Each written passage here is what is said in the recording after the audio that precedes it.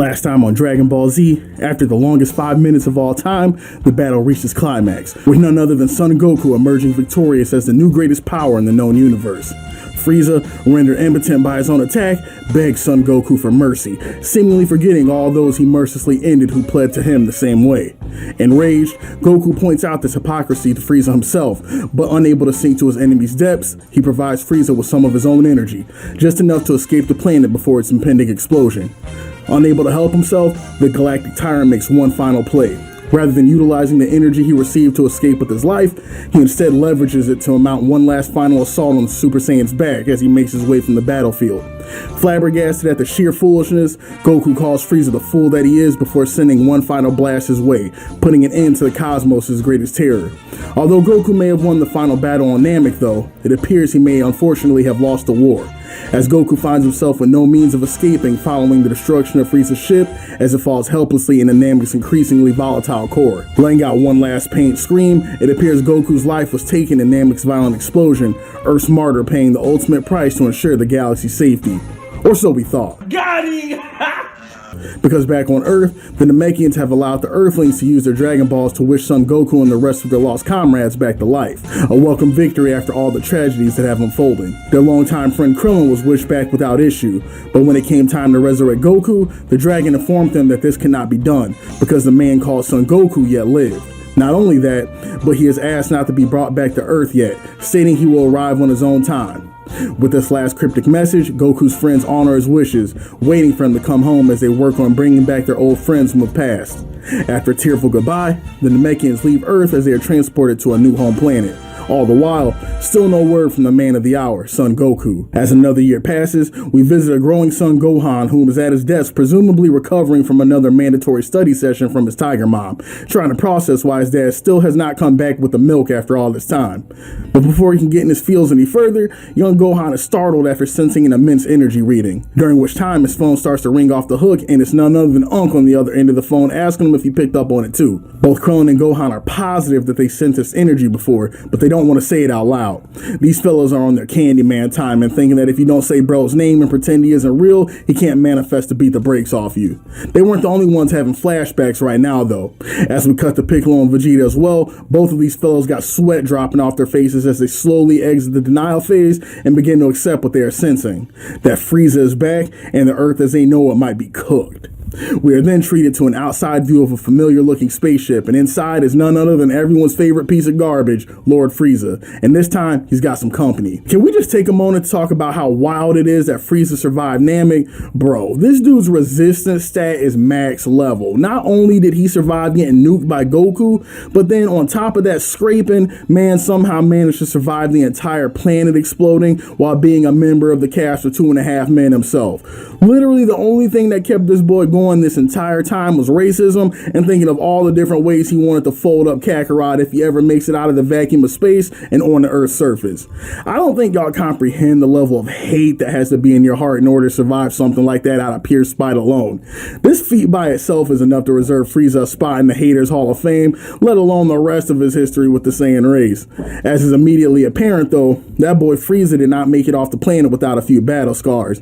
After homie comes into frame, we see Frieza looking like a Mr. Potato Head that got salvaged together from various pieces of throwaway junkyard parts. Man out here looking like he found the secret door from Coraline posted up next to his 9-foot-tall pops, who doesn't even realize he's about to get folded up like a lawn chair in the next few minutes. But we won't talk about that right now. Before continuing on, I had to talk about the weird vibes Frieza is giving in his relationship with his pops. Now, God knows I'm not one to talk bad about a dude having a good relationship with their dad, but the way this grown-ass man Frieza looks at his father's eyes and calls him daddy throws me for a crazy loop and was something I was in no way prepared for. Oh, harder, daddy. Son? While I'm coping with Frieza's daddy trauma, the Z Warriors were on Earth coping with a whole different type of trauma after sensing their ghosts from the recent past may be a lot more alive than they thought. Before long, all the Z homies found themselves converging on the same location as they sensed that this is where the massive power level was likely to touch down on the planet. Tien arrives and sees Vegeta for the first time since he got smoked by his bald comrade back in the day. Vegeta, being the instigator that he is, senses that Tien has beef and asks him if he got something to say. Tien's like, yeah, actually I do got a few things to say to Fivehead that knocked me off the planet a few years back and is seconds away from squaring up with this man. Yamcha, sensing that Vegeta was a whole mere moments away from spinning the whole block, tells him that now's not the time and they should be focused on the true threat. Tien looks over at Yamcha and starts flaming him, telling him that he doesn't know how this dude Yamcha's over here playing house with the dude that pushed his wig back and has been knocking his girlfriend's boots on the side, but he guesses he'll lay off for now. Before Yamcha can ask Tien to repeat that last part, Krillin and Gohan arrive on the scene just in time to peep the arrival of Frieza's ship making its landing descent. You already know a situation is bad when the Prince of all conflict is telling you to suppress your power level and hide behind some nearby rocks so you don't get turned into chalk. But that's exactly what happens and you absolutely hate to see it. Tien and Yamcha get a taste of Frieza's power level for real for the first time, and I cannot properly put into words how quick both of these dudes folded. Both these dudes really fell apart faster than Jenga blocks. Yamcha especially. Dude got a whiff of Frieza's power level and started writing his will, telling him that he don't even know why he showed up for real, because there ain't a damn thing he can do about this fella. And on the one hand, I mean he ain't wrong. But at the same time, you ain't supposed to say that out loud, cuz, especially next to your girl and the whole crew. Piccolo tells Yamcha to shut his simple mouth up and tighten up, letting them know that they're gonna get bodied either way. So why not go down throwing hands at least rather than getting nuked by some random explosion you didn't know was coming. We now cut to Frieza, who's just touched down on the planet and is making preparations. Frieza's pops tells his son that according to their calculations, they have 3 hours until the Saiyan arrives. So he wants to know what Frieza's plans are until he gets there. Frieza tells Daddy Colt that he wants to make a nice housewarming party for Son's arrival, so he plans to dead the whole planet so Buddy has something nice to come back to.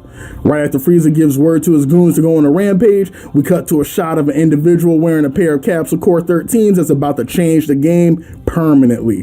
That's right, y'all. Right here we have the introduction of my GOAT, Future Trunks. And you already know something wild is about to pop off when they introduce Homie with various shots of his fit before he gets busy. Homie's out here rocking the Capsule Core 13s, the Louis belt, Balenciaga jacket, fresh out the barber with a clean fade, and he got a sword on the back. Bro, if you don't mess with Future Trunks, I need you to pause the video, reevaluate your priorities, and then come back and talk to me.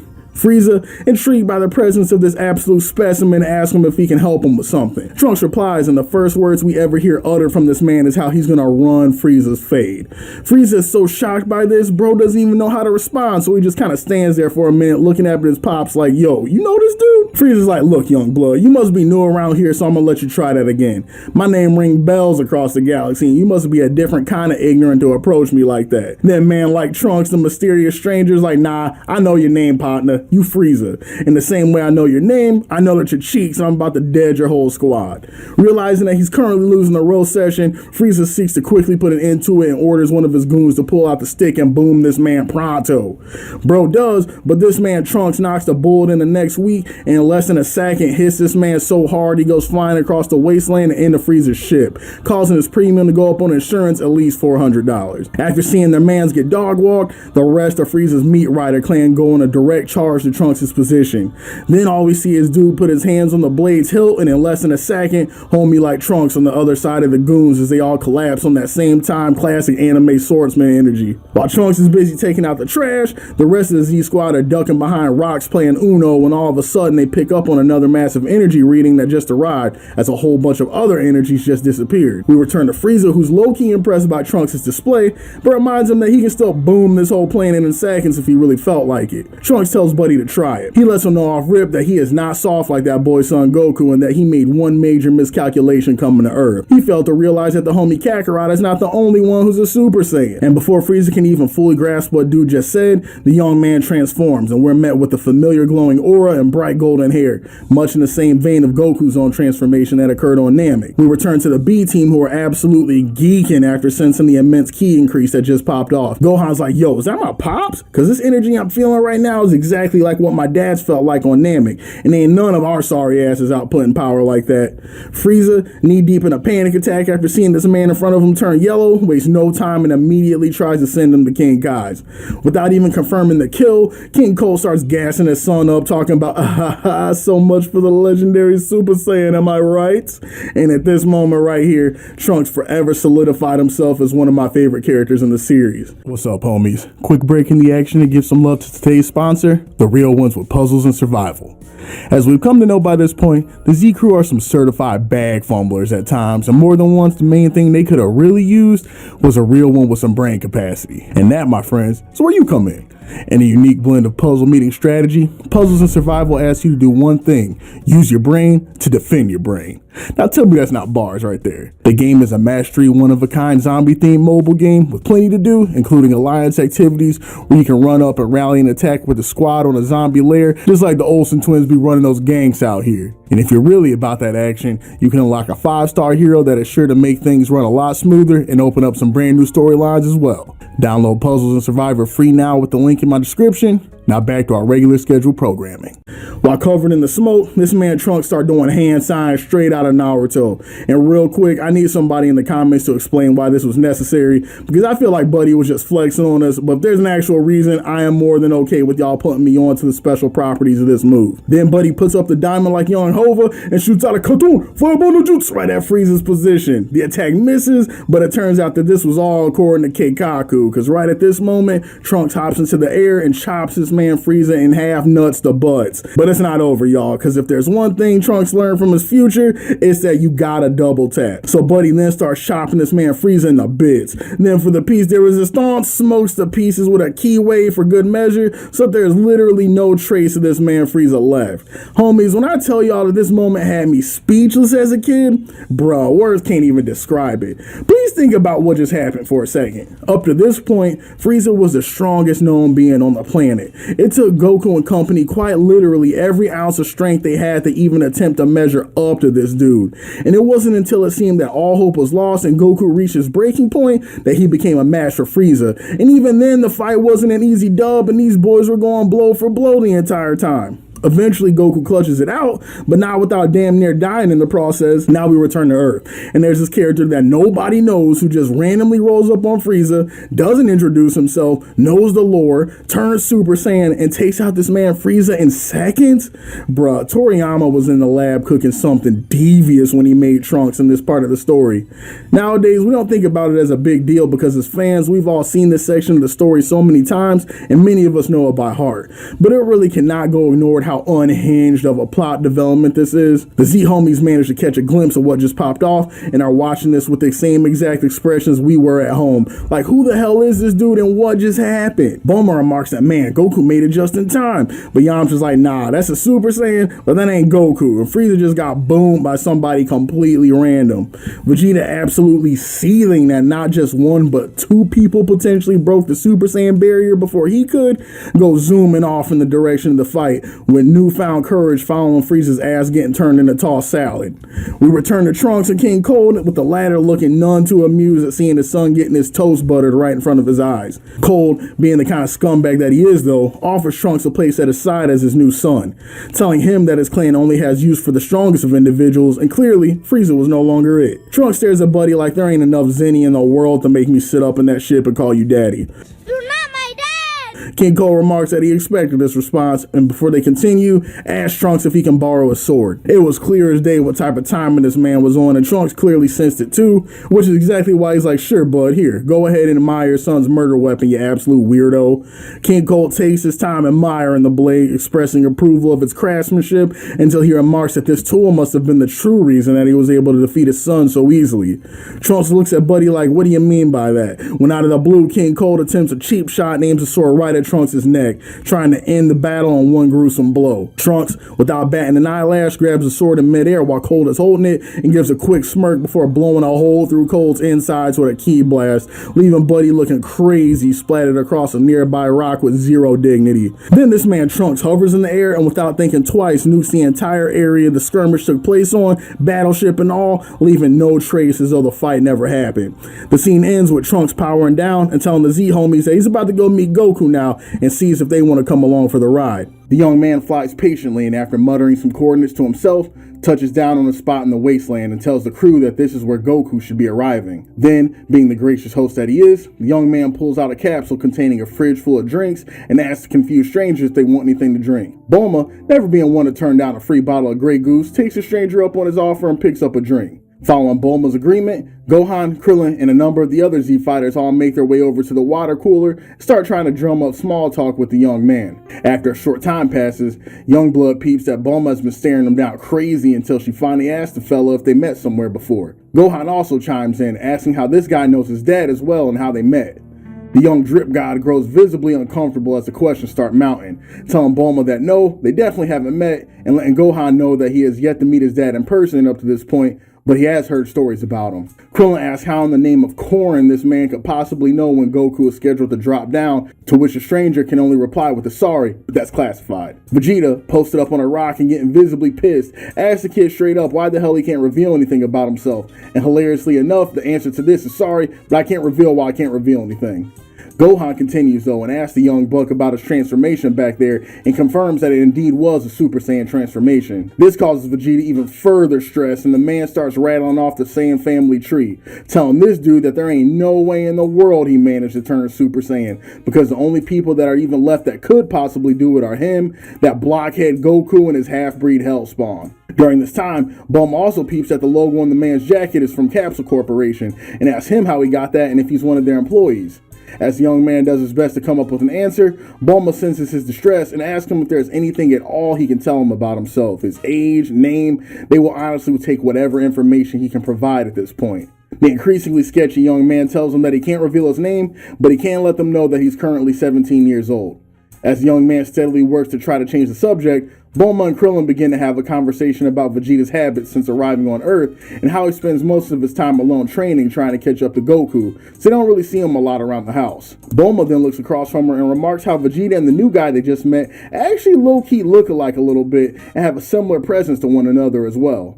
Bulma tells Krillin that she's bugging and that this dude seems way more chill than Vegeta has ever been in his life. The scene then cuts over to the young man stealing a quick glance over at Vegeta, who peeps this and immediately asks him if they got a problem or what. Dude immediately goes, "My bad," and starts looking at the rocks again while Vegeta murmurs to himself how much this kid gets on his nerves. Vegeta is so on edge in this part of the story for no reason, y'all. This man is absolutely aggroed at the fact that his place on the tier list might have been lowered yet again by some complete random and is chilling there on that rock looking for any possible reason to act the fool. A short while passes in this awkward silence until the young man stands up and lets everyone know that Goku should be dropping down any second now. Then, just like clockwork, the Z-homies begin to sense a key that is unmistakably Goku's as a small ship lands and their long-awaited comrade emerges from the smoke. The best part of this is how all his friends are so hyped, like, "Yeah, Goku, we missed you, woo!" And Goku's first reaction is unbridled confusion, looking at these people like, "Why the hell are all of you here?" Bulma walks up to him and is like, "Don't be silly, bud. Your old pal here told us the exact time and location you'd be coming." Goku takes a minute to size this guy up and is like, "Whose mans is this? I've never seen this dude in my life." And at this point, the rest of the homies are speechless, asking Goku how in the world then he could have possibly known when you were going to touch down and at what time. Goku's like, "Bro, I got no clue." He mentions how Frieza passed him on his way home, so he would know about his arrival, but other than that, it's a mystery. Then Goku's like, "Speaking of Frieza, which one of y'all ran his number? Because he was mad strong and he was worried that it was about to be a real problem for the Earth." Goku starts off asking if it was Piccolo or Vegeta, and Piccolo is quick to clarify that they did no such thing, and that it was actually Pretty Boy who took care of the threat. Not only that, but the kid turned Super Saiyan in order to do it. Now Goku is really confused, but rather than interrogating the young buck, Goku compliments him, telling him that it's pretty insane that a dude as young as him is able to pull that off. Vegeta, getting saltier by the moment, tells Goku that it's all cap, it has to be, because there are 3 Saiyans left in the entire universe, so whatever lines this soy boy is feeding him has got to be garbage. I promise y'all, Goku is one of the most unintentionally funny dudes ever, because after hearing Vegeta's admittedly sound argument and reasoning, this dude's just like, whatever, and tells the kid he must have turned into Super something to beat Frieza. Before Goku can start a further line of questioning, the young man asks if Goku will be willing to step away from the group for a minute to speak. Yamcha, increasingly feeling the sheer weight of his unimportance, asks the young man that if what he has to tell Goku is so important, why can't he say in front of the rest of them? Then, as if Yamcha never opened his mouth at all, Goku agrees and walks to a secluded area with the young man to chop it up for a minute.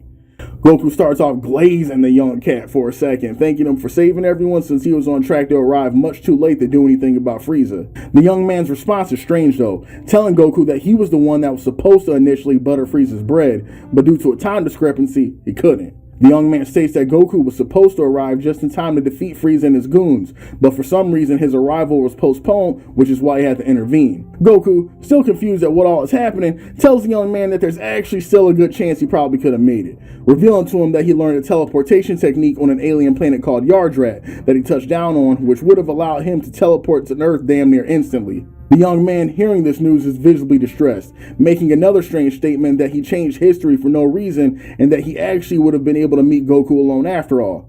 Goku, understandably thrown off by all this, asks the kid what he means by changing history. The young man states that he'll answer Goku's questions, but first, he has to ask one of his own, and asks Goku if he can transform into a Super Saiyan at will yet. Goku tells him that he couldn't at first, but after a whole lot of practice, he got it down and is able to control the transformation now. Then the kid asks if he'd be willing to transform at this very moment. Goku, understandably confused but never one to turn down a moment to flex, complies with the request, and in an instant his hair transforms to the familiar golden state we found on Namek as his ki skyrockets. Now y'all already know that everyone watching this on the sidelines were in utter shock seeing the new heights Goku's reached, not the least of which was Vegeta, who if you look real close, you can see the little teardrops forming on the side of his Batman button-up as he realizes he's truly been surpassed by the low-class Kakarot, and this was the power that allowed him to be more than a match for Frieza. The stranger smiles, remarking on how Goku's transformation resembles his own a great deal, then in this moment, powers up himself. Despite the stoic demeanor that often accompanies the early Super Saiyan transformation, Goku's still visibly surprised to see that the young man was not bluffing and that he has access to the same power Goku achieved through his battle on Namek. Seeing these two staring one another down face to face like this is irrefutable proof that two legends can in fact coexist, and there isn't an argument anyone can make out there that have me feeling otherwise. But then, just like an RKO, out of nowhere, the mysterious Saiyan proceeds with the most polite cheap shot of all time, telling Goku excuse me before swinging his sword at him, stopping immediately before hitting Goku's head. The Saiyan pulls his sword back, wondering if Goku's crash landing may have damaged his brain, asking why he didn't attempt to block or dodge. Then this fellow Goku smiles and is like, I knew I didn't have to. I didn't sense any ill will behind the attack. Hearing this anime-ass response, Trunks can't do anything but smile, but tells him that this time, there will be no stopping, so he should prepare himself. Goku has only been on Earth's surface for a few minutes, but he's already in disrespect mode. Tell me why this dude Goku puts up a single finger, charges that bad boy with ki, then just stares at this man across from him like, yeah, that ought to be enough. This was yet another moment that had little KJM absolutely geeking, boy. Y'all don't even know. Because off rip, nobody could convince me that Goku wasn't the coolest character of all time. Then this scene pops up and I get to see my man take on a new challenger who has already been established as being stronger than Frieza with only a ki charged fingertip. It was too much, bro. I almost passed out. Yeah, I'll admit I was meat riding Goku like crazy back then. What about it? I'll do it again too. But y'all got me digressing out here. Let's get back to the matter at hand. Trunks, after the brief exhibition, tells Goku that bro truly does live up to the legends he's heard about him. Actually, to be honest, the dude exceeds them.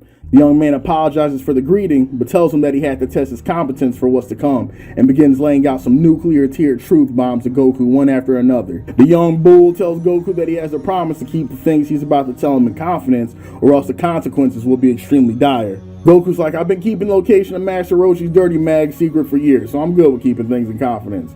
The young man reveals to Goku that his name is Trunks, that he is in fact a Saiyan, and that his pops is the old salt factory over there, Vegeta. Goku yells at Trunks in disbelief. It's like, put that on Kami, because there's no way he can picture Vegeta as a pops. But Trunks continues, telling Goku that he'll be born in 2.5 years, but as Goku may have imagined, this is not the main reason he showed up in this timeline. Trunks informs Goku that in 3 years from now, there will be 2 androids of immeasurable power created by Dr. Gero, formerly with the Red Ribbon Army that Goku defeated, whom will be activated and terrorize the Earth. Goku mentions how Trunks was strong enough to mop up Frieza single-handedly, so he's surprised these androids would pose a threat to him at all. Trunks tells Goku that these androids are disgustingly powerful. Not only that, they love running 2v1s, and with him fighting all by himself in his timeline, let's just say the odds weren't in his favor. Goku then asks Trunks about his allies. Surely the others would have been around to support him in the future. A visibly distraught Trunks then breaks the news to Goku that each and every Z fighter in this timeline gets dirt napped by the androids. Trunks goes on, telling Goku that the only ones that escape are him and Goku's son Gohan. And Gohan is the one who trains him to fight so he can do his best to defend himself against the android threat. Goku at this point is absolutely shook, confirming with Trunks that he really gets folded that easily by the coming threat. Trunks, with regret in his voice, tells Goku that he may get it worst of all, as he dies from an incurable disease before the fight even occurs. Goku gets understandably quiet after hearing this news, but his reaction shocks Trunks. Rather than being horrified at what he just heard, Goku's like, damn, so I die before I can even throw hands with these dudes? Trunks just stares at the man for a second, unsure how to even respond. Eventually, he speaks up and is like, bro, so you're not afraid about dying or scared about how strong these dudes are? Goku responds like, I mean, yeah, I'm scared, but I'm more pissed that I don't at least get to try to boom these dudes before I bite the big one. As dire as the situation is, Trunks can't help but laugh at the purity of Goku's response and is like, yeah, Moms was definitely right to put faith in you. And then Trunks pulls a capsule out of his jacket and tells Goku that what he's going to give him now is an antidote that hasn't been made for this disease in the current timeline. Trunks expresses worry that this could change the future drastically, but knowing what the future looks like if things continue how they are, pretty much any outcome is better than what they get canonically.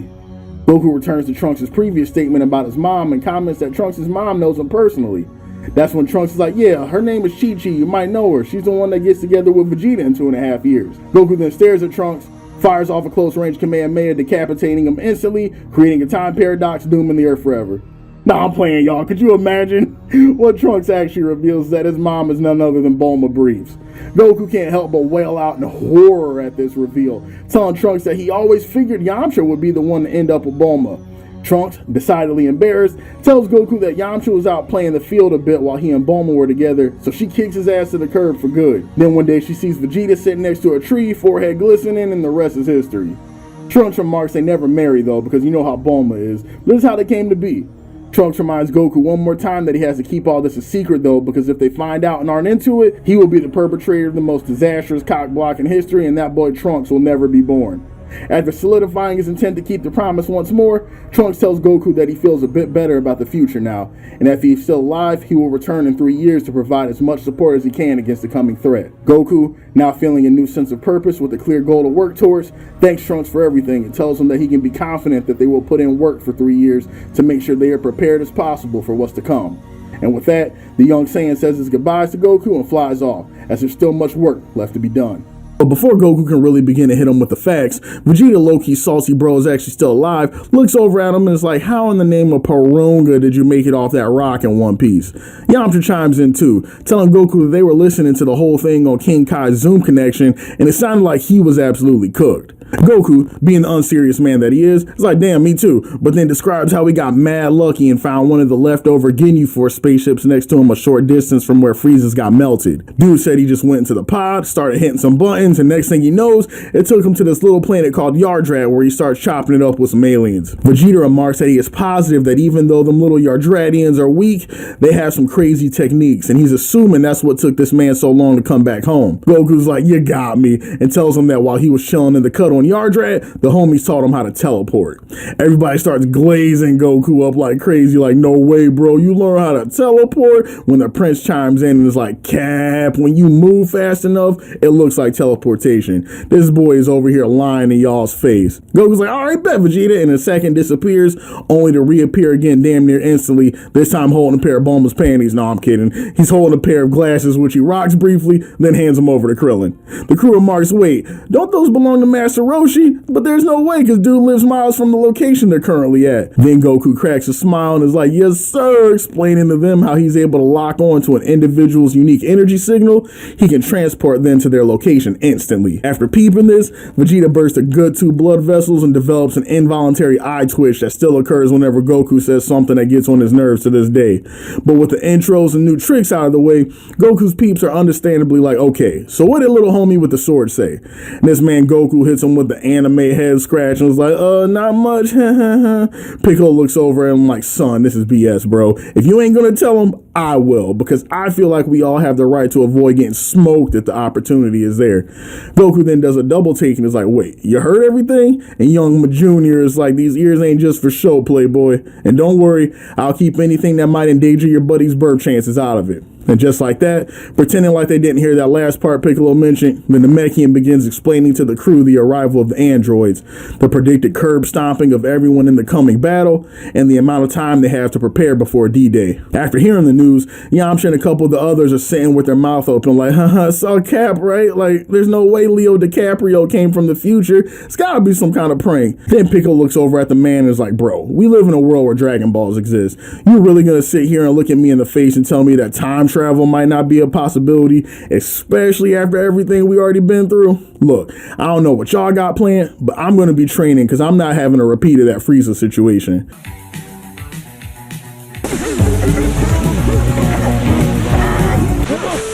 And I suggest that any of y'all that really ain't about that life just say so right now, because I'm not trying to roll up on these Terminators, have one of y'all get cold feet, and now I'm getting 2v1 looking crazy out here because I trusted some Earthlings that really wasn't here to throw hands for real. And y'all already know Krillin and Yamcha were dead silent because these fellas know they're past their expiration date. Vegeta's the first to pipe up, yelling to Piccolo that he's curious to know who made the Namek the leader, and he's pretty sure Green Man is the first one that would get turned into a chalk outline should something crazy happen, so he might want to take the bass out of his voice. Piccolo stances up and is like, boy, I will slap the ugly off you right now in front of your soon-to-be baby mom, so please do not come at me like that again.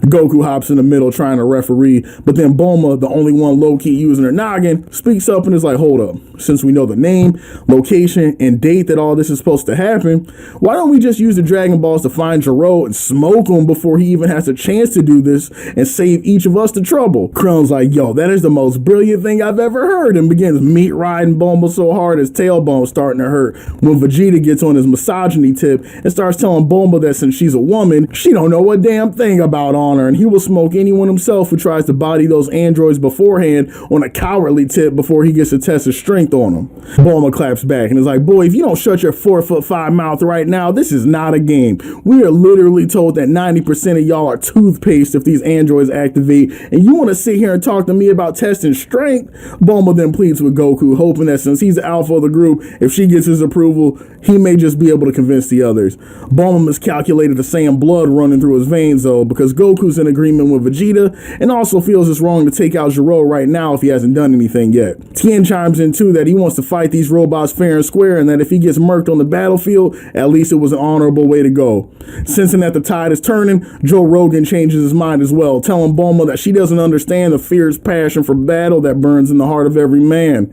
After he's done capping though, he whispers to Bulma that his real goal is to stay on Vegeta and Piccolo's good side, because he really does not want smoke at this point. Bulma and Gohan stare at Krillin for a moment, processing the depth of the last bit of respect they had for him, before going with the group and agreeing that they will train their hardest before meeting back up again in 3 years in preparation for the androids. Vegeta, being the prideful man he is, decides to train alone and vows to pass Kakarot by the time they meet up again. Goku asks the homie Piccolo to train with him and thinks it would be good for Gohan as well, to which Piccolo agrees.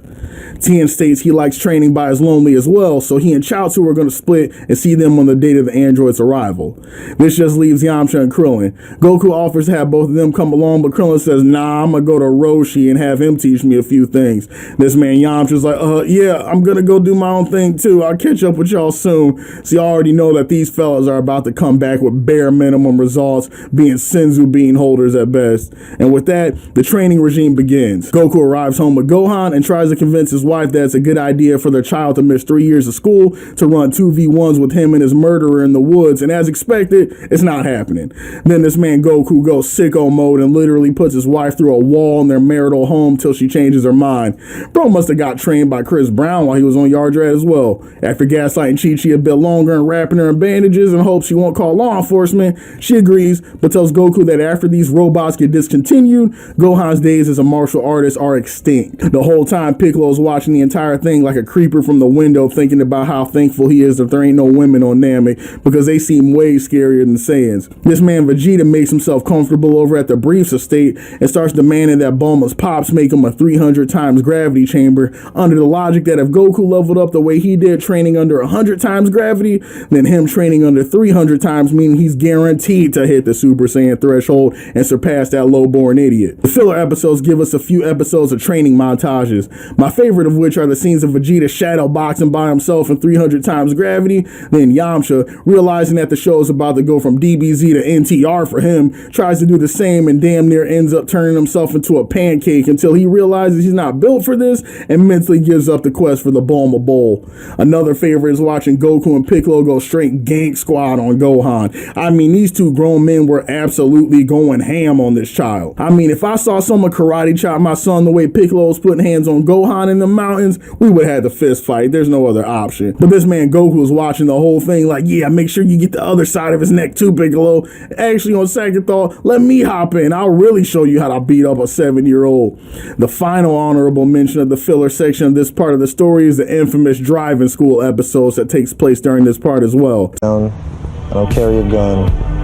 I drive. So Chi-Chi, on her way home from a hard day working to bring home groceries for her husband and child, starts getting chased through the woods near their home by a rabid dinosaur and eats damn near all the groceries that she had to waltz her happy ass into town to get. Then when she arrives home, broken grocery list, Goku and Gohan come into the house musty as hell and just throw their gross training gear on the kitchen floor and holler at the top of their lungs, "Yo, Chi-Chi, clean up these clothes and start my bath, please. My balls are sweating from all the karate I was doing. Oh, and make sure you make a plate of food for my mans as well because Piccolo's coming over and he's gonna be hungry." Chi-Chi hears this and an internal switch flips. Sick of Goku's scrub ass behavior, she tells him that he needs to get his ass into town and learn something useful for a change. She tells him that tomorrow morning he and Piccolo need to hit the license bureau first thing in the morning so he can work on getting the car. Because if she has to walk home one more time almost getting ravaged by dinosaurs after grocery shopping, all because they don't got a whip, he can expect divorce papers on his training gi within a week. And as usual, Goku throws Piccolo under the bus, getting him roped into it as well, and now both of them are on their quest to finish boating school before Goku's marriage self-destructs. All my joking aside, the episode is just a lot of fun. Seeing Goku and Piccolo in civilian clothes absolutely drip to death as they try to navigate their way through real-life stressors as these superhuman entities is a recipe for pure ridiculousness and fun.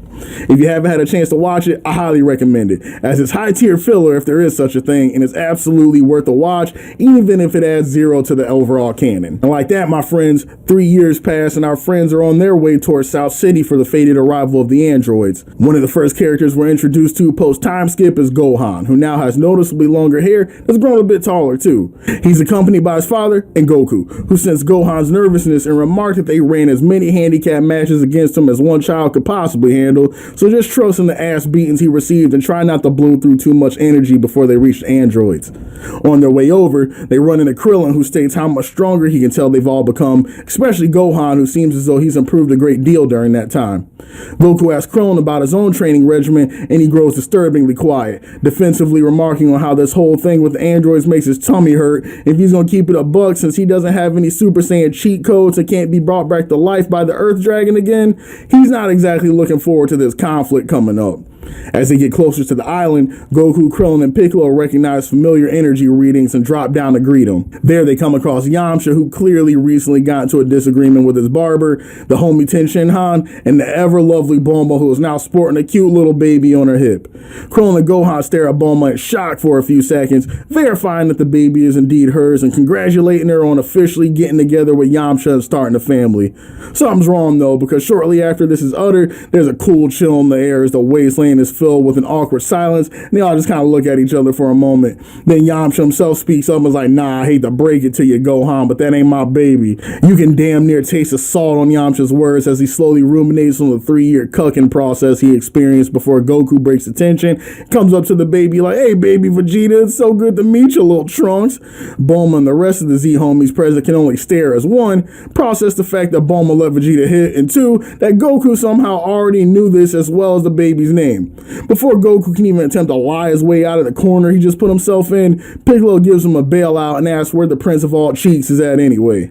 Bulma explains that she wishes she knew. He only usually sticks around to train and knock boots, then after that he's gone, not to be seen for a few days or even weeks at a time. Goku explains how he knows Vegeta's Saiyan blood won't let him miss a good fight, so he's sure that they'll see him any minute now. As they await for the appointed time, another guest arrives in a Capsule Corp Tesla, and it's none other than the homie Yajirobe.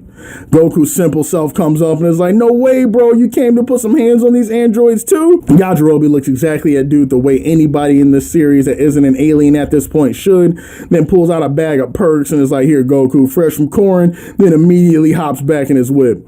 Goku awkwardly laughs and is like, wait, you for real ain't gonna stay? And Yajirobe is like, no, sir, because I actually value my life and have common sense. So y'all have fun playing Rock'em Sock'em Robots, and I'll catch you at the tower if you don't end up in King Yemma's lobby first. As Yajirobe drives off, Yamcha remarks on how it's already a short time past when the young boy told him the androids would arrive, and begins talking out the side of his mouth like, I told y'all it was just a prank, bro. There wasn't no point trusting that little dude. When all of a sudden, an explosion occurs in the air, and they register it as the vehicle Yajirobe was driving. They all start tripping, wondering why they didn't sense anything in town that would be capable of doing that kind of damage. Gohan points out that since they're dealing with androids and not living life forms, they may not be able to sense their power levels. With little time to strategize, Goku and Piccolo make the decision that the time to act is now. Goku tells Gohan to go and check on Yajirobe, while the rest of them will make their way into town to see if they can corner the androids before they can do any more unnecessary harm to the city. And with that final command, the Z-Homies jump into action and begin their search within the town. My favorite part of this section is Krillin's internal dialogue. Buddy just knows that he's a murder magnet, and he's 100% convinced that he is going to be the one to come up on the androids first because Kami hates him and he was never meant to be happy in life.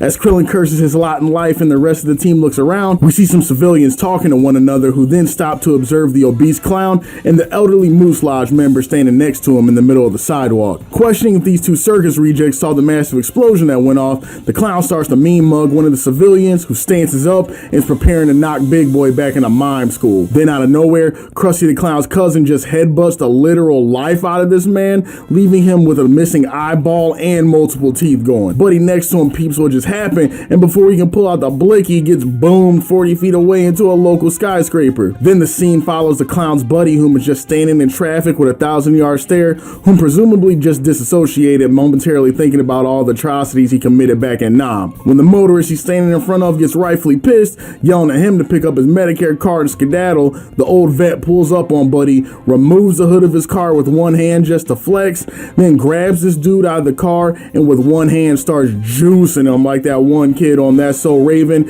until he squeezes so hard he literally pops the dude's top like a Pringles can. We cut to Yamcha, who's on the scan of the city, peeps a couple of corpses on the floor and gets a feeling that he may not be too far off from the androids he's been keeping an eye out for. As he continues the search, he sees two people coming up on his rear and warns them that they may want to leave ASAP because there are two weirdos on the loose pulling people's wigs back and it ain't about to be pretty.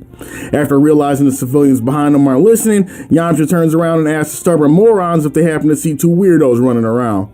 After doing a quick double take and registering the situation, he realized that he indeed has found the two weirdos he was looking for. Yamcha takes a step back, trying to establish some distance to call for the others, but before he can finish the call, the old war vet has his hands around his mouth.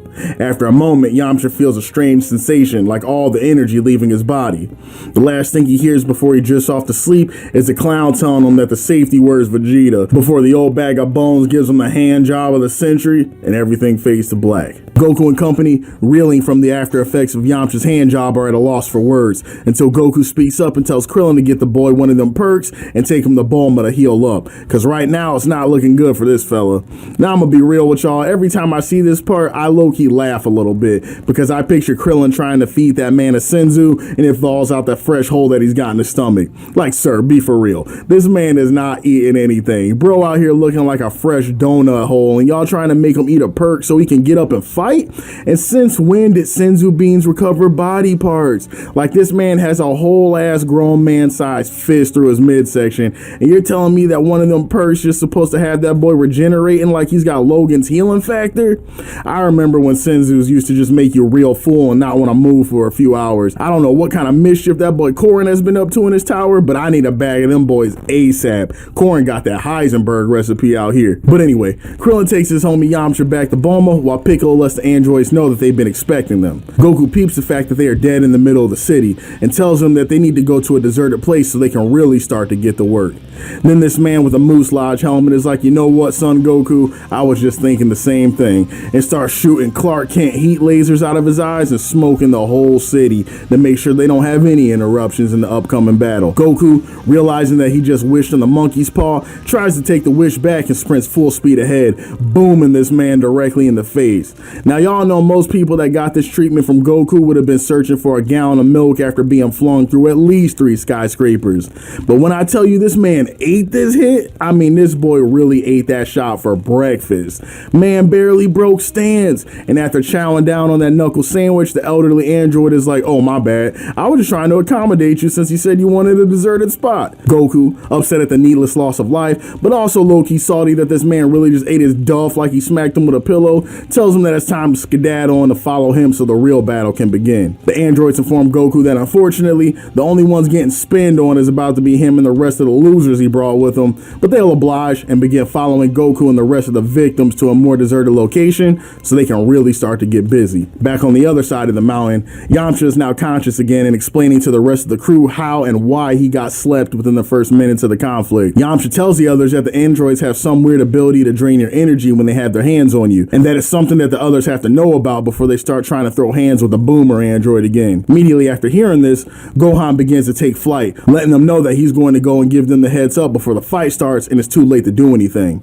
Howie Mandel says that he's going to follow Gohan over as well, because he has the bag of perks and he feels like they're going to need him soon if what happened to Yamcha is any indication. Peeping his friends about to fly away and sensing Bulma losing even more self-respect for him each second he doesn't go, Yamcha decides to fly off too, making it clear that he is not going to be helping with the fight anymore, but he's willing to provide information and emotional support. Bulma then begins looking over at Yajirobe, giving him the stink eye too, until eventually she speaks up and is like, yo big man, you see all your friends out there going to get busy, right? Don't you think that means you should be heading out too? Yajirobe's like, yeah I know. Bulma claps back, well, what do you mean you know? Earth needs every single hitter it can get right now, so you better get your britches and that butter knife and head into battle before I put this baby down and we settle this right here. Then without even looking her way or changing his tone, bro's like, I can't fly, Bulma. I am not going anywhere right now without some kind of whip. Acknowledging how real that is, Bulma shuts up while our Z homies begin squaring up with the androids in hopes of shutting them down. Everyone drops down to the wasteland floor as a breeze fills the air with the smell of the coming bus ass that's about to commence.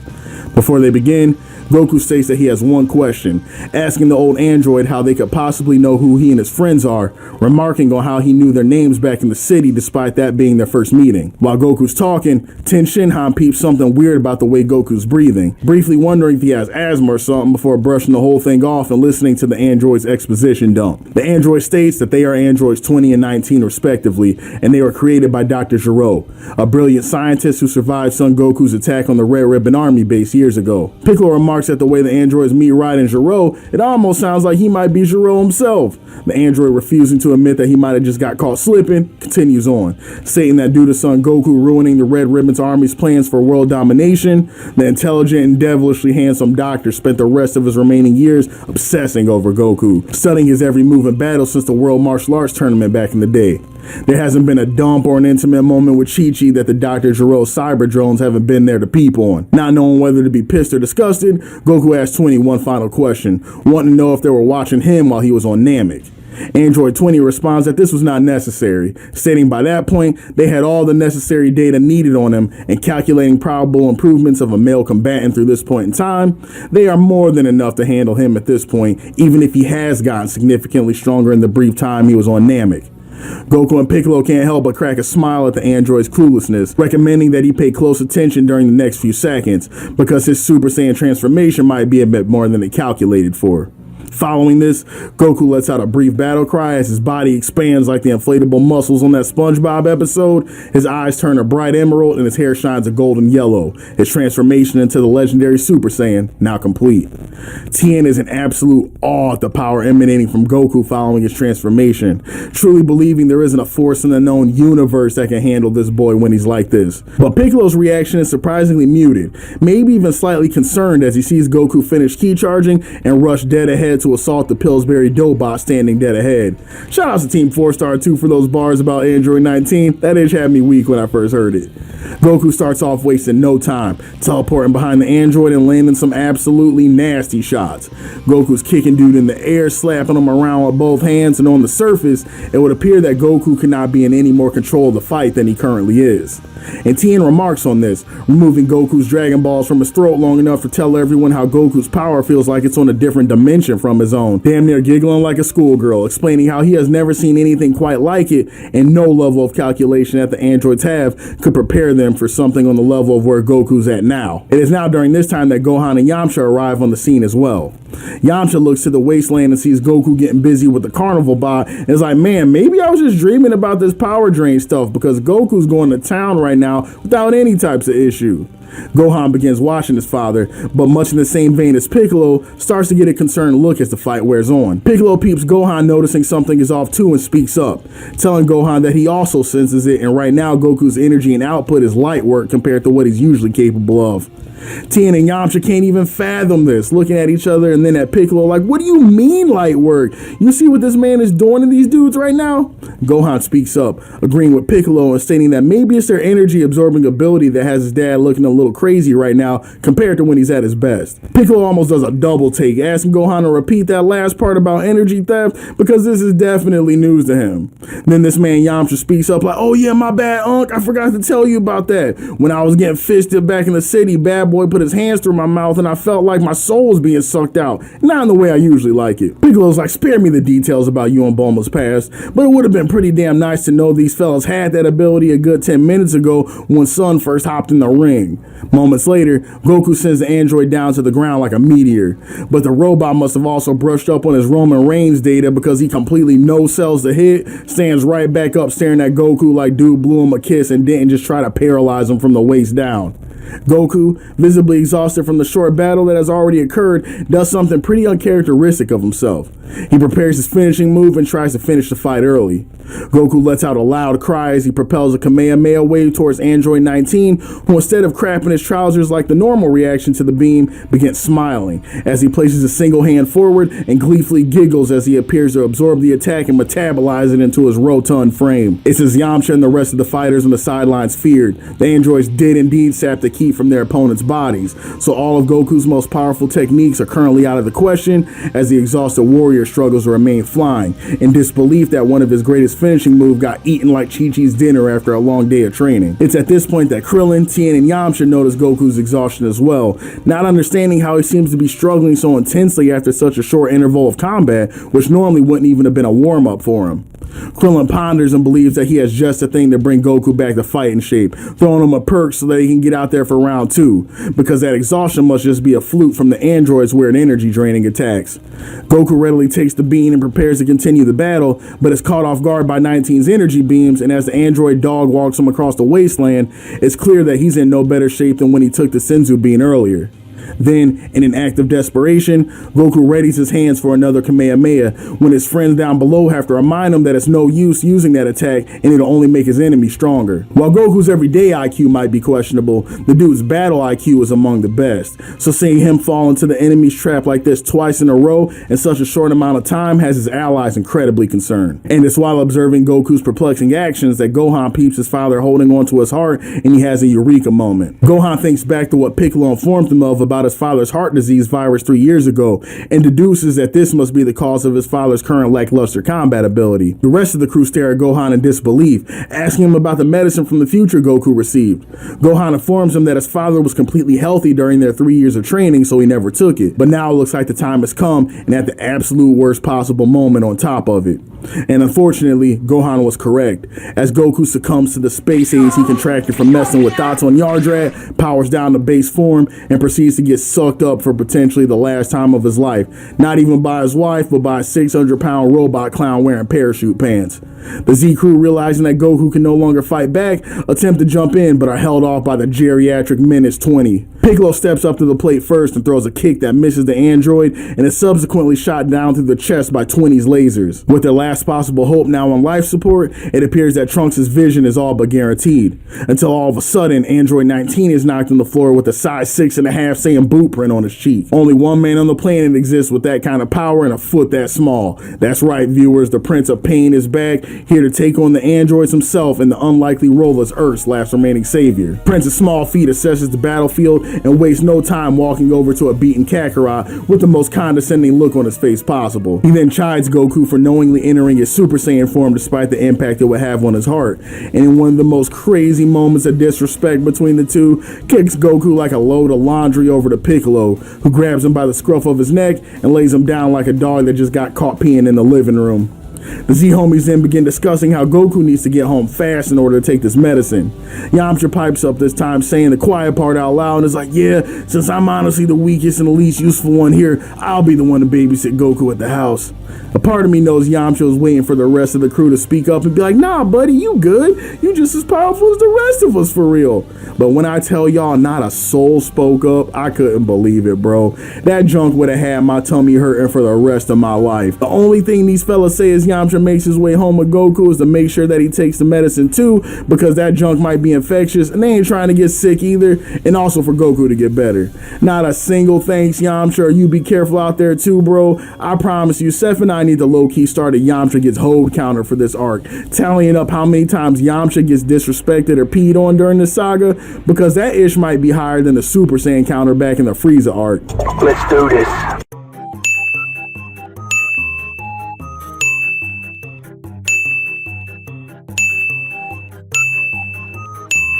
As Goku gets carted off over Yamcha's shoulder like a sack of potatoes, the Prince begins gassing himself up, doing everything he can to suck up the main character limelight for as long as possible.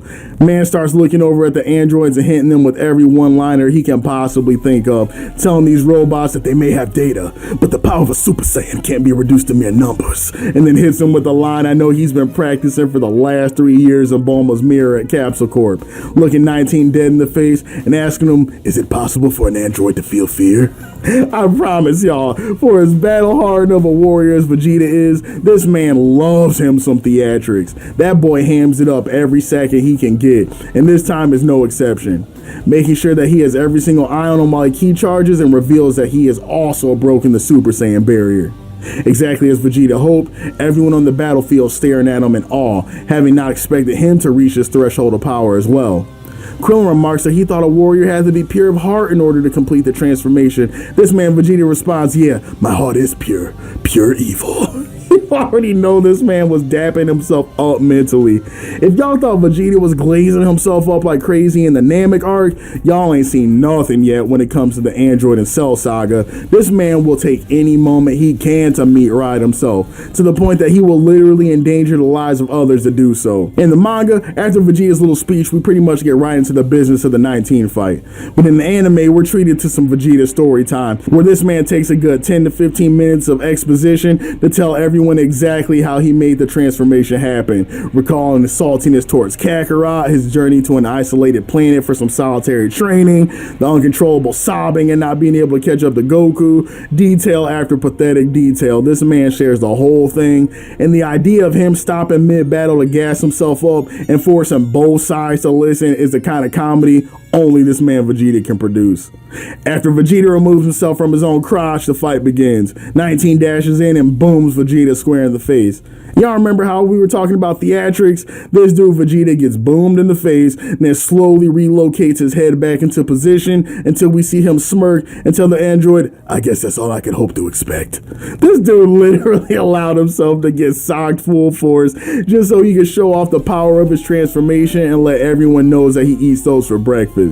But it ain't over, because now Mr. Super Saiyan begins his offensive and puts his size 6.5 Frieza Force 13 so far up Android 19's urethra, we can see his little hobbit boot sticking out the back. All everyone can do is observe in horror as Vegeta continues to make light work of the obese clown. By the look on their faces, it's difficult to discern if the worry on their face was from the brutality of the beating or the fact that they knew once Vegeta took this dub, they were never going to hear the end of it. The massacre continues, with Vegeta Double Axe handling the plus-size mime into the earth below, the force of the clown's cheeks creating a massive crater.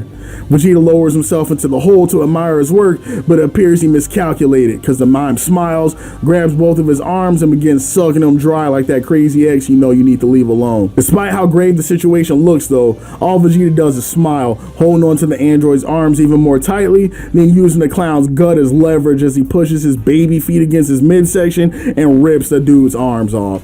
Following this grotesque display of brutality, Android 19 enters his self-preservation protocol and tries to run away, but Vegeta decides that he actually feels like finishing the job today, so he rises into the air, aims his palms forwards, and shoots a massive Big Bang attack ki blast directly into 19, blowing him apart instantly and ending the fight in fantastic fashion, setting his sights on Android 20 next. Android 20 stands absolutely perplexed in front of Vegeta and the remaining Z Warriors, doing his best to hide his surprise.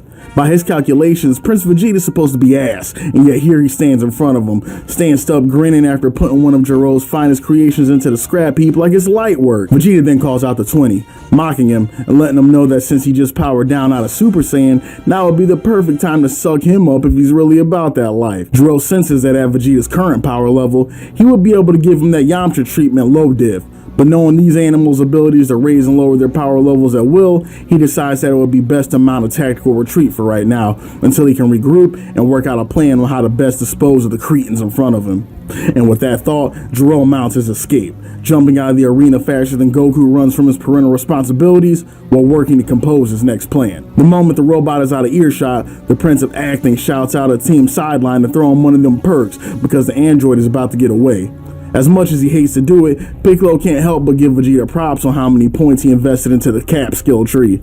20 could have easily powdered Vegeta's donut back there, but through a combination of boastful body language and taunting, Vegeta convinced the android he was still a threat and made him think the safest option was to run off. Krillin tells Vegeta that the plug ran off without leaving him anything, but Piccolo, realizing that Vegeta, despite becoming even more unbearable post Super Saiyan transformation, is still their best shot right now at putting an end to all this, orders Patrick Stewart to give up the perk before the android gets too far out of range. Begrudgingly, he agrees, and Vegeta begins his pursuit of 20, making sure to remind the rest of the group how sorry they are on his way out. After he finishes flipping Vegeta the bird as he flies away, Tien informs the rest that he intends to follow after the android too, stating he wants to make sure they get finished off lest his training was all for nothing. Piccolo stares and gives Tien the side eye for a moment, trying to register if dude is serious or not, because he knows damn well he ain't about to do nothing against these androids, even if he does find them. Piccolo agrees to go along as well though, and the remainder of the B team follows suit shortly after. Piccolo warns them though to not try to 1v1 this man, and if anything pops off, to call out for help so they can form the gank squad and make sure dude has zero chance of taking a dub. And with that, the remainder of the crew fly off to the canyons in search of 20. We now return to the perspective of Vegeta, who is confident that the android is close by, but is getting pissed off at his inability to sense him. Vegeta decides that since this man has no life force to track, the only way this is going to work is for him to lure him out. And what better way to do that than to nuke the entire area along with every living thing in it? By this time, the rest of the Z crew have made their way to the canyons as well. Krillin's Spidey sense that lets him know that death is imminent begins to trigger, causing him to look up at the sky as Vegeta's mid-nuking process. Krillin shouts from the bottom of his lungs that the rest of them are there too, but it's too late. A part of me feels like this man Vegeta heard Krillin crying for his life and was absolutely able to stop himself mid-ki blast, but chose not to because that's what gets his rocks off. Unfortunately though, I have no concrete proof of this, so we're just gonna let it pass. But just like a set of genital warts, 20 pops up when you least want and least expect them, readily sucking up Vegeta's juices for a quick recharge, then making his way back into the rock formations for another game of hide and seek. And to 20's viewing pleasure, he also senses 4 other power levels that have made their way to the vicinity, waiting to meet his bottomless hole as well. 20 begins his calculations and decides that Piccolo makes sense as the first target, seeing as he is the strongest next to Vegeta, meaning if he is able to drain him, he will be on about even footing with the Cap Lord himself. This next part becomes a straight horror movie, especially in the anime as the Z fighters navigate their way through the canyon's depths, playing the highest stakes game of Marco Polo the Earth has ever seen. My favorite part is Vegeta just floating in the air, hurling insults across the canyon in hopes that if he roasts the android hard enough, maybe he'll emerge from the rocks to defend his name. I know Vegeta was up there thinking, damn, if somebody was talking crazy to me like this, I know I'd be throwing ones. How is this man able to stay quiet after I've been dogging his moms this much? Down below, 20 is almost ready to pounce. As he continues lurking amongst the rocks, he catches the Namekian lacking. And in one of the most pause-worthy moments in an arc full of relentlessly pause-worthy sections, this very grown android starts straddling Piccolo from behind, places his hands over his mouth, and gives him the craziest reach around in history, milking Piccolo bone dry. Piccolo starts becoming lightheaded and has to think fast. He immediately hops on his telepathic Zoom connection and phones his day one Gohan that he's being milked and his life is flashing before his eyes, so please send help. Gohan, panicking because he's not exactly sure what his best friend meant by that, turns around as he senses an energy signal fading rapidly and delivers a double axe handle from the top rope just in time before Jiro could reach the climax of his deadly reach around. Krillin then gets on his Tom Brady timing, and no, he doesn't kiss his son directly on the lips, you weirdos. He grabs a perk from the bag and chucks it across the canyon to Piccolo, who munches on that bad boy ASAP and in an instant is back in fighting shape. Now the turns have truly tabled as Jiro stands directly in the middle of the canyon facing a 5v1 situation that is looking positively devastating. And this is before I even add Kurt Angle to the mix. Now you put him in there and his chances of success drastically go down. But that's enough Steiner math for one day. So you got a 25% at best at beating me, and then you add Kurt Angle to the mix? Your chances of winning drastically go down. Because Piccolo's none too happy about this non-consensual reach around and starts stancing up. My man does the Junior classic, chucking off the cape and turban combo on the battlefield, and that's how you know it's time to get busy. Piccolo, low-key mad that he got caught lacking the way he did, calls for a 1v1. Vegeta, being the kind of jerk he is, can't help but chime in with a, yo, I don't care if you get body bagged or not, but I promise you if you let this man suck you dry before he murks you, I'ma be heated and curb stomp you myself. Piccolo, after ruminating briefly on which of Vegeta's shoulder he's going to dislocate first after he beats the androids, walks ahead and stances up. Jiro stares across from him with a smile on his face, thinking he must have the luck of the devil, because if he's able to fight Piccolo 1v1 like this, that's a... And before homie can finish the thought, he's met with a gigantic green knee to the dome piece that connects so hard, everybody in the immediate area felt it. The knee was so hard, even Vegeta had to be like, damn, alright, maybe Green Man ain't as soft as I thought. And with the tone being set like that, my man Piccolo starts going to town, elbowing 20, kicking his brain matter left and right. Absolute insanity. I've never seen a concussion in real time before, but Jiro put me on and it's not pretty. And the whole while this man 20 is getting mollywopped by Piccolo, the young goat Trunks appears, so I've made his way back from his timeline as well, and sensing the battle energy in the direction of the canyon, begins to make his way over. As he's flying towards the conflict, though, he stops and peeps a decapitated android head laying on the floor. Only things start to get extra weird, because Trunks peeps it, and the only words he can muster are, whose mans is this? Trunks makes his way to the battlefield with even more haste, thinking to himself that the android he found on the battlefield back there was definitely not the android that has been whooping his ass for years. So who exactly were they, and has the interference already changed the timeline this much? Back on the front lines, 20 is on his hands and knees facing an erect and confident Piccolo. 20 postulates out loud how in the blue hells could even Piccolo, who's supposed to be a firm member of the B team with a middling power level, making him look like a joke right now. Piccolo, choosing to take the high road and not engage in the roast session, tells 20 that he knew they were coming, they prepared, and as a result the future has been changed. As Piccolo prepares to wipe the android out before Vegeta can kill Steel, they're interrupted by a substantial power level that's made its way to the war zone, and this time it's none other than Trunks. After hearing the others yell Trunks' name upon arrival, Vegeta begins to math the math and thinks, wait, my son's name is Trunks, and if this kid says his name is Trunks and he's from the future...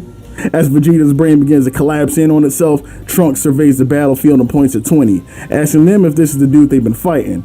Confused, the other warriors are like, yeah bro, I mean you should know, you're the one that warned us about these things in the first place, right? Looking more worried as the conversation continues, tells him that he has never seen this thing in his life. Now everybody is just staring at one another, more confused than ever. A pissed off Vegeta breaks the silence, asking the supposed fruit of his loins that if this isn't the android he warned them about, then just what the hell have they been fighting against anyway? Trunks tells Vegeta that he's not sure, but these are definitely not the androids he's warned them about. Before the line of questioning can continue, Kurt Angle enters the mix. Nah, I'm playing. Yajirobe and Bulma roll up with baby Trunks to the battlefield to peep what's going on. Yajirobe wanted zero parts to do with coming out here, even threatening to throw the baby out the window on the ride over. Bulma, without batting an eyelash, like, boy, you thought, letting Yajirobe know who the daddy is and asking him if he wants to rethink that idea. Yajirobe sits in stunned silence, staring at the young child before inquiring in a hushed tone if Bulma truly let that man Vegeta hit. And to be real, y'all, I do not blame that man Yajirobe one bit. Let's really sit down for a second and think about how crazy it is that Bulma chose Vegeta out of all people to lay down with. The 5-head and him being 3'9" aside, we really gotta think about their history together. Do y'all realize how many deaths of Bulma's closest companions, either directly or tangentially, that Vegeta is responsible for?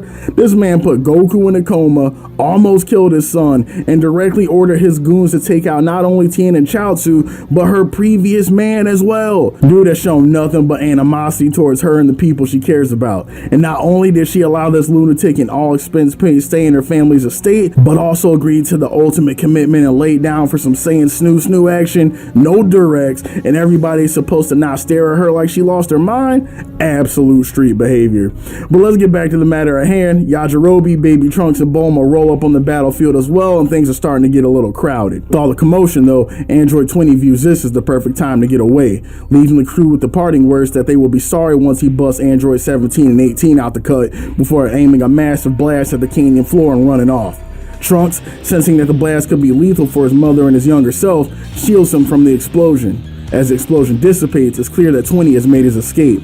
But even more pressing than that, Trunks has a few words for his father as he rises from the floor while being thanked by Bulma for his assistance. Young Trunks flies right up to his pops' face and asks why in the world he didn't do something back there to protect his family, as shielding them from the explosion would have been easy for him.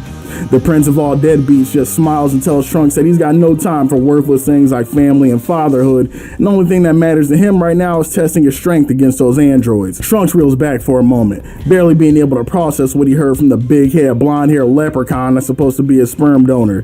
Bulma speaks up and states that she recognizes the android though, revealing that she's confident that that was Dr. Gero himself, likely using his scientific capabilities to turn himself into an android so that he can live longer. Piccolo, trying to get some answers out of the confusion they are now all experiencing, asks Big Trunks to describe Android 17 and 18 so that they're not caught off guard again when the time comes.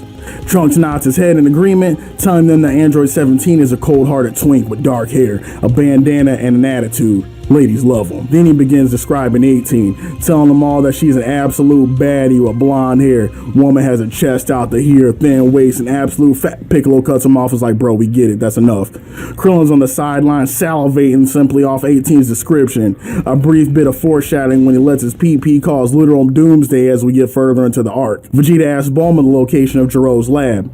Bulma tells Dude the vague description of his general whereabouts, as Gero has always been very secretive. Piccolo states that he plans on making his way over in an effort to discombobulate the androids while they're still dormant, because if they are half as bad as what Trunks' PTSD makes them sound, they in no way, shape, or form need those goons waking up. Vegeta scoffs at Piccolo's level-headed rationality, telling him he thought that his belly was green, not yellow, and that he plans on finding the lab before all of them so the androids can be activated so he can really test his strength. And like that, Vegeta shoots off. Trunks warns his father of the android's powers yet again and tells him that the most intelligent thing would be to collaborate and regroup once Goku gets better. Vegeta laughs the suggestion off, telling his son that he is fundamentally built different from the rest of them, and there's no way he really came from his nutsack talking about plans and tactics like that. As Vegeta leaves for the location of Gero's lab, Trunks follows, telling them that even though his dad seems like a grade A piece of garbage, he's not okay with losing any more family to the androids. As Trunks flies off, Bulma remarks on how the boy called Vegeta family and wonders if his own parents were taken out by the androids too. Piccolo, sick of all the secrets, gets Bulma up to speed, letting her know that the kid she's been salivating over since he arrived is actually her son, grown up and from the future. As is expected, Bulma briefly, no pun intended, spazzes out for a moment before acknowledging the resemblance between the young man and her own baby. Bulma then works on trying to change the genre of DBZ from shonen to something else entirely, as she remarks on how she's happy that her son grows up to be that hot and how she was worried with how mean he always looked as a small infant. Growing more annoyed and disgusted with every breath, Piccolo decides he can't take anymore, ordering Gohan to take Bulma, Yajirobe, and the baby back to safety while he takes the other losers with him to Jiro's lab, thinking that as long as the androids don't wake up, even the absolute wieners here might be useful. The scene then transitions to Vegeta and Trunks, with Vegeta noticing his son following behind, and whether out of a subconscious sense of fatherly duty wanting to test his son's capabilities, rapidly increases the pace to outrun him like he will be doing with his upcoming child support payments. Trunks then reminisces on a conversation he had with his mother back in his time, who states that his father really did do a lot of evil things, and if he stays dead, he's gotta be rotten in hell. But she's also convinced that there's something more hiding under that fierce temperament that he doesn't let others see. Trunks is not convinced though, questioning his mother's judgment as he continuously reflects on how Vegeta was so easily willing to let his life and child perish in such a preventable way if it meant having a good fight more quickly. As Trunks reminisces, Piccolo, Tien, and Krillin split up to see who was able to find Jiro's hideout first, with whoever making contact gathering their chi to let the others know so they can run a 3v1 and get things over ASAP. The chapter ends with none other than Krillin watching Jiro scurry his way into the hidey hole and gathering his energy in hopes that they can all make their way to his lab before it's too late. Krillin spots Jiro outside of his lab and signals for his homies so they can drop the hammers on him, but it's too late. By the time the Z Warriors arrive, the good doctor already went to work and activated the Olsen twins, updating their firmware to the latest version so they can Control-Alt-Delete Goku and his goons straight into King Yemma's lobby. Trunks warns his father that the best thing they can do now would be to regroup and wait for Goku to recover, because he has already seen this movie before and he can promise his dad that this is not a flick he wants to be a part of if he can help it. At this point though, trying to talk to the prince is like trying to talk to a brick wall. That Super Saiyan transformation has this man acting like he got a permanent fresh cut, meaning he ain't listening to nobody, and unless you can put him to sleep yourself, your point is worthless. And so you may have imagined, without a second thought, Vegeta blasts open the doors only to reveal Jiro in the company of two androids, a dark-haired edgelord with a bandana and a bad attitude, and a blonde bombshell with hips and a forehead for days. It appears that the Z fighters have finally made the acquaintance of the robots Trunks had tried to warn them about. Immediately upon the entrance being blown up, old Jiro orders 17 and 18 to pull out the sticks and put these fellas in a boom town. But it's immediately apparent that Jiro may not be in full control of the situation, because after Jiro informs them that these are the fellas that took out 19, 17's like, oh, I see you, Jiro. You took another one of my brothers out on the field trip and got him smoked too, huh? And then 18 chimes in, roasting Jiro for updating his own body with an old-ass firmware and components, talking about, I can't believe you guys went for that old energy absorption model, but I guess you've always been a fan of sucking other men dry when you get the chance. At this point, Jiro's starting to grow impatient with getting cooked in front of a live audience by his own creations, and once again orders them to spin the block on Goku's friends. Pretending like Buddy ain't even there, 18 goes over to another tank containing an android and is like, yo, I ain't seen this model before. 17 peeps and is like, oh, I guess we still got some homies left in here, huh? Turn them on and we'll go on a joyride here in a few minutes. Now Jiro is really getting pressed, yelling all up in 17's ear that they better not start that android up, that big homie is an experimental model and still needs the finishing touches, or he could put them all in the dirt. Realizing that he might as well be talking to Vegeta right now, Jiro desperately threatens that if Tien and Tamara don't stop acting up this moment, he will go into his office and whip up another controller ASAP and turn them both into Kmart mannequins with the quickness. After hearing this, 17 decides that he's had enough of this geriatric piece of text mouth for one lifetime and gives him the Yamcha special, putting a hand through his midsection and shutting the doctor up real quick. The part that gets me super weak about this though is not only how abrupt it is, but the way 17 is stanced up when he did it. Why did Buddy have his head cocked to the side with one hand in his pocket like that when he decides to take dude out? Bro acting like every movie makes it straight out of a cologne catalog somewhere. I cannot with this dude. But the combo ain't over. Right after he gives Jiro the handy, this man 17 kicks bro so hard he literally pops his top, and then dude jumps into the air like he's Bruce Lee in Enter the Dragon and puts his size 10.5 Red Wing straight on top of Jiro's dome piece and explodes the dude's brain all over the floor like this is a Mortal Kombat fatality. Fatality. The anime spares us from the details, but the manga gets nice and gory, showing Android 17 kneeling down like he's posing for a sophomore album while covered in viscera and pieces of glass like an absolute maniac. Then this dude 17 walks over to the Z fighters, right? Krillin and Tien immediately get punked. 17 smirks, confirming the bitch pheromones condensing in the atmosphere, and walks back over to his twin like them fellas ain't even there. The whole while, Trunks' amygdala is going crazy. Bro had at least 39 flashbacks in the 45 seconds that all this occurred, and says out loud, "Nah, we ain't doing this again."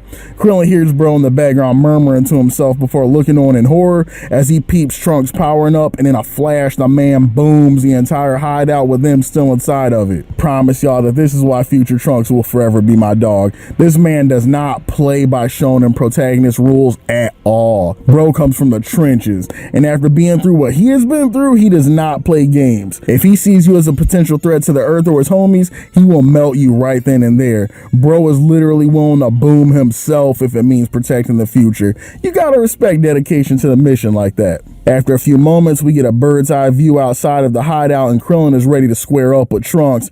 Tell him, buddy, that they ain't all Super Saiyans out here, so next time he gets the idea to take out a building while they're still standing in it, he better speak up or they're gonna have to take this to the flagpole. It's Vegeta who speaks up next, remarking to his son that he doesn't even know why he did that in the first place, pointing over to Zack and Cody, who are carrying the tank out with the third android unscathed. Vegeta tells his son that the movie made was a rookie mistake, because now they know just how soft he is too after letting off a full power blast that couldn't even mess up their hair. On the far side of the mountain, we see the androids activate the pod, and this 7'3" Terminator ass looking robot wakes up smiling, looking like he just knows he's about to cause some mischief.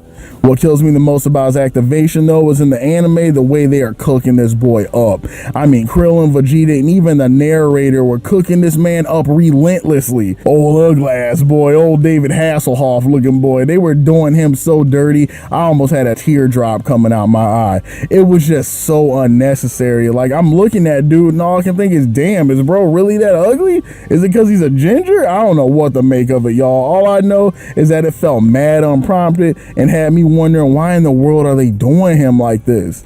After the roast session is up, Body and Clyde attempt to make small talk, but the man's is not having it. Probably still pissed off from the way he was getting cooked up earlier. But when 17 mentions his Oof Goku protocol, Big Man's eyes start lighting up and he's like, yes sir, that is indeed the mission. 17 decides that now that Jiro got waxed, they still need some type of purpose, but it couldn't hurt to fly and have a little fun along the way. So eventually the three head off, landing on the highway, deciding they want to get on their GTA timing and snag the next vehicle they see to take a nice family vacation over to Goku's. And speaking of Goku, this is about the time we start getting some of the filler content of Goku fighting invisible demons in his sleep while battling the acid reflux.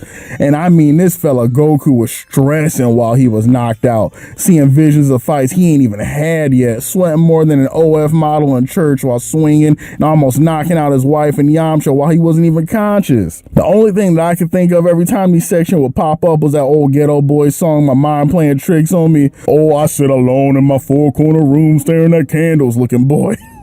All right, let me leave Kakarot alone for a minute, because back on the highway, Vegeta's just starting to realize how bad he got hoed and is none too happy about it. He starts thinking back in the laboratory and how Larry, Moe, and Curly all just flew away without even looking his direction, and starts losing his mind a little bit. Dude cannot bear the thought of the androids not viewing him as enough of a threat to fight, and decides that if they're just gonna walk away, then he's gonna chase them down himself and make his presence known. This is when Trunks steps up to the plate again and jumps in front of his father.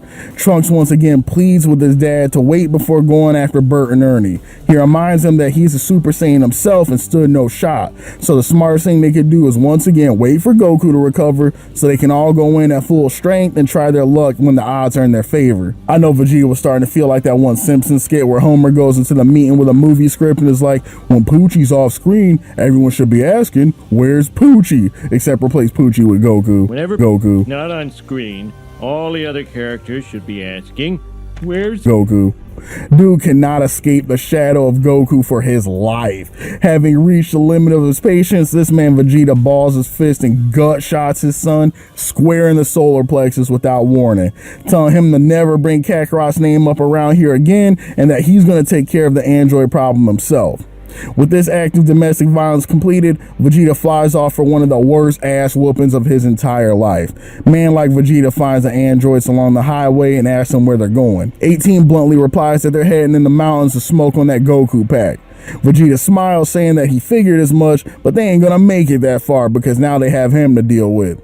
17 hits him with the "oh brother, this guy stinks" gag from SpongeBob before Vegeta starts stancing up and tells him that he's not playing. He starts roasting him, asking him which one wants to lose their head first, the Twink, the OF model, or David Hasselhoff, because he has hands ready for each one of them. 18 volunteers Big Man, stating that they're all curious to see what he can do, but in an act of pure comedy, Buddy just says no further explanation or justification given. Vegeta hears this and starts gassing himself up crazy, saying, "Yeah, looks like at least one of y'all knows what your boy is capable of. I suggest the rest of y'all think long and hard about it too." 18, getting real sick of Peter Popoff by this point, is like, "You know what, let me go." Vegeta laughs and gets battle ready, warning her that his hands are like Minecraft, they're rated E for everyone. 18 just stares blankly back at dude like, "I cannot wait to run this fade before the two of them get the throwing hands." Now, as much as I enjoy some Vegeta slander, to keep it a whole bean, this fight is sick. Vegeta starts off looking good, with the two throwing flurries back and forth until 18 really starts swinging and ends up lodging her whole ass fist into the side of a mountain. I love this part because Vegeta low-key looks nervous for a minute, like, "Damn bro, I knew she was tough, but I didn't realize she hit that hard." Dude decides he needs a little distance and throws her into the side of a mountain. 18 literally yells at him while stuck in the mountain, "Boy, I hope that ain't all you got, because if so, you're cooked out here."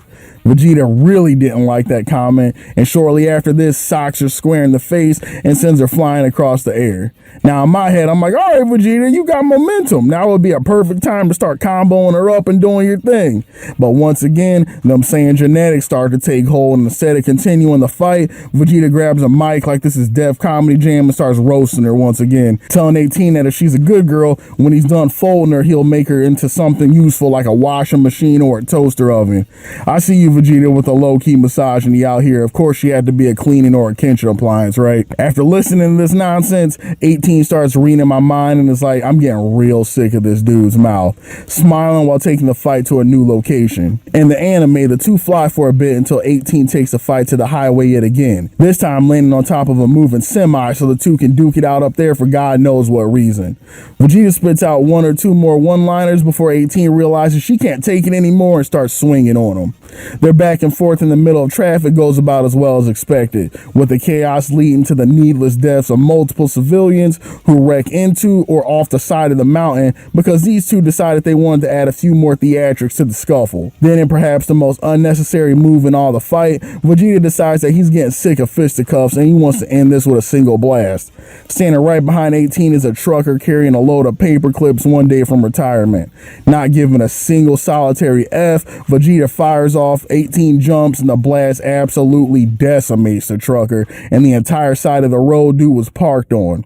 I promise you, King Yemma has a special spot in hell specifically with Vegeta's name on it, because the amount of needless carnage this dude is responsible for is barely quantifiable at this point. Feeling like it's getting close to time to wrap all this up, 18 acknowledges that she's been holding back, and Vegeta admits that he has as well. 18 advises the bite size, saying that he might want to crank up the heat a few notches within the next few seconds because she's going to start getting serious from here on out. And with that warning, 18 gives Vegeta head, and not the kind he wants, leaving him dazed and confused. Vegeta returns the hit with a punch straight to the stomach, the same kind that made Trunks throw up his lunch earlier. Without even changing her facial expression, 18 gives him with a shot to the gut just to return the favor. But unlike his hit to the stomach, that junk rocked this man's world, had him seeing stars like when you get stunned in Street Fighter 2. Then this woman takes her index finger and puts Vegeta's head back into position in the most disrespectful way possible, and follows that up with a hook that sends this man flying into the scenery with a hole so big it looks like he was starting to build his own apartment complex. Vegeta slowly makes his way out of his new condo smiling, but everybody knows that he's crying underneath that like that one Wojak meme.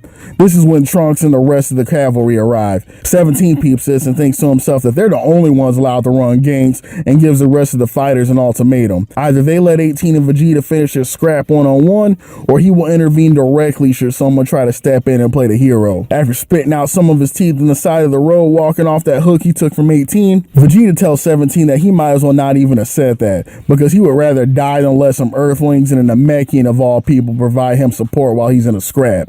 Nothing like casual racism while you're getting your teeth beat in to really set the tone. But now with the rules in place, the blonde on blonde violence once again is ready to begin. And let me tell y'all, this was a slobber knocker. 18 swings on Vegeta with bad intentions. It connects, but he recovers Rey Mysterio style and pays her back with a double axe handle that leaves her etched into the side of a cliff. This time, instead of firing off at the mouth, Vegeta fires off from his hands and shoots a beam directly at the hole 18 was climbing out of, nuking the entire arena.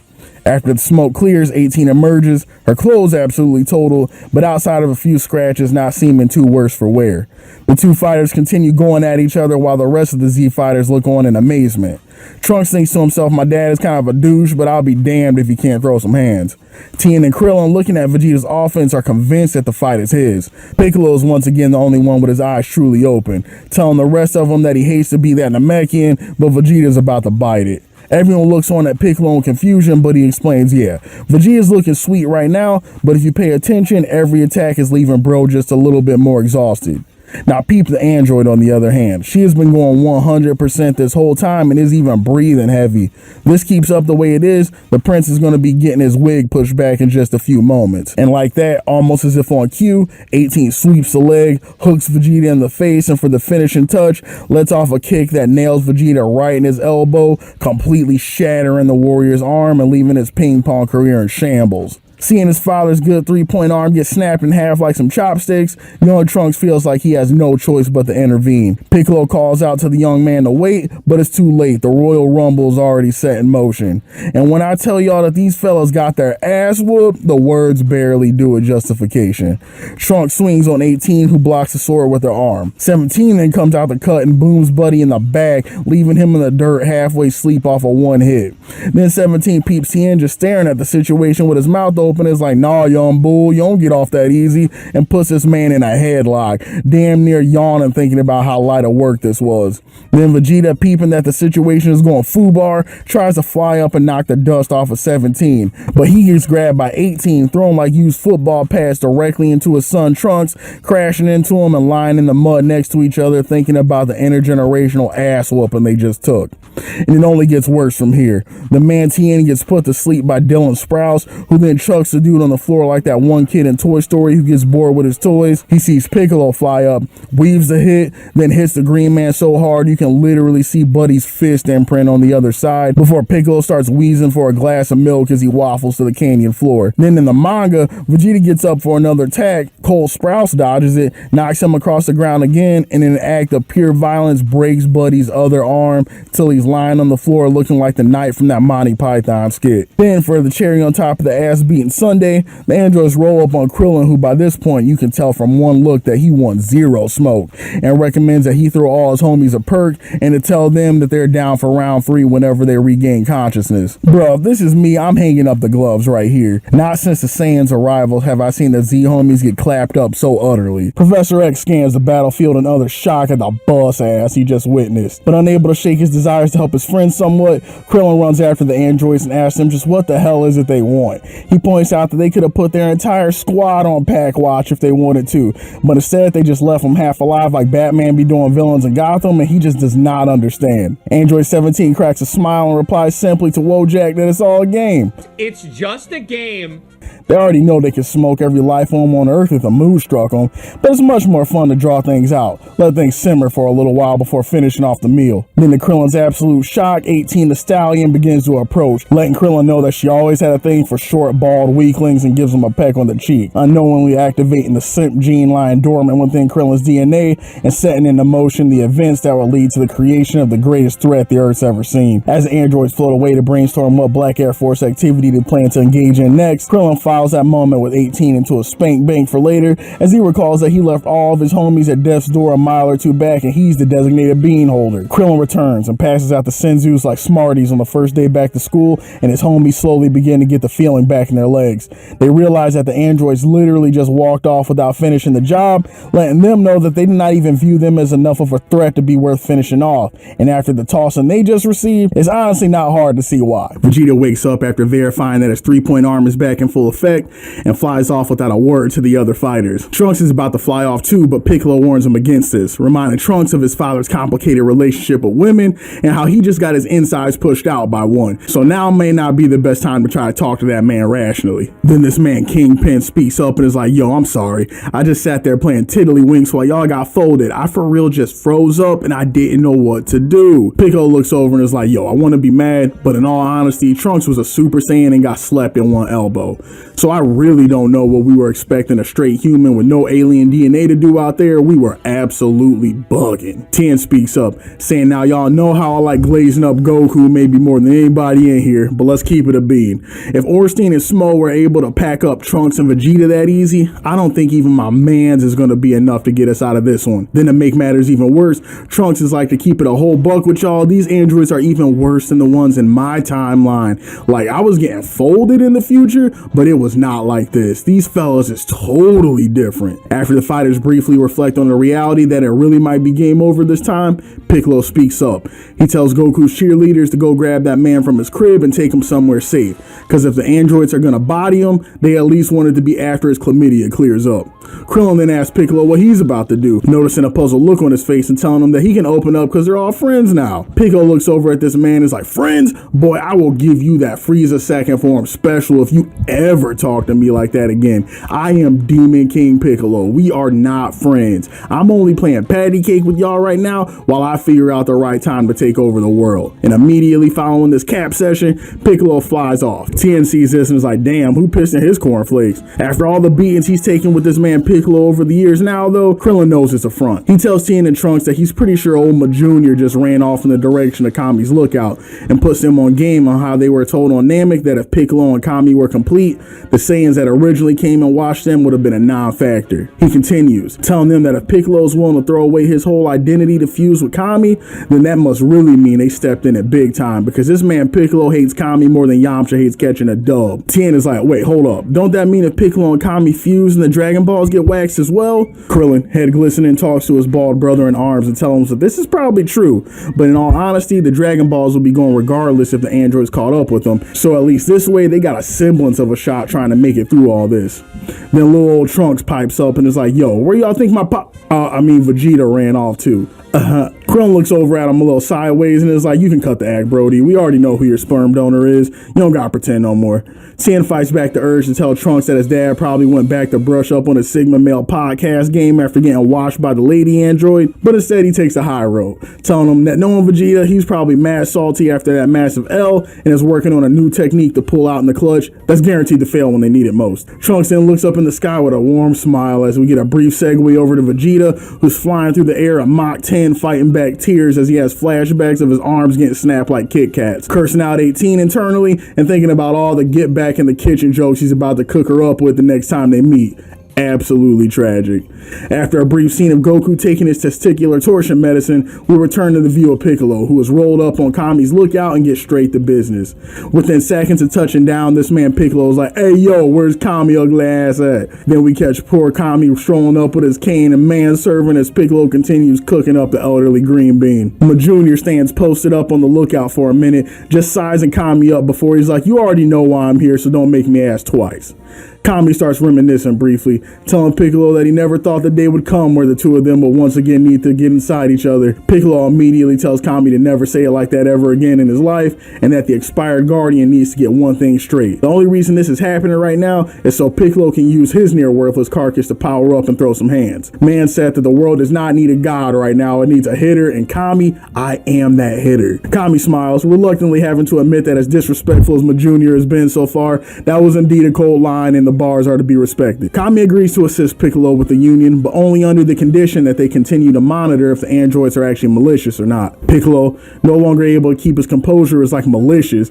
Big dog, did you not see what they did to us out there? Beavis and Butthead punched me in the chest so hard my shoulders were touching. They put Tien to sleep, hit Trunks with a single elbow drop that ended his whole career, and damn near snapped off both Vegeta's arms and had him looking like a Ken doll. I ain't trying to hear nothing about these androids not being malicious. Kami's like, look, I hear you, gang, but let's be honest. Y'all were the ones that instigated that fight, which was pretty dumb, I might add. And on top of that, even after these androids completely embarrass y'all, they still let you live even though they could have put you on a t-shirt 50 times over. Is that not correct? Extremely salty, but with no real clapback, Piccolo's like, all right, smart guy, we'll do it your way. We'll just sit here and wait. But when the whole Earth starts looking like Trunks' PTSD flashbacks, I don't want to hear a single solitary word about it. While Piccolo's thinking about hitting Kami, the androids are thinking about hitting a lick, as we catch them continuing their hike on the highway as they finally come across a vehicle that will soon serve as their base of operations. After 16 picks up the entire cargo van and dumps out the contents like some old change in a pair of pants pockets,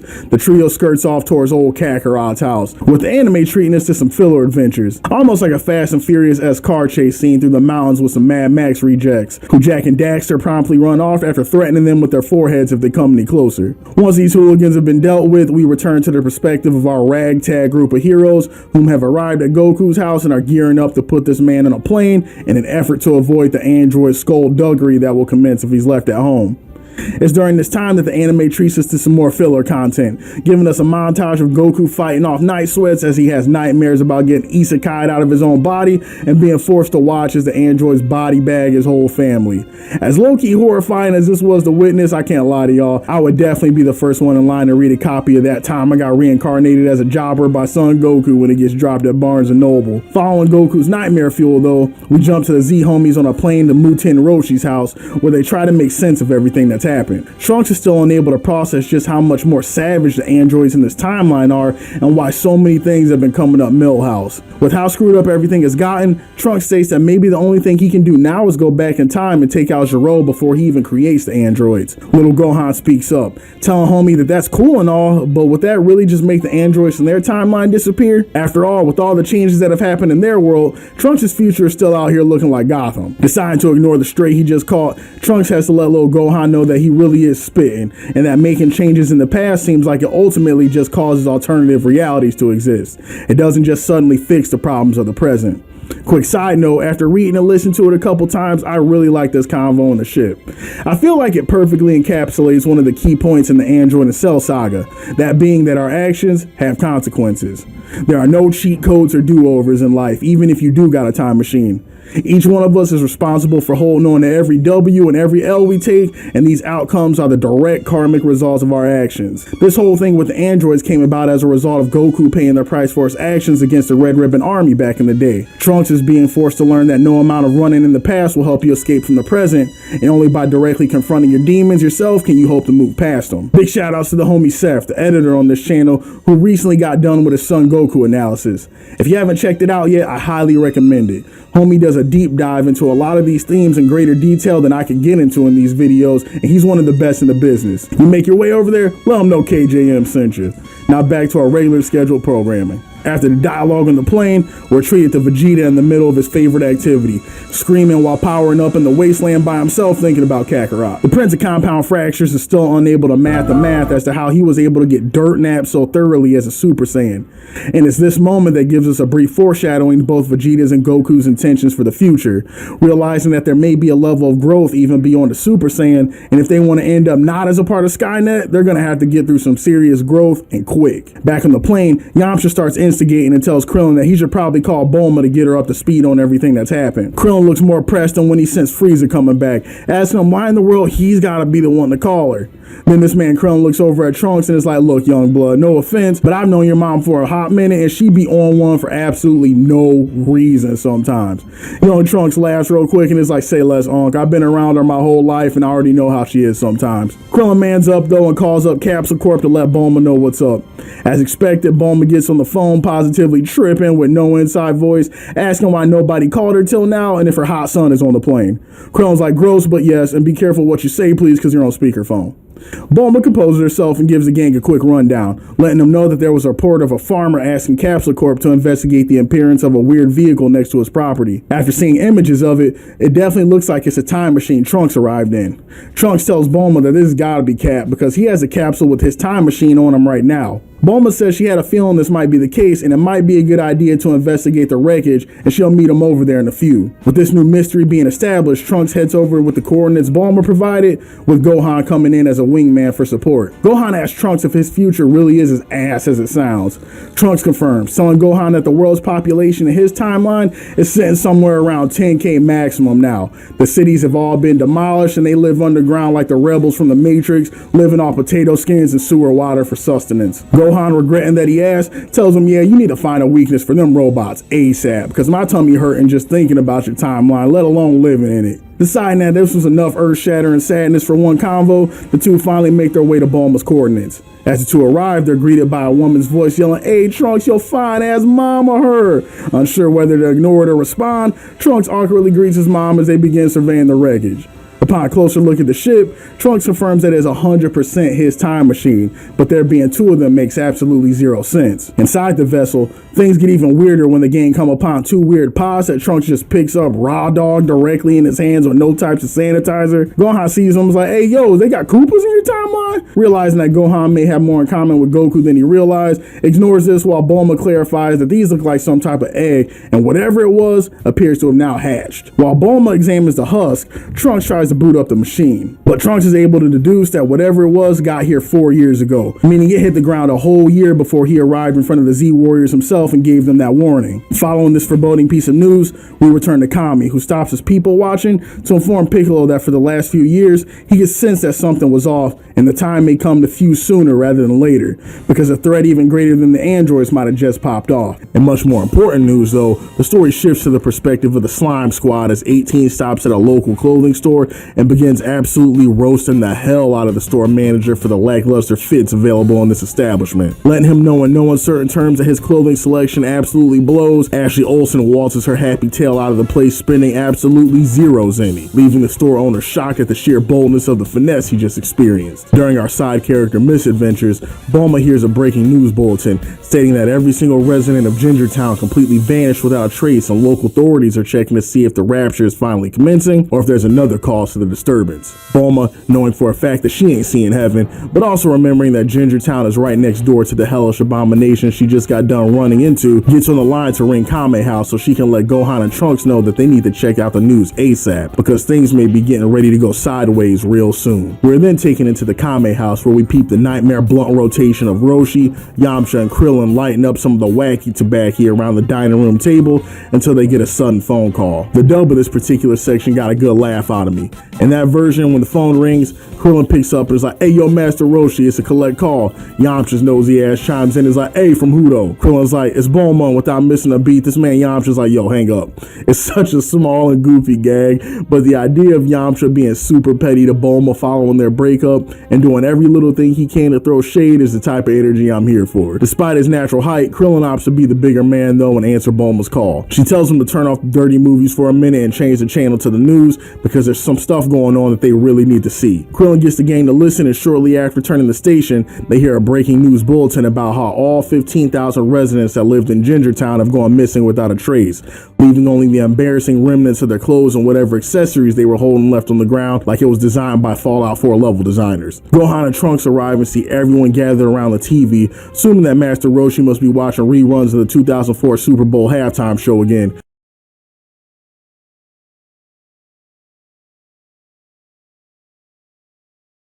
But not this time. What they hear and see to their absolute shock is live footage of the attack on Gingertown, with news anchors getting mollywopped live in 4K by some kind of unknown force that they seemingly have no chance of being able to stop. We return to the lookout, and it appears that Kami has seen enough of this slasher flick that's been going down on Earth and has made up his mind, uttering one of the coldest lines in Dragon Ball history, telling Ma Jr. that it's time for them to join up, Because right now, the Earth doesn't need a god, it needs a powerful warrior, and they are just aliens for the job. Before the fusion commences, Piccolo lays down the ground rules, letting Kami know right off the bat that he is the Dom and Kami's a sub, and this is non-negotiable. Kami tells the young bull that he was never planning on fighting him on this in the first place, that Piccolo is far younger and stronger, and their fusion will only serve to augment his current strength and give him access to the vast library of Snapple facts that he has amassed over the years. Kami, sensing Popo's sadness, thanks to charcoal-colored manservant for all of his assistance during the years, and there is no reason to worry. Most of the dog that was originally in Piccolo has already left anyway by this point, so him being the new guardian should not be disruptive to the safety of the Earth. And with the goodbyes out of the way,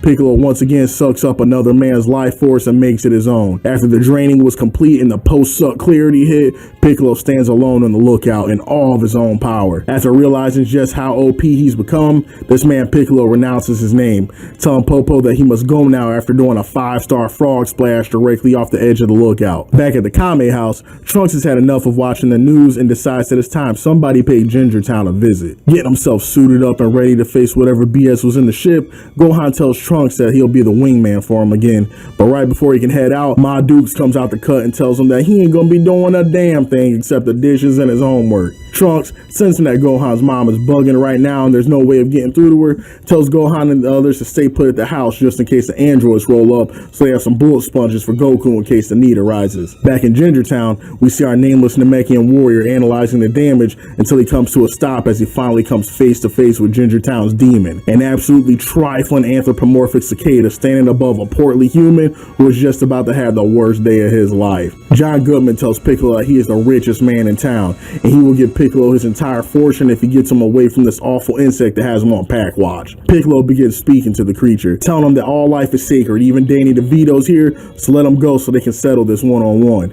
And to Piccolo's surprise, the creature actually lets the man go, until he realizes this was all a part of the creature's sick sense of humor when the insect man reveals a pointed tail and proceeds to give the portly victim an involuntary spinal tap, sucking the man dry until all that's left is his size 58 dress pants and Dr. Scholl strewn loosely across the ground. Then to make matters worse, the insect man greased the Namekian as Demon King Piccolo.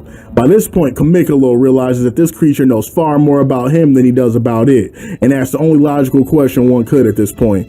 Just who or what the hell are you? And without skipping a beat, this insect man tells Piccolo that he's his brother. Now, if I'm Piccolo in this situation, I'm heated. Just because we are both green does not mean we are related. That's the kind of stereotypes that have been keeping the Namekians down for centuries, honestly.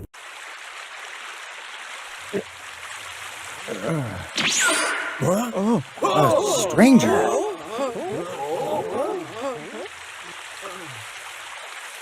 Wow, look at all the Piccolos. But before Piccolo can address the violation that took place, the Saturday morning cartoon villain begins key charging, and when he does, Piccolo, those at Kame House, and even Vegeta in the middle of his Wasteland Tantrum session all feel it and are confused due to the energy signature being reminiscent of their own power levels or those that they've long been smoked like Frieza and King Cold. Piccolo, deciding to not let this go on any further, tells Cell that he had a good run in his 15k kill streak, but the fun ends now. Then this man Cell looks at Piccolo and continues to violate, looking at him and being like, be serious, little bro. I have your DNA and we both know you are not that guy. Let's end the cab session before it starts. We get a brief scene of Trunks and Krillin flying and picking up on the Piccolo's crazy power increase before the Namekian stances up and is like, you know what? I'm low-key happy you nuked all the civilians in this city because now I can get busy without holding back. Before Cell can calibrate his sensors to register the amount of dog this new Piccolo has in him, he gets completely blown away by a single-handed blast from the alien warrior. When the smoke settles, we see that Phineas and Ferb, even being as far away as they are, could feel the shockwave that just got let off and are starting to wonder what's up. Old ugly ass boy 16 chimes in, letting them know that there's a confrontation between two extreme power levels occurring in the city across the way, and before they get to thinking anything sweet, one of them has a power level that's even on par with them. 17 speaks up and is like, look, that's how I know you an old model, cause we all know ain't nobody on this planet running my fade. Now get your ugly ass in the car so I can get some gas and we can body Kakarot. Back in the city, Cell is having one of the worst days of his short life as he is getting absolutely handled by the newly gained powers of the nameless Namekian warrior. Piccolo gets done kicking Cell into some debris like an unwanted can of Coke. He just sits there staring for a minute and starts self-violating, talking to himself like, man, Kami's softer than Charmin if he really thought this thing was the menace that was about to end Earth. Cell, after picking his remaining teeth up off the floor, is like, I can't lie, my brother, you are definitely nicer than my data gave you credit for. Unlucky for you though, this disgusting vessel that is my current body ain't even my final form. I promise you do not want to see what happens if y'all let me get one of my transformations off. Just then, Piccolo started having intrusive thoughts about third form Frieza and prepares to dash in, but is caught off guard by the monster in front of him doing a familiar hand gesture and pointing directly at his dome piece. Right as Piccolo writes to move off as a bluff, Cell fires off a sorry looking Kamehameha wave directly at his face. Piccolo, still trying to figure out just how in Porunga's name this fella knows that move, hops from the blast, but gets caught in the hole. Just like Dr. Gero before him, Cell straddles this man Piccolo nuts to buds and gets ready for a draining session. But this time, little homie Gohan ain't on the scene to provide the assist, so Piccolo gets the injection and that boy Cell gets to suck it.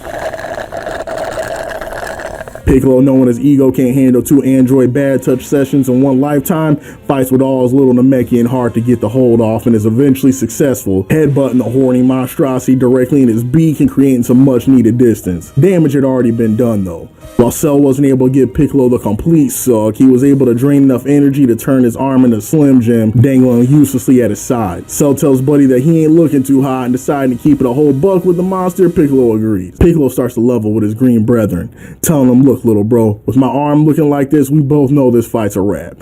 So do me one last favor and give me the lore dump on just how the hell you got here so I can at least die with some answers. Call it the Kami in me. The monster, seemingly never one to turn down a chance to talk about himself, obliges the Namekian's final request. He introduces himself as Cell and tells Piccolo that he's an android created by Dr. Gero. Cell continues, telling Piccolo that its being is the amalgamation of all the world's greatest fighters, with cells taken from Goku during the battle with the Saiyans, as well as DNA from the Saiyans themselves, Piccolo, and even Frieza and King Cole when they crash landed on Earth. This part had me so weak, because after hearing this, Piccolo's first thought wasn't, damn, that's crazy, a being with all the DNA from the world's greatest fighters. Dude was like Goku from 3 years ago? Yeah, no wonder that Kamehameha was so ass. But Junior just as petty as ever. But Cell continues a lore dump, letting Piccolo know that the mastermind behind his continued creation is a supercomputer Gero built under his lab that continued the project long after he abandoned it. There's gotta be that Frieza DNA in him, cause this man continues absolutely spilling all the beads, going on to tell Piccolo that in his future, he snuck Trunks after dude was on his way back home to tell him that he finally murked the androids, finessed his ship, and made his way to his timeline to finalize his main directive, to absorb Mario and Luigi so he'll have enough energy to attain his final, perfect form. Real quick, can we just pour one out for future Trunks? I promise you, this dude's timeline has gotta be one of the worst in all of fiction. I mean, this dude cannot catch a break. Dude has damn near berserk levels of tragedy going on in his canon, and you just absolutely hate to see it. Deciding the exposition dump had gone on long enough though, Cell ends his life story and tells Piccolo it's time to resume the suck. Piccolo thanks Cell for his generosity, then after a momentary battle cry, regenerates his injured arm and tells Cell that the suck session has been postponed indefinitely. Cell, realizing for the first time in his life that his mouth game has failed him, grows visibly upset. Piccolo decides that since the tables have turned and now Cell is the one moments away from getting killed in Minecraft, he'll let him in on a little secret too, revealing to Cell that he merged with Kami and their union is responsible for the absolutely devastating stomp session that's about to occur on his backside. Right before the mopping can commence, Trunks and Krillin arrive to the scene and decide that for once in their lives, they would like to be on the other side of the gank squad, and they wouldn't mind chipping in on the Beat Cell's ass fundraiser either. Cell peeps the incoming reinforcements and is shocked to see Trunks, thinking to himself how he already washed this little deadbeat once back in his timeline, but he supposes that going for the two-piece shouldn't be much more of a hassle. Piccolo gets Walter White and Trunks up to speed, letting them know that they arrived just in time to see Piccolo put his Namek 11s up the insect's exhaust pipe and to watch out for the tail because that's what he's been using to drain the city folk. Cell, starting to get slightly peeved at the Namekian's disrespect, tells him that he really hopes he doesn't think taking him to Dove City is going to be that easy. Piccolo just glares at dude for a minute and keeps it real, telling him that he could hydrate his cactus alone right now, but especially now that he's got hitters, there's no getting out of this one, playboy. Cell thinks for a minute and is like, you know what? To keep it a bean, you're probably right. I think I'm gonna run now. Kinda in shock that this man actually thinks they're gonna let that happen, Piccolo opens his mouth to question the talkative android, but is met with a blinding light straight to his iris as Cell performs a hood classic, the Taioken, aka Solar Flare, and he mounts a speedy retreat while the Z-Fighter's eggs are getting scrambled. A short while passes and a livid Piccolo starts cursing to himself in disbelief that he got caught off guard by one of Ten Shinhan's scrub-ass techniques. Krillin took offense to this, letting Piccolo know that the move really ain't that hard to do, and he's been known to bust that puppy out on more than one occasion. And no move for Krillin's antics, Piccolo continues his tirade, exploding in rage at the rookie mistake of letting his guard down and allowing Cell to escape. Piccolo's aggro moment doesn't go unnoticed, as Vegeta, never one to be left out of a good scrap, starts flying over to identify whose battle power that was, because for some reason right now he's unable to tell. And when this man pulls up and sees that it was Piccolo of all people who let off that incredible energy, I promise you this man Vegeta was absolutely sick to his stomach. When he touches down to the ground, he has to double check for sure that it was Piccolo who was flexing that hard. Krillin confirms that it was, and the newfound strength came from his merger with Kami. Vegeta can't even hide the surprise on his face. The veins start bursting, he gets that little bead of sweat on the side of his dome piece and starts panicking, having to admit to himself that the output Piccolo had just then was even greater than what he's able to do right now as a Super Saiyan. Then his Super Saiyan supremacist gene starts to kick in, and he's completely powerless in math and the math as to how all these other sorry-ass races are somehow able to outdo the power level he has as a glorious, pure-blooded Saiyan warrior. Tien arrives at the scene now as well, and Piccolo begins to explain to them all Cell's lore dump, informing them of his ultimate goal of merging with the androids to achieve perfection. The way Piccolo sees it, the move is to either scrap Cell now while he's still juicing up, or to take 17 and 18 before he can meet up with them, because if they can combine, they might as well consider this timeline on Pack Watch as well. Vegeta speaks up, asking Green Man who made him king, and he thinks they should just let Cell absorb him, telling the group that it's easier to fight one person rather than three anyway, so they might as well just save time. Piccolo looks over and gives Vegeta the nastiest side eye this side of West City, asking him if those concussions he got during the fight with 18 got him extra forgetful, or is he just that stupid? And oh, by the way, how those arms doing again, Vegeta? Prince, unable to handle the direct attack on his pride, tells Piccolo to square up, but deads that energy quick after he remembers that the post-fusion, this man might be able to butter his bread for real. Emotionally unequipped to handle any more conversation, Vegeta leaves them with some parting words, telling them that he intends to bust through the Super Saiyan barrier, and he already knows that once Kakarot's bubble guts clear up, he's gonna be thinking the same thing. And here, with the Prince of Petty's final words, is where we'll end it for today. I really gotta tell y'all, I love Cell as a villain. First form Cell's design is godly. Second form Cell has the oofy doofy factor going for him. And third form Cell just oozes charisma. His design plus what he represents thematically in the story makes him top tier in my book. And I cannot wait to chop it up with y'all as we continue to watch this arc shenanigans unfold. Piccolo and company start weighing their options as it's starting to solidify in their minds just how up Yama's Creek they are. Ultimately, they decide that while there's no point in Trunks trying to go back in time to waste Cell, as this would do nothing to fix their problems now, it would be worth paying a visit to Dr. Gero's lab again, because the last thing this timeline needs is two Cells on the loose.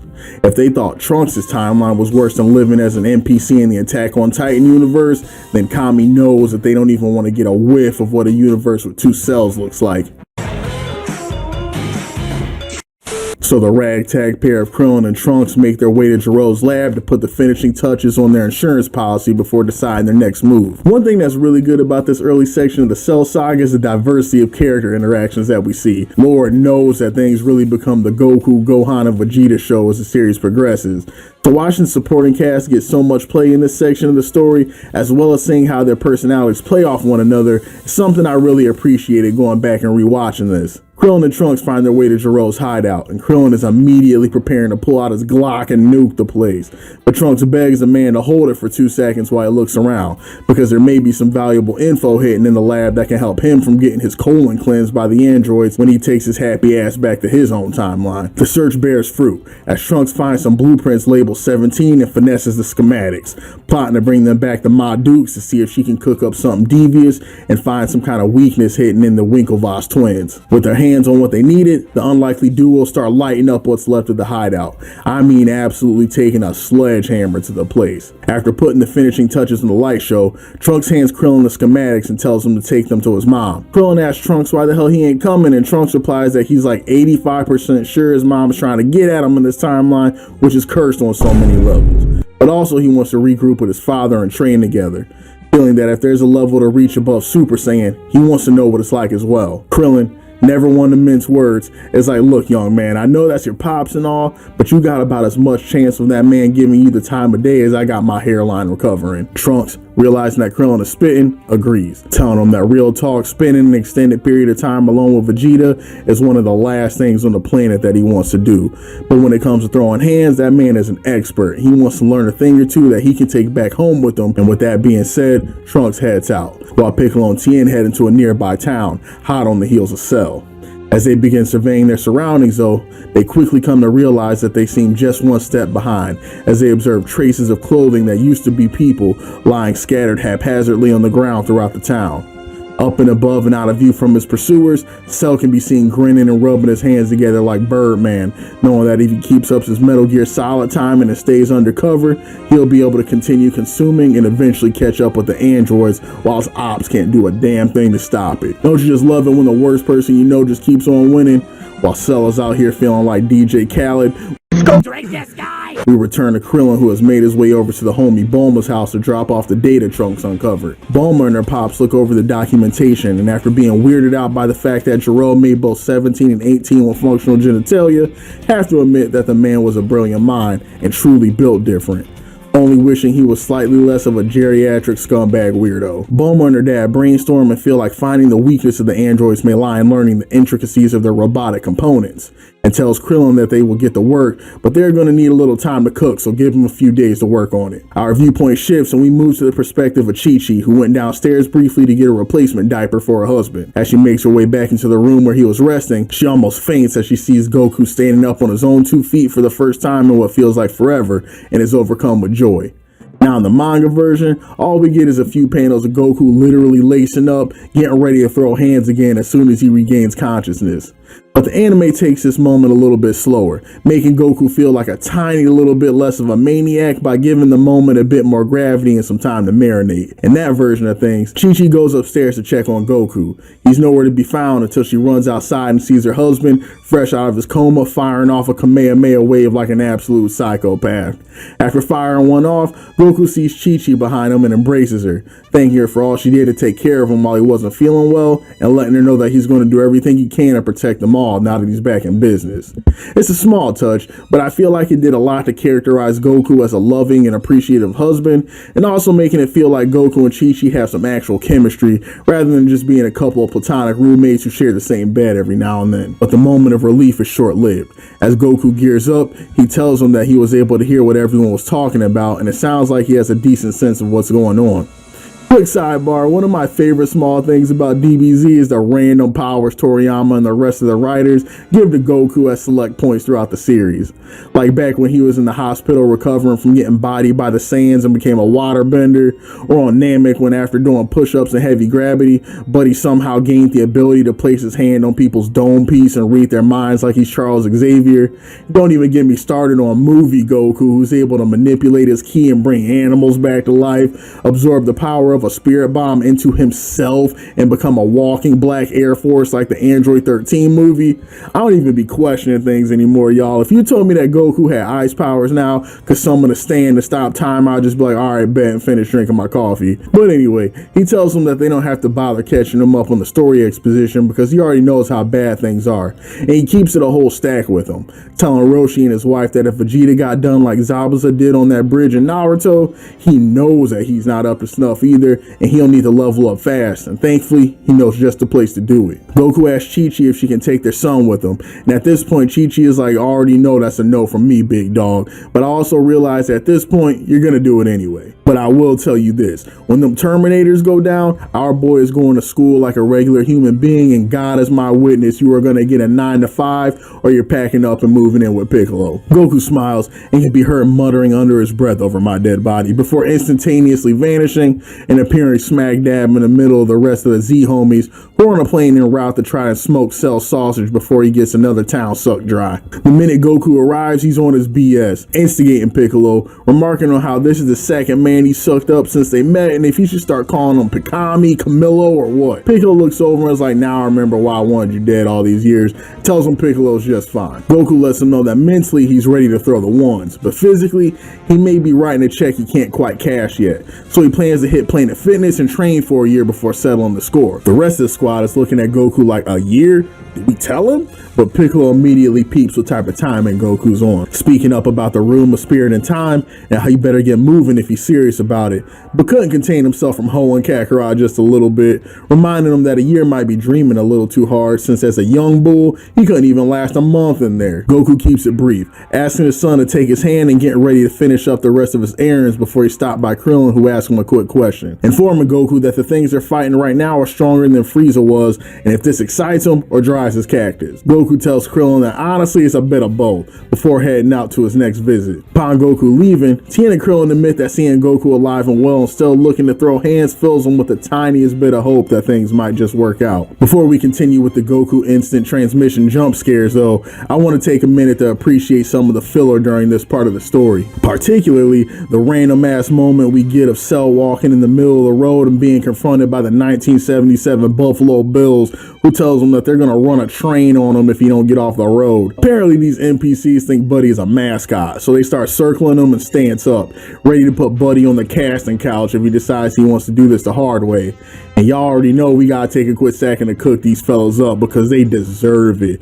Number 1 out here looking like Ben Roethlisberger did the fusion dance with Yamcha. Number 6's head is shaped like the yellow peanut M&M. He look high key like he might be cousins with Mr. Popo. Number 3 is literally just race swapped to Doria, and somebody please tell me why number 5 got that little ass lavender beanie on, bruh.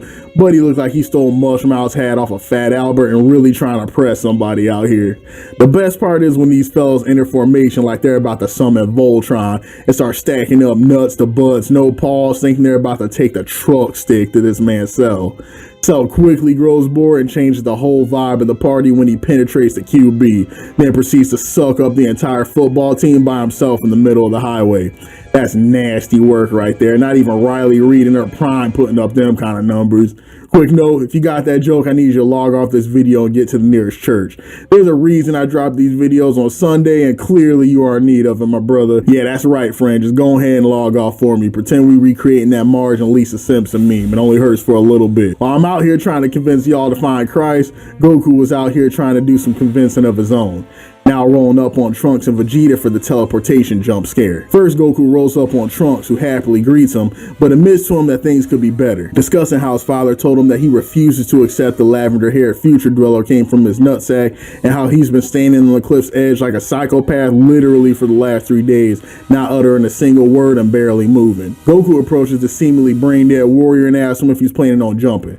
Vegeta doesn't even turn around, replying you first without missing a beat and retorting, didn't you get a hernia and die or something? With the foreplay out of the way, Goku tells Vegeta he knows what he's thinking. He's got a plug that'll let them jam a whole year of training in 1 day if he's about that life. Vegeta, unable to hide his curiosity, looks behind him and says, say swear. Goku's like, yup, but the room requires 2 people, so I'm going in with my little homie Gohan, and I recommend you take your son in there with you too. Vegeta contemplates for a moment and is like, fine, I would rather get both of my arms broken by the woman android again than spend a year with that soft ass crybaby calling himself my son, but if that's the only way, take me to the damn room. But here's the thing, I'm only going if we're allowed in first.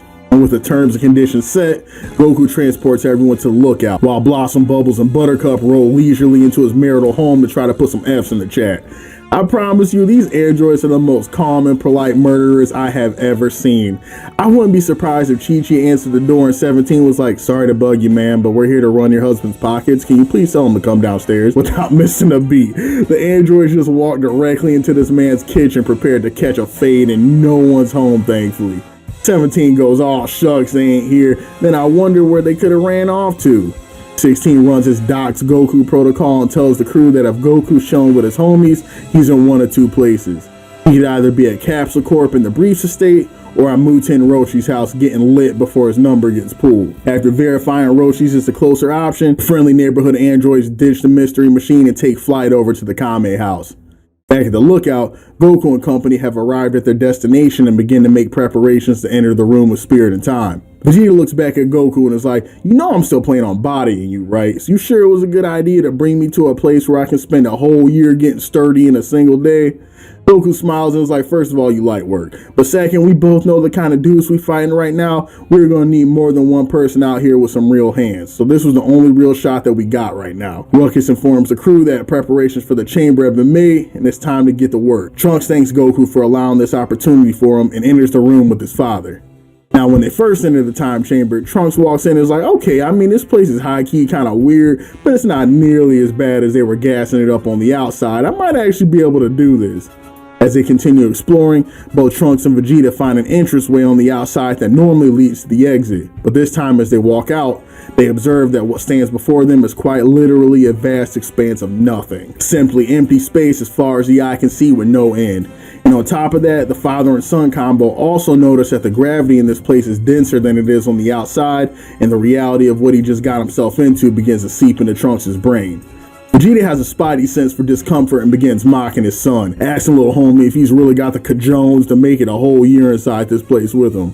Trunks, refusing to let his father know that he can think of few things in the world worse than having to spend a year in this nightmare hellscape with him, tells him that this is baby stuff, the whole while my man is having an internal meltdown, running the numbers on if it might have just been a better idea to get faded by the androids than volunteering for what promises to be the most tragic father-son bonding event this timeline has ever seen. While Trunks is in the middle of regretting his life decisions, Big Green is at the Kame house watching the boob tube as the news continues its coverage of Cell's Black Air Force activities across the continent. As Green is sitting there yelling at the TV screen like a senile 63-year-old man, he's caught off guard when he hears a noise outside of the Kame house window.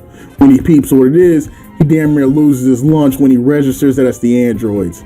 And his crew couldn't have gotten caught lacking any worse. Every single one of Earth's human hitters was KO'd on the floor, absolutely blown out of their gourd off that Roshi pack. Bugging at this point, Piccolo begins screaming at the top of his lungs for these sorry-ass bums to wake the hell up so they can at least pretend to put in some work before they get put night-night. Without even looking around, 16 lets him know off rip that Goku ain't even here no more. This news has already got 17 feeling away. So then Buddy asks them if they'll just tell him where Kakarot is and spare them trouble pretending they want a box. Big Green lets them know that, "Nah, partner, we ain't gonna end like last time," and tell Shawn Wayans to step outside and meet him at the flagpole. 17 gets on the San Andreas tip and rolls his eyes thinking, "Oh shit, here we go again." Piccolo squares up, prepared to get busy in a 3-on-1 if necessary, but to his afternoon delight, 17 steps up to the plate solo, saying that he knows he'll be more than enough to run his pockets and that his crew can just stay back and enjoy the show. Piccolo can't hide his excitement, letting a nasty grin run across his face as he thinks of how he just hit the jackpot,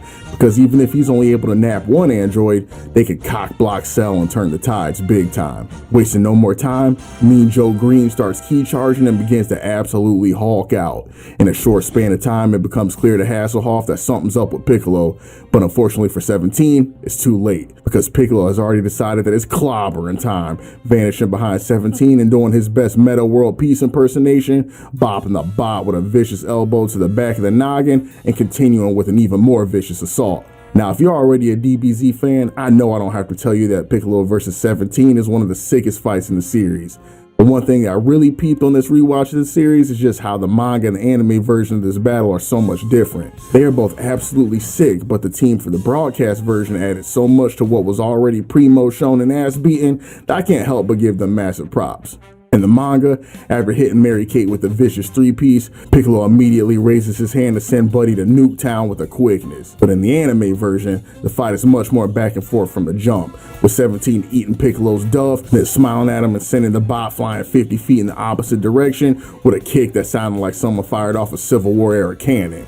Then we get some classic DBZ combat, with the two moving so fast they become unintelligible blurs as they fly across the island and continue playing the world's most dangerous game of tag.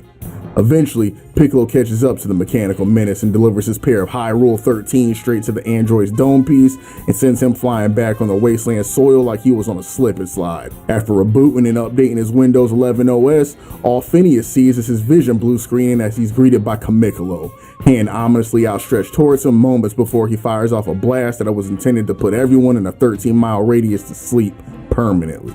Takes a moment, but eventually the dust does settle and it appears that 17 managed to escape the city busting level bomb Piccolo just let off. Green does not look surprised at all at the development, however, and does something that you absolutely hate to see. He starts getting on his Vegeta timing and making android jokes, asking Buddy if he ran out of batteries already trying to keep up with him. It was at this moment my worst fears were confirmed and I knew they weren't going to let my man catch a clean dub. The only thing that would have made it worse is if he pointed his thumb at himself while he did it. Despite the cursed omen though, the battle continues. In an absolutely unhinged way, I might add, with 17 flicking his dirty looking hoop earring like it's a ring bell on a 2-star boxing again. As the two continue, Green's got no choice but to admit that 17's got some speed to him, so he decides that he's going to go for a different strategy and bust out a technique we haven't seen in a while, folks. You guessed it, the Energy Blast Volley, aka the Scatter Shot, is what Mr. Piccolo calls it here. Oh shit, here we go again. You know, the more I watch this battle, the more I really start to realize how much Piccolo's possessed by the ghost of Vegeta in this fight in so many ways. From mid-fight gloating and trash banter to the inefficient use of ki, that Super Namekian transformation had this fella Piccolo acting up for a little bit. It gave him just a quick taste of that Super Saiyan power-up. After man misses every shot, he takes a moment and fires off an absolutely unintelligible move that I had never heard him utter before in my life. Man called it the Moko Senha or something. And since man's decided to give the move a whole ass name, I just assumed we were about to see something crazy, but boy was I wrong. That ish looked exactly like any random energy wave you would catch a jobber doing.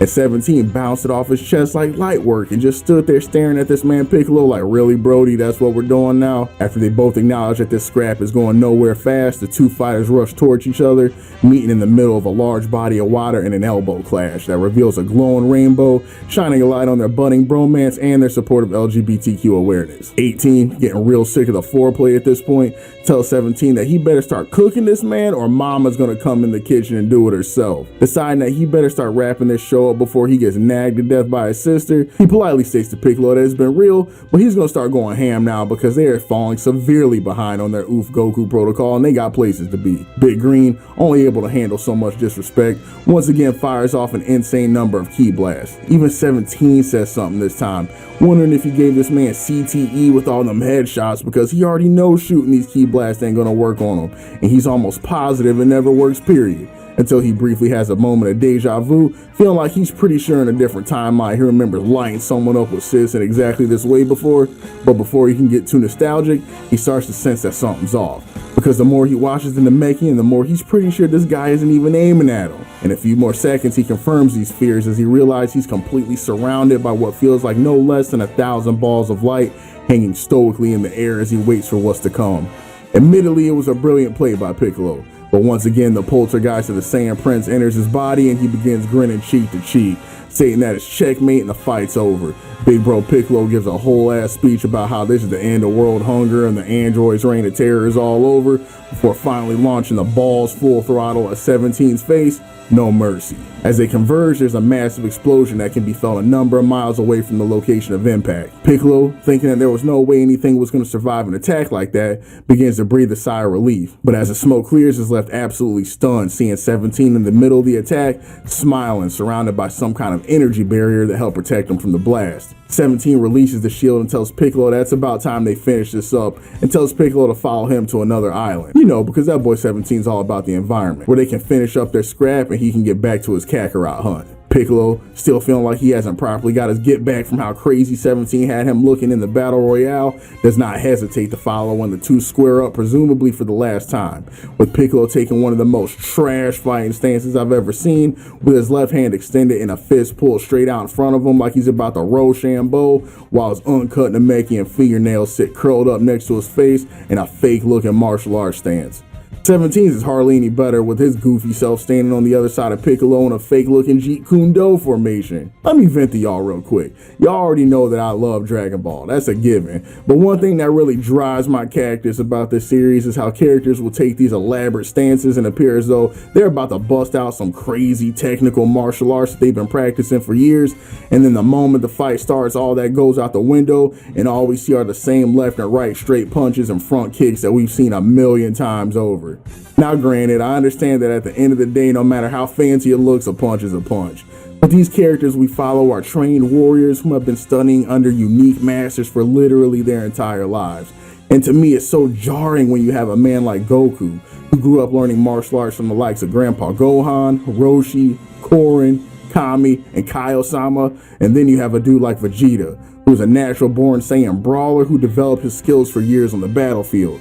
Then when the two finally stands up and start to get to work, their movements are damn near identical to one another, and you would never even know their unique backgrounds. I feel like Dragon Ball and early Z were better at expressing who a fighter was through the way they fought, and making the characters feel like martial artists rather than everybody being a cookie-cutter brawler who hits real hard. For my mileage as the series goes on, while there is definitely still some cool choreography at work, and there are moments that characters win based on their unique attributes, that idea of expressing one's identity through the way you fight gets more and more lost as the arc goes on. Just for a minute, imagine the potential of a character like Gohan, whom in his early years was trained by Piccolo, then in his later years by his father, and then put on top of that his natural intelligence and education that is unique to himself, and marinate on how interesting of a fighting style he would have, being the fusion of all those factors coming together. And I'm not talking just him using somewhat different key techniques that he's picked up from both his dads. I mean, what if the way he moves on the battlefield, his techniques, the way he approaches fights were all reflected in this way, just unique to him?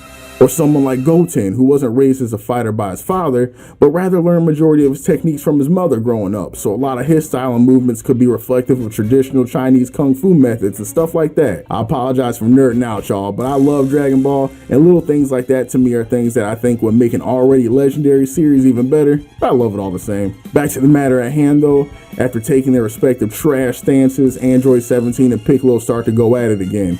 And you can tell both these fellas are trying to end it with a KO because every single hit is being let out with the absolute worst of intentions. I mean, every single punch, kick, elbow, and kneecap thrown by these fellas is delivered with absolutely life-altering velocity, and these fellas' DualShock controllers must be acting up because I promise neither one of them can guard to save their lives. First 17 delivers a punch and Big Green eats it for breakfast. Then Green throws a kick and 17 chows down. Both of these men absolutely feasting on these knuckle sandwiches out here, until Piccolo decides to gain some space by getting on his gymnastics timing and doing about 5 good backflips for no reason to put an end to the back and forth. After verifying that 17 was able to peep those cold ass flips he just did, Green starts stretching and spits out a couple teeth, letting 17 know it's definitely true that this fella has a little bit of speed to him, but it's too bad he hits like he never seen the inside of a gym in his life, remarking that all those beatings he took from Kakarot make sure that he ain't gonna feel a thing when he's up against some light work. 17 can't hide his surprise, never being told a day in his life that his duffs were anything less than earth-shattering. 17 decides that the Green Man must be bluffing, so if he wants to play like that, then he'll make sure he gives him something to think about. 17 goes back on the offensive, and once again these two start swinging on each other so hard you would think their forearms are made out of hand grenades. Eventually this exchange leads to a test of strength, with 17 and Green locking hands like the Hulk and Ultimate Warrior until the sheer force of their power causes a disturbance in the subatomic particles in the air, creating an explosion and erupting a nearby volcano. The two continue, with Piccolo catching 17 lacking and delivering an absolutely disrespectful two-piece that sends 17 flying down into Bikini Bottom. 17 takes a moment in Davy Jones' locker to think about his life choices, wondering how in the actual hell is Piccolo of all people running his pockets like this. They weren't even expecting that man Kakarot to be this strong. Before he can even get a proper thought off though, this man Green comes into the water on absolute demon time, fires off a ball of energy looking to body bag this man so he'll never touch grass again. The look on 17's face had me absolutely dead because homie is really looking up at Green like, what is you on, bruh? I've only been down here for like 10 seconds. You couldn't even at least wait until I reached the surface to try to fade me? The explosion of the blast leads the two back into the air where they continue exchanging blows for a minute until they hit the land and start firing off ki blasts at one another in hopes of catching the other lacking. I'm about to start calling this that UPS fade. These boys said you can get it by land, air, or sea, rain, hail, or snow. I have never seen dedication to an ass whooping like this in my life. After 17 fires off a ki blast hoping to smoke Piccolo and it's blocked, he pulls the Ginyu Classic and emerges from the ground somehow and shoots a roundhouse aimed straight at Piccolo's neck, trying to put that man in a wheelchair. Then this man Piccolo goes absolute sicko mode and palms this man 17's whole face with those big ass Namekian paws and starts dragging his ass across the wasteland. But then 17 counters it and pulls off some straight judo tactics, shoulder throwing this man Piccolo, leaving a big ass Namekian sized crater in the ground.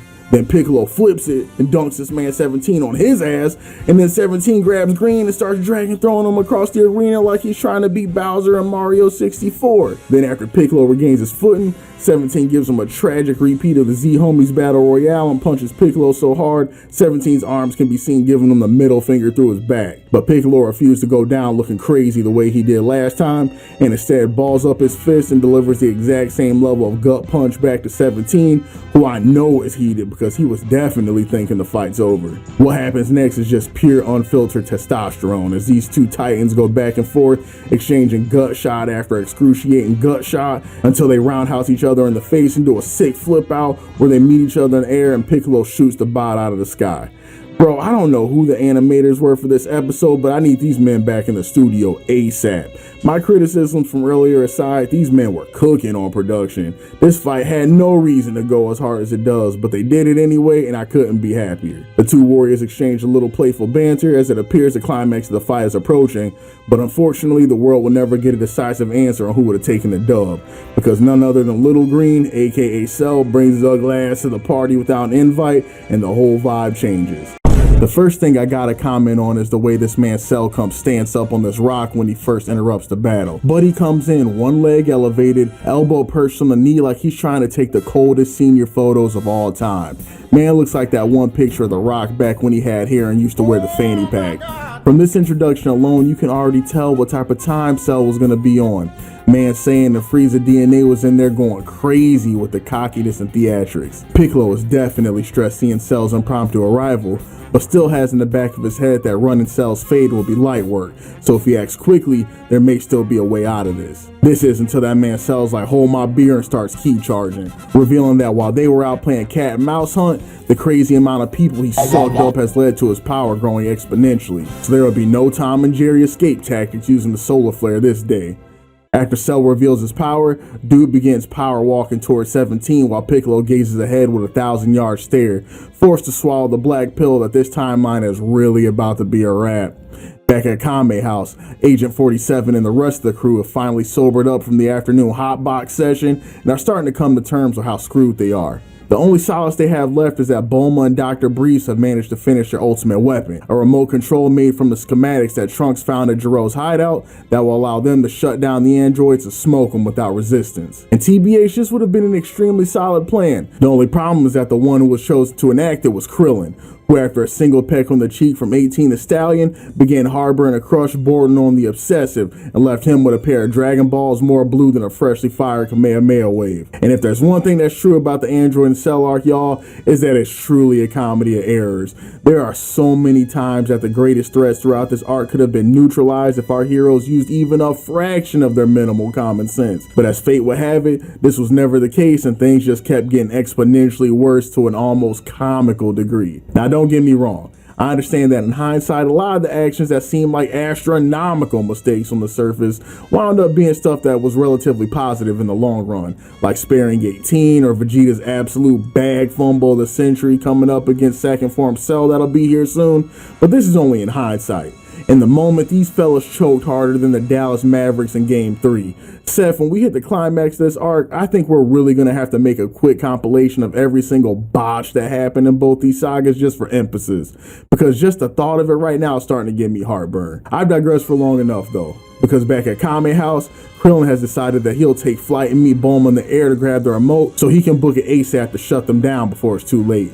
Yeah, whatever you say, buddy. I got a beach house in Idaho I can show you too while we're at it. Tien, deciding that he'll be unable to live with himself if he has to remain a sideline jobber for even a second more, goes on a kamikaze run over to Cell's location in the hopes of doing something, anything to beat the third string side character allegations. And it's at this point where Roshi begins having his own midlife crisis, briefly reminiscing on the times where he actually used to be considered the strongest individual in the world and how much times have changed, with his time mostly being spent now watching reruns of old Skinamax flicks and lighting up while telling a turtle and his old student about the glory days. While Roshi's having memories of his old fades, Cell is looking forward to running a new one, setting his sights on 17 for the suck of a lifetime. One of my favorite things about First Form Cell is how he calls all the Z homies and androids brother and sister. Homie talks like a card-carrying member of the Nation of Islam, and every time he opens his beak, I'm ready for him to start lecturing me about the dangers of swine and white women. Cell began his lecture though, "Rejoice, brother 17, when I absorb you and we enter into our benevolent union, we will become a being of holy power stronger than any other. At last we'll be able to fulfill the dreams of our Lord and Creator, the venerable Dr. Gero, and achieve the dream he has so piously longed for all these years." 17 is like, "I'm gonna stop you right there, buddy, because first of all, I'm Catholic. And second, the Ultimate Warrior is already here and you're looking at him." And then 17 blasphemes against the Creator and does the worst thing a warrior in Dragon Ball canon can possibly do. Points his thumb at himself while declaring his supremacy. I wish y'all could have saw the tears in my eyes when he did this. I damn near yelled no, because the moment you see this, whether you watch the arc or not, you know this L is solidified in a stone tablet somewhere like the 10 Commandments. 16 screeches out in his sultry robotic tones that 17 needs to run, imploring him to realize that he is no longer that guy and Cell will in fact run his pockets. He also tells him that this green monstrosity's goal is no longer the wholesome dream of smoking Goku while he's lying bedridden from a terminal illness, but rather to put the sticks to the entire universe and nuke it. The sicko just wants destruction purely for destruction's sake. 17 looks over at Hasselhoff, jaw almost at the floor, and is completely livid, yelling out, "So let me get this straight. This is the first time any of us hear you talk, and when you do, it's literally telling me how I'm soft and that I need to run from another green jobber who just entered the arc and is supposed to be stronger than me? Nah, I liked you better when you were mute, Hasselhoff. Stay over there in that corner playing with the birds and let me cook, because ain't nobody on this planet got hands like I do." And with that prideful boast, 17 begins his assault on the new would-be alpha of the story. 17 rushes in on his do-dirty timing, looking to take Cell's head off in a direct assault, but is met with the elbow to the back of the neck that would have had him on a stretcher if he was strictly a meatbag. A conflicted Piccolo decides that as much as it would be nice to watch 17 get dumpstered after all he put him through, making sure Cell doesn't achieve his so-called perfection is the true priority. So in an unlikely act of cooperation, Green jumps in to back up 17 and do everything that he can to prevent the absorption. In a miraculous turn of fortune of the arc, Piccolo sees his opportunity to hit the enemy from the back rather than being the one catching the back shots and takes it, hoping to knock Cell's block off while he's off guard and put an end to things quickly. Unfortunately for Piccolo though, Cell's TN genes begin to kick in as he opens up his third eye and parries Piccolo's kick with a look-away arm block and decking the Namekian square in the face, sending him sliding across the dirt. Can't even front, that punch looked painful as hell. It had that boy Piccolo lying in the dirt, holding his face damn near crying in pain. 18 and Hasselhoff watched the beating unfold, with 18 mentioning how 17 and Green need to stop taking it easy on Piccolo's brother over here before stuff actually starts to get out of hand. Hasselhoff looks 18 directly in her eyes and is like, "Girl, if you do not get your big forehead having, pearl necklace wearing ass off this island and run, I'ma melt you myself. I tried telling y'all that this dude is already enough to sleep 17. If he absorbs the both of you now, it's literally game over, because ain't none of us got the testes to give this man the fight he's looking for." We return to the battlefield where Piccolo has finally finished picking his teeth up off the floor and he begins standing eerily still while placing his hands in something of a diamond formation. Cell peeps this and thinks to himself, "Yo, this is an odd timing for my brother to bring up that he's a Jay-Z fan." Then moments later is met with a damn near planar level and key blast that leaves everyone on the sideline speechless, including the androids. As the smoke clears and Cell is nowhere in sight, 18 declares the battle won, but Hasselhoff is quick to correct this error, letting her know that Bizarro Piccolo is still very much alive and in reality wasn't even scathed by the massive attack Green just let off. And it's at this time that Cell's Vegeta genes start kicking in, with the man going all in on the theatrics as he emerges from the water like Rambo, completely unharmed by the earth-shattering attack. By this point, Tien is in the sky and has been peeping the whole thing, and finally begins to have second thoughts. Man starts to realize that if Piccolo did all that and these fellas can't even put a scratch on him, Kami knows why I decided to bring my human ass to the party. I am doing zero work to this thing. Realizing that it's finally a wrap this time, Piccolo just stares angrily as his Nation of Islam brethren walks up to him to deliver the finishing touches on his fade. In a final act of desperation, Piccolo yells out for 17 to run away before he's cut off mid-command by an absolutely devastating hook that put this man to sleep instantly. We are talking Joe Frazier and George Foreman in their prime levels of power in that hook. That ish had me hurting. Then while Green is slumped, Cell comes over and puts his hands on Piccolo's midsection and blows half the Namekian's guts away in a devastating ki blast. Then throws his presumably lifeless husk in the water like so much refuse. Everybody on the battlefield stands stunned as they watch the warrior as mighty as Green get pulverized with such brutal efficiency. It's at this point that our view returns to Goku and Gohan, who are sitting on the lookout waiting for Vegeta and Trunks to make it out of Planet Fitness so they can finally have their turn at bat. While waiting, they sense that Piccolo's chi has been reduced to nothing and they fear the worst. The anime version has a bit that isn't present during the manga at this part, and I really like it. In the anime, after sensing his homie Piccolo's gotten snuffed, Gohan tells his pops that he's finished with all this weight and stuff, and he's about to go down there to deal with Cell himself because there's no way he's gonna let Piccolo get washed like this without providing some kind of backup. Goku warns his son that this is not the answer, and that the way they are now, all they would do is get themselves smoked and not help a soul. So they need to wait their turn to hit the gym so they can get their get back on Cell properly. At this point though, Gohan is going full aggro and isn't listening to his pops whatsoever, so little man attempts to fly off. But before he can get anywhere, he's met with a grown man level dove straight to the noggin that sends him crashing down. When he looks up, he's surprised to find that it was his own dad that sent him to Duff City, and he just sits down holding his face in shock. He eventually gets the courage to let out a weak "What the hell, Dad?" to which Goku replies, "I told your little ass not to go out there." Popo sees this Steve Wilkos behavior occurring on his lookout and is absolutely distressed, but tells Gohan that his father's right. Popo asks Gohan to think rationally for a moment at how much his father must be hurting too. Piccolo is one of his day ones just as much as he is Gohan's, and sitting there waiting on the lookout like this is killing him inside too, but he knows that this is the only way to do something about it. We then get a quick pan over to Goku staring out of the lookout, absolutely seething that he's unable to do a damn thing about their present circumstances. To me, this was an absolutely brilliant character building moment on the part of the broadcast team that would have been beautiful to have in the manga. It showcases a couple of really important things. One, that while Goku may be happy and carefree for the most part, he is still Gohan's father and will put his son in his place when necessary. And number two, that his son's safety and well-being is top priority to him, and he is willing to literally deck his son in the face if that means protecting his life and keeping him safe. It's a side of Goku that we rarely get to see, the stern fathering side of his personality that often gets lost in the karate hobo fight fanatic memes that Goku gets lumped in with most of the time. Overall, it's just a cool moment, and I would have felt I was leaving out something major if I didn't touch on it for just a second with y'all. Back from the battlefield, 18 is just now registering that it might actually be a good time to get out of there. Hasselhoff smiles and thinks to himself, finally recommended that 18 follow through on that thought because it's time for him to finally get to work since it looks like he's going to be the only one to help them out of this mess. 17 looks at this man wondering if he must still be recovering from that hotbox session when they hit the Kame house, because there's no way any of them have a chance to stand up to the monster that Cell has become now. 16 grins to himself, letting 18 Stallion know that he enjoyed their misadventures as Yakko, Wacko, and Doc, and he liked the fact that they never killed without reason. The montage of 18's battle with Vegeta here, but I suppose we ain't counting that.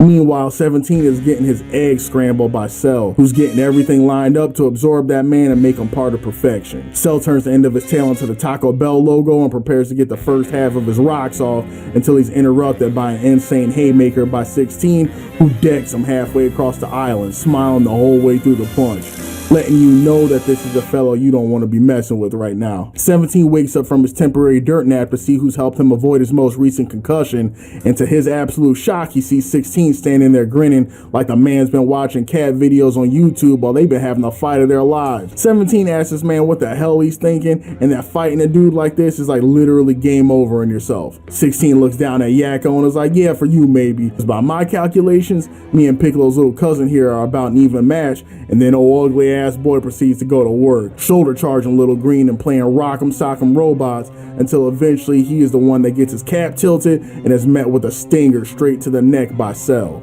At this point, everyone thinks the fight's over until Frankenstein's monster here starts smiling, and Cell realizes that wait, this dude is fully mechanical before getting taken for a ride by 16 directly into the dirt. Hasselhoff then rolls up and without a second thought rips off this man's penetrative tool with his bare hands.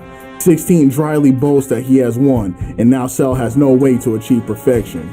Cell's quick to remind him though that he's got that boy Big Green's DNA in him and regenerates his appendage with a quickness, telling 16 that regenerating that kind of damage is easy mode. At this moment, 16 decides that the only way to put an end to this circus is to give Cell the big oof.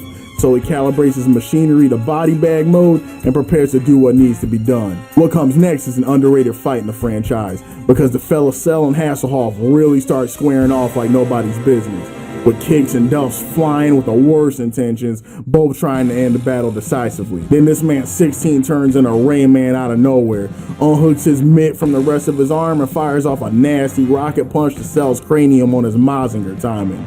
Then Hasselhoff hooks the Duff back into place into his socket, hooks Cell, then sends him straight into the ground, and in one of the most disrespectful moves in the series, holds this man over his head like he's Heihachi from Tekken, and suplexes this dude into the dirt until he is quite literally 6 feet under. But it's not over yet. Then 16 unhooks both of his arms and goes Mega Man Double Buster mode and nukes the hole he just put Cell into, creating tremors that scatter across the entire battlefield. 17 just sits there staring at Hasselhoff in disbelief like, damn, I really did not know he had that kind of dog in him. 18 comments on the ass beating too, but 16 glares over at her heated like, girl, did I not tell you to run? This man Cell is not dead. You had this whole time to get out of Dodge. Now you got me sitting here looking stupid when we had the fight won. 17 remarks that he's not leaving the conflict until he gets his get back. Now that Cell is injured, it should be light work. Just then, Tien peeps from above that Cell has made his play and is standing right behind 17. Before homie can even react, it's curtains, because this man Cell has him trapped inside his apparatus, legs kicking, looking absolutely crazy. Call me nuts, but watching Cell absorb these androids always made me mad uncomfortable. Ain't there a fetish based off this or something? I know out there this awoke something in somebody, but I am definitely not that guy. All that aside though, in an expansive array of light, Cell emerges from the absorption, a new android, and our hero's day is about to become a whole lot worse. Following his transformation, Mid-Green stands up, pink lips outstretched to the world in a wry, cocky smirk, letting them all know what type of time he's about to be on. 16 scans his database, because he knows that he's seen this horror flick before and immediately grabs the Stallion's hand commanding her to run, because a boxing match with this new Cell is completely out of the question. But it's too late. Cell's new transformation enhances heat-seeking bitch-made pheromone detector and it led him straight to 16 and 18's location, appearing in front of them in an instant and completely deadening any chance they had at a proper escape. Y'all, I don't even want to get started on just how heated this point in the story had me. I literally lost count of how many times both Green and 16 told this woman to escape.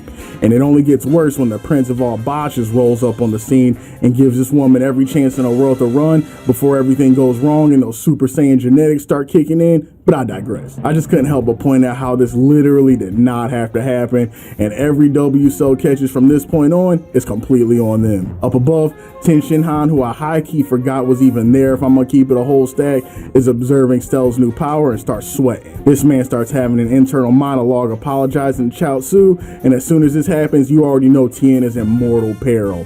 Tien's Chaozu monologues are up there with the Vegeta finger point and the continuous energy wave volley as the horseman of the ass-beating apocalypse in DBZ. Back on the ground, Mid-Green has rolled up on 18, tail at the ready, but is halted mid-stroll as she points her hand at herself and orders him not to take a step closer, declaring that she has zero problems hitting that easy button Jerome installed on her chassis and self-destructing on the spot if he moves even an inch closer. Cell stares at her like you wouldn't dim a dare do something like that, and is 90% sure she's bluffing, but his protocol won't let him chance it. So rather than imploring the use of brute force, which would have been his preferred method, Cell does his best Jeff Dunham impersonation, mimicking 17's voice to a T and urging her that the best thing she can possibly do right now is become one with the green. Cell's puppeteer act continues, accosting 18 like, come on sis, you'll love it here. There's plenty of room, it's not nearly as damp as you might think, and they even have the 1977 Buffalo Bills down here to keep us company.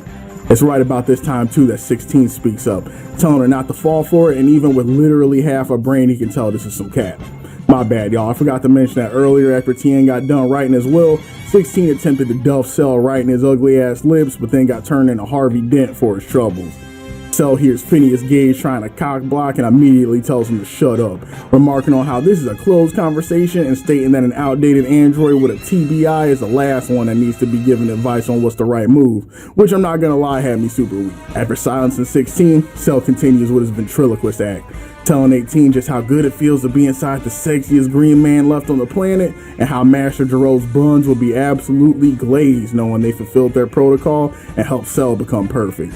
And it's this last proclamation that 18 snaps out of the spell, because she knows full well how much her brother could not stand being ordered around, as well as the fact that the last person in the world you would ever hear him meat riding is Gero. 17 was strictly on his Kanye timing. The only ride you're gonna catch him spinning on is his own. Cell realizes that he botched it and decides, screw the formalities, I'll just fade you the old-fashioned way then. He points out that it'll take 18 a moment to build up the necessary energy to blow herself, and with how fast he is now, it'll be easy job to snatch her up the moment before she commits to the blast and make his sister-in-law an ever-growing part of his perfection. As the two stand off, it appears that Cell's all but won, until right before Cell gets active, he senses a surprisingly large chi in the air, but by the time he peeps it, it's too late. To his absolute distaste, he's brought to his knees by an overwhelming force, and when he looks to the sky to get the name of that semi that just hit him, he sees none other than Big T throwing up the double crypt this time and showing off his Neo Kikoho as a last-ditch effort to put a dent in the Cell's reign of terror. Tien continues firing off round after round, with 16 and 18 staring at him like, damn buddy, I didn't know you could do something like that this whole time. Taking a brief respite from whooping Cell's ass, Tien cranks his neck over and yells at the remaining Jonas brothers to do something semi-intelligent for once in their life and get the hell out of there. Tien screams that he took some of those gas station male enhancement pills for an extra boost, but he don't know how long it's going to be before they wear off. So if they can do the Earth a favor and get out of here while Cell's connection is still buffering, it'd be absolutely swell. And with that said, Tien continuing to fire Kikohos one after another until there's about a 9-foot deep hole in the earth where Cell used to be. Back at the lookout, Kakarot's peeping the whole exchange and is livid, pleading for Tien to stop before they get a repeat of the Saiyan Saga, and that man earns himself another all-expense-paid trip to King Kai's one way. But Tien continues, assaulting Cell with all he has until every last bit of ki is exhausted and he collapses to the dirt. Now I'll be real with y'all, from the very beginning of Z, I've been absolutely roasting the Earthlings, but to be real, any of these fellas still hanging in there and showing up to brawl after the stakes have risen to what they are now, I gotta give them all the props in the world. By this point, we all know how exceptionally dirty the supporting cast gets done in Z by the time we reach this point of the story, and it only gets worse hereafter. But in this arc, it was good to see even just a few homies without Saiyan blood in their veins get a chance to flex, and if anyone deserves it, it's Tien.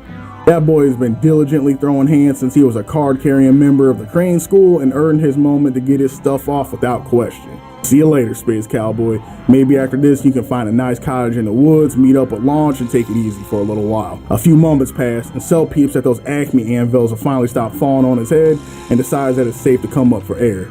Mid-Green looks around paranoid one more time to make sure he isn't missing anything, then begins to slowly walk over to Tien's exhausted body in disbelief that it was his third-string quarterback of all people that was pressing him that hard. Deciding that the best thing he can do now is smoke this dude before anyone else sees, Cell raises his hand to send Tien to that big red Mustang in the sky before he's interrupted by Goku of all people, who somehow just appeared in front of him and looks ready to knock his entire block off. Goku stares for a moment before shouting out and confirming that it's Cell. Pissed off alien continues, telling Cell that he knows for an absolute fact that there is no way he could give him the beats by Dre right now, but he promises on Bulma's BBL that if he gives him just a day to sturdy up, he'll come back and sweep this man like it's Baldy's Basics out here. Cell just stares for a moment, in disbelief that the man they've all been hunting for this entire time, 1, just vanished in front of him like it's no big deal, and 2, declared to the world that his power level is Sheik's right now, but if he gets a day to get right, the fate is inevitable. Little bro Cell has so many questions. Not the least is the fact that this man Goku somehow thinks that Cell is about to just let him walk off now to let that happen in the first place. Cell does not play by chivalrous supervillain rules. This man will poison your water supply and send you smallpox blankets in the mail if it means absorbing that last android. While Cell continues to process, Goku continues to assess the battlefield, going over to Tenshin Han to verify if he's dumb or if he's stupid, before he's caught off guard when he senses a familiar energy signature and teleports away like Nightcrawler with a three-eyed human in hand. Goku was excited to see that his instincts were right, and it actually was Piccolo that he sensed. With Big Green in hand, Goku assures the wounded warriors that they'll be good in just a few moments after he takes them directly to the Plug's house to get a couple of perks in them. By this point, Semi-Perfect Green has lost all patience, stating that this man Goku has him all the way messed up if he thinks he's just gonna let him fly out of here with those losers to heal up, and begins immediately rushing towards the Saiyan. It was already too late though, as Goku makes direct eye contact with the android, flips from the bird before vanishing in the thin air and over to the lookout. On the verge of a migraine from the whole situation with Goku, Cell decides to turn his sights to his original purpose and begins taking flight to track down Android 18. believing that she couldn't have gotten too far being forced to carry Forrest Gump with her on the journey. While Cell was taking flight to find Sis, Krillin's flight was finally ending, having caught up with Bulma in mid-flight in order to get the infamous remote that could ultimately be their key to victory. Bulma gives Krillin the details, informing him that the remote only works for some reason if both parties are 10 meters close and butt-ass naked, so make sure he handles it with care. Krillin's brain immediately begins to shut down until Bulma's like, nah, I'm just playing. But you do gotta be within at least 10 meters though, hotshot, so don't forget it. Feeling exposed and with his dreams crushed, Krillin flips Bulma off and begins to make his way over to the android's last known location to shut down his one-eyedness. We now return to Goku, who has made his way back to the lookout with Piccolo and Tien in hand. After getting some senzus in him, Goku, Piccolo, and Tien begin to chop it up about Cell, with Green taking the lead on the conversation and leveling with Goku, telling him that he knows he's got hands and historically he's been able to rise up and put whatever threat they've encountered 6 feet under. But something about this Cell dude is different. I hate to admit it, Brody, but I really think it might be curtains this time and not even saying cheat codes are about to get us out of this one. Right as Goku was about to tell Piccolo to shut his soft ass up, they're interrupted by Wesley Snipes, who informs them that the doors to the chambers are finally opening, meaning that Trunks and the Prince of Late Arrivals are on their way out. And in just a few moments, this is exactly what occurs. Once again, y'all already know Vegeta was on his worst behavior with the theatrics and made sure him and his son's exit from the room of spirit and time was as dramatic as possible. I'm telling y'all, I know Vegeta was in there with his son like, look boy, a proper Saiyan makes his entrance to the room known. As soon as those imbeciles out there see this door open, all eyes will be on us and I will not have you ruining my good name. Walk as slowly as possible to show them that we're in no rush. This Cell business is just another day in the office. As you walk forward, I will stand behind you with my arms folded, showcasing my dominance and control. I promise y'all, I cannot with this man. It must have low-key worked though, because all the rest of the Z homies were standing on the outside of the chamber looking in disbelief, having no choice but to admit that those fellas look like they got to work in there. From moment T-1, Trunks was ready to spill the beans about what they got up to in there, letting the crowd know that his old man really is that guy, learning how to surpass the Super Saiyan barrier in just a couple of months. But he wasn't satisfied with just that. But before he can go any further, the prince is behind him like, if you let another sentence leave your lips, I'ma do you worse than the twins were back in your old timeline. We don't waste time telling trash the motives and machinations of royalty. Goku looks over at him smiling because deep down he knows Vegeta was in that boy getting sturdy and looks to confirm everything went to plan. Vegeta cracks a slick smile and tells Kakarot that he guesses he'll just have to wait and find out, huh?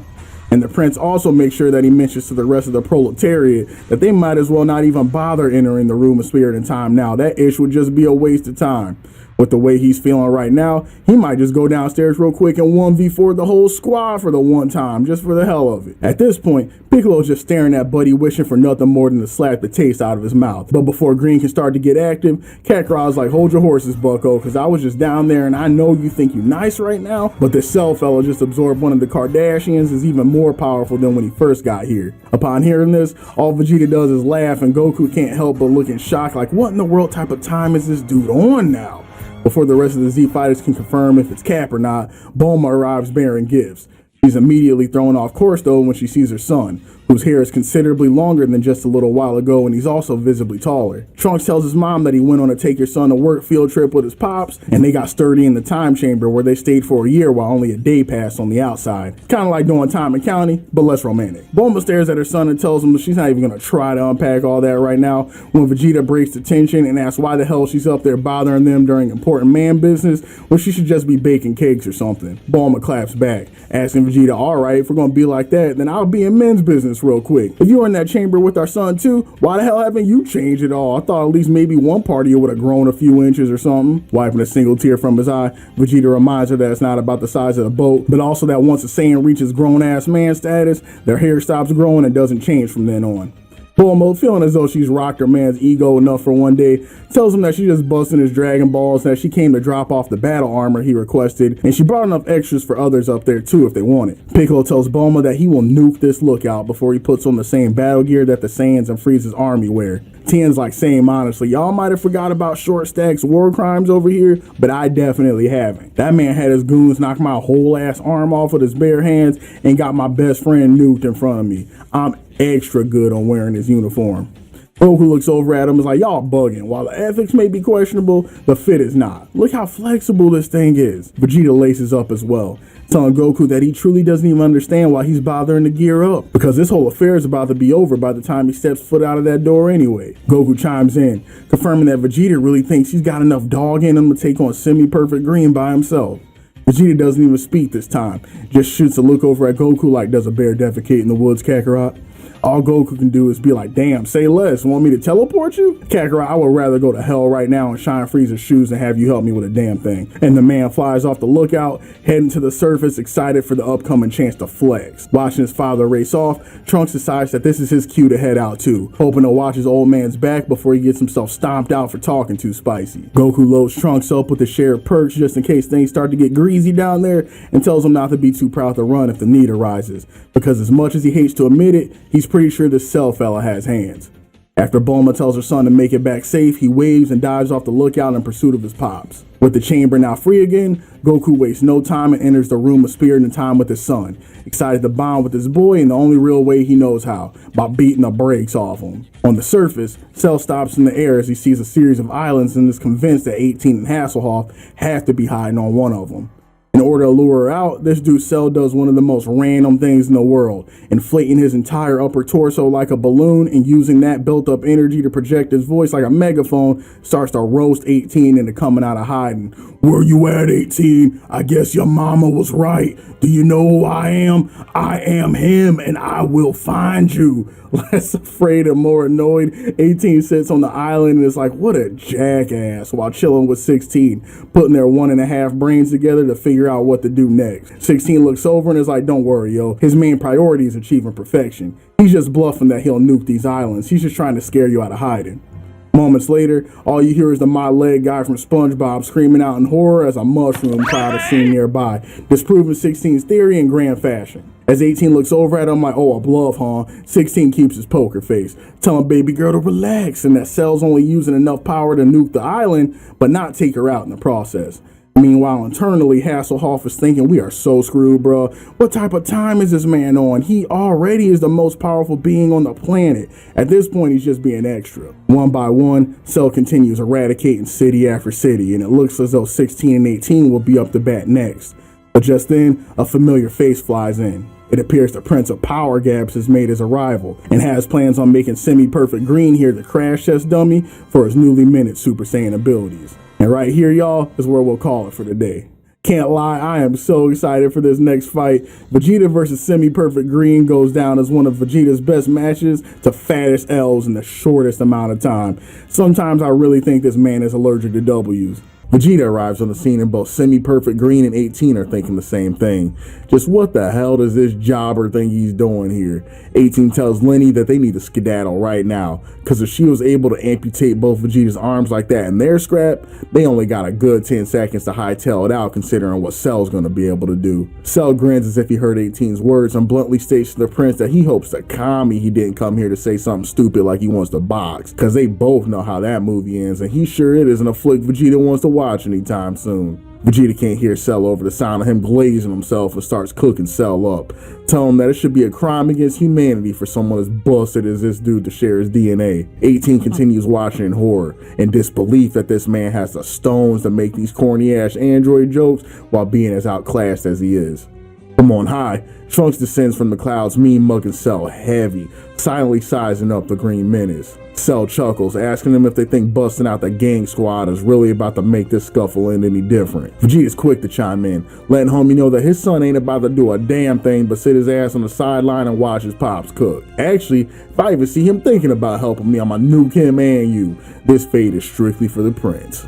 And with that boastful proclamation, Vegeta begins to charge his ki, for once wasting little time getting serious, even to his son's surprise. While Vegeta is preparing to feast, you should see him feast. He's like a mantis. It's amazing. Oh, that's good. Call me that from now on. Mantis. Our view turns to the lookout where we see Piccolo and Ten Shinhai getting popcorn as they get ready to watch Vegeta get his cheeks renovated.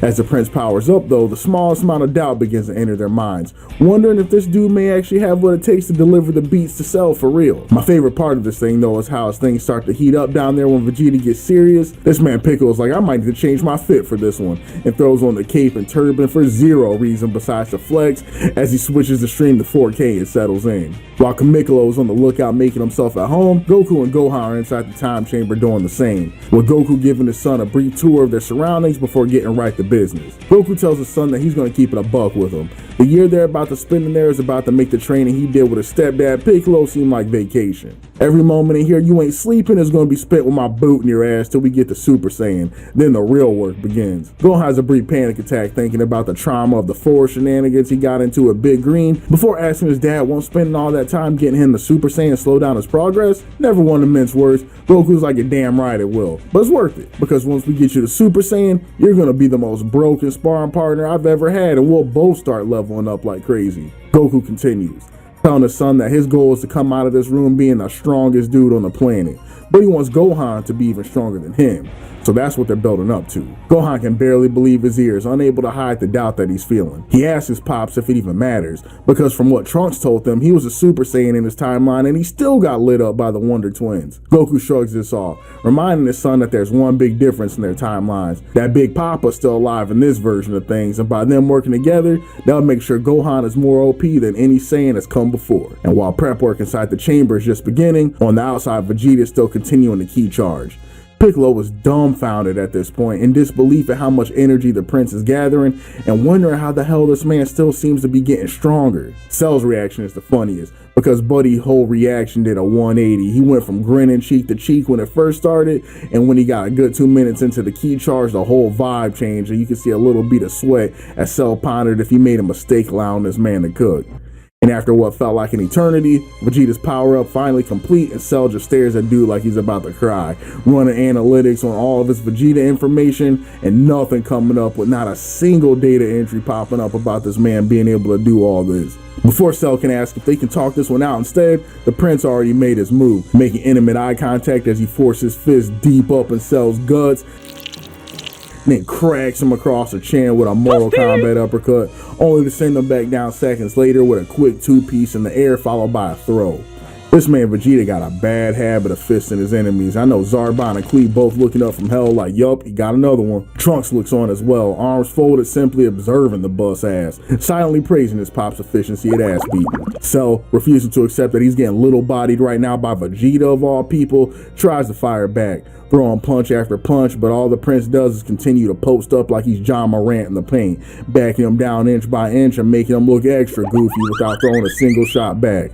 Eventually, Vegeta stops playing with his food and fires off a dove so hard, the editors wouldn't even let us watch it. All you heard is what sounds like a nuclear warhead being fired off as Cell flies across the screen at Mach 10 until a nearby island breaks his fall and his body burrows deep into the earth. Cell cries out in disbelief, still unable to register the fact that it's Vegeta doing this to him, and vows with his extremely ashy lips to put the Super Saiyan 6 feet deep for his transgressions. Spoiler warning, he don't. This fight actually gets some of the same treatment that the 17 versus Big Green fight got, with the anime broadcast version getting the Snyder cut of the ass whooping. The team really took their time, allowing Vegeta to look extra good, adding plenty of scenes showcasing his speed and power, with one of my favorites being the part where Vegeta's punching Buddy so hard it leaves imprints on his skin while he backs up and puts his hands over his head, doing anything he can to stop the whooping. I promise if you listen real close, you can hear Vegeta yelling, fight back, while Cell fights back tears, wondering how he let things get this bad. But because this is a Vegeta fight,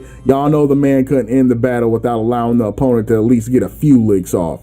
While fighting above the water, Vegeta takes one on the chin, then allows himself to get hit by one of Cell's trash-ass mouth blasts, a move we haven't seen since the Saiyan Saga.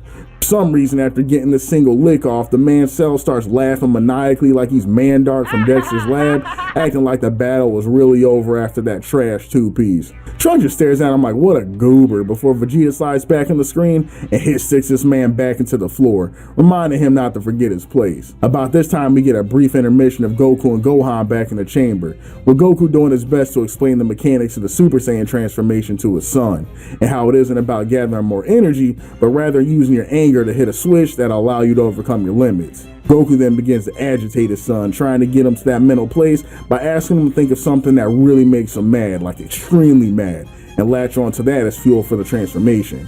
In a moment, we see Gohan dissociate as he begins having flashbacks of getting his ass beat by Ma Jr. when he was a toddler and being told to lace up and that he's going to war to fight 2 grown-ass alien men because the Earth is low on hitters and his card got pulled. Then his mind wanders to the life-altering fades him, Krillin, and surrogate pops were catching on Namek while imagining his dad, belly full, sleeping silently on a spaceship, and for a moment it sends him over the edge. But he's too exhausted and falls to the floor. Impressed, Goku stands proudly over his son like, "Wow, Gohan, you almost did it. What'd you think of to get that far?" Gohan can only muster up, "Not much, Dad," before the scene cuts away and we return to Vegeta, still in the mood for theatrics, standing squarely in front of Cell waiting for his next move. Without even squaring up, Vegeta allows Cell to hit him full force in the face with the hardest punch he can muster. 16 and 18 watch from the sidelines, letting out an involuntary Cell reels back from the punch, smiling, positive he finally knocked the grin off of the overconfident Saiyan's face. After a few seconds, Vegeta finally reels his head back into place and smiles.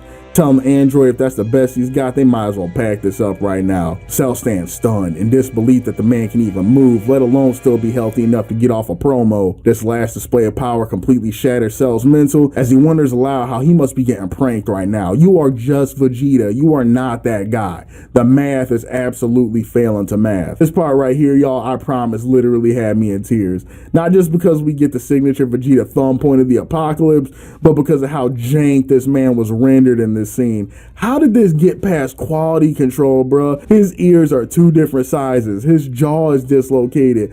All of his facial features are squashed into 30% of his face. Eyes completely different sizes. Then he has the absolute nerve to point at himself like, "Yeah, buddy, that's right. I'm him." I can't, y'all. The prince never fails to disappoint. After the artist finished doing Vegeta absolutely dirty during this moment to flex, Cell looks over at the man and is like, "Super Vegeta? The hell's a Super Vegeta?" Vegeta's like, "You know what? Don't even worry about it, fam. Your mom knows and that's all that matters." At this point, Cell can't really handle any more disrespect, so Buddy ascends to the heavens and prepares to nuke Vegeta with his own move, firing off a Gallic hole that's a direct hit. Once again, oofy doofy mans like Cell sits there and celebrates, sitting there with a self-satisfied smile like he really just cleaned up. Until the dust settles and we see Vegeta standing 10 toes down in the exact same spot, making Cell look even weaker than when he was before, if that's even possible. Vegeta then gets back on his BS, talking about, "Oh yeah, the Gallic gun, I remember that old thing. Used to be one of my favorites back in the day."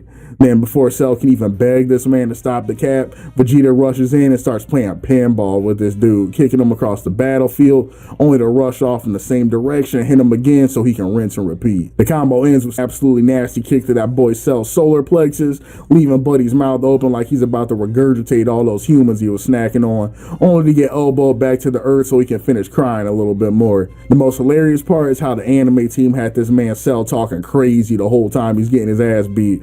Buddy was getting flung from one side of the compass rose to the other, talking about how this cannot be, but Vegeta's ass, there's no way he could be doing me like this. Cell's ability to talk down to someone who's beating his ass is only rivaled by a select few streamers I've seen on this platform. Man's is hilarious, and I applaud his commitment to the bit. Up above, Krillin is watching Cell get his ass beat in 4K and cannot believe his eyes.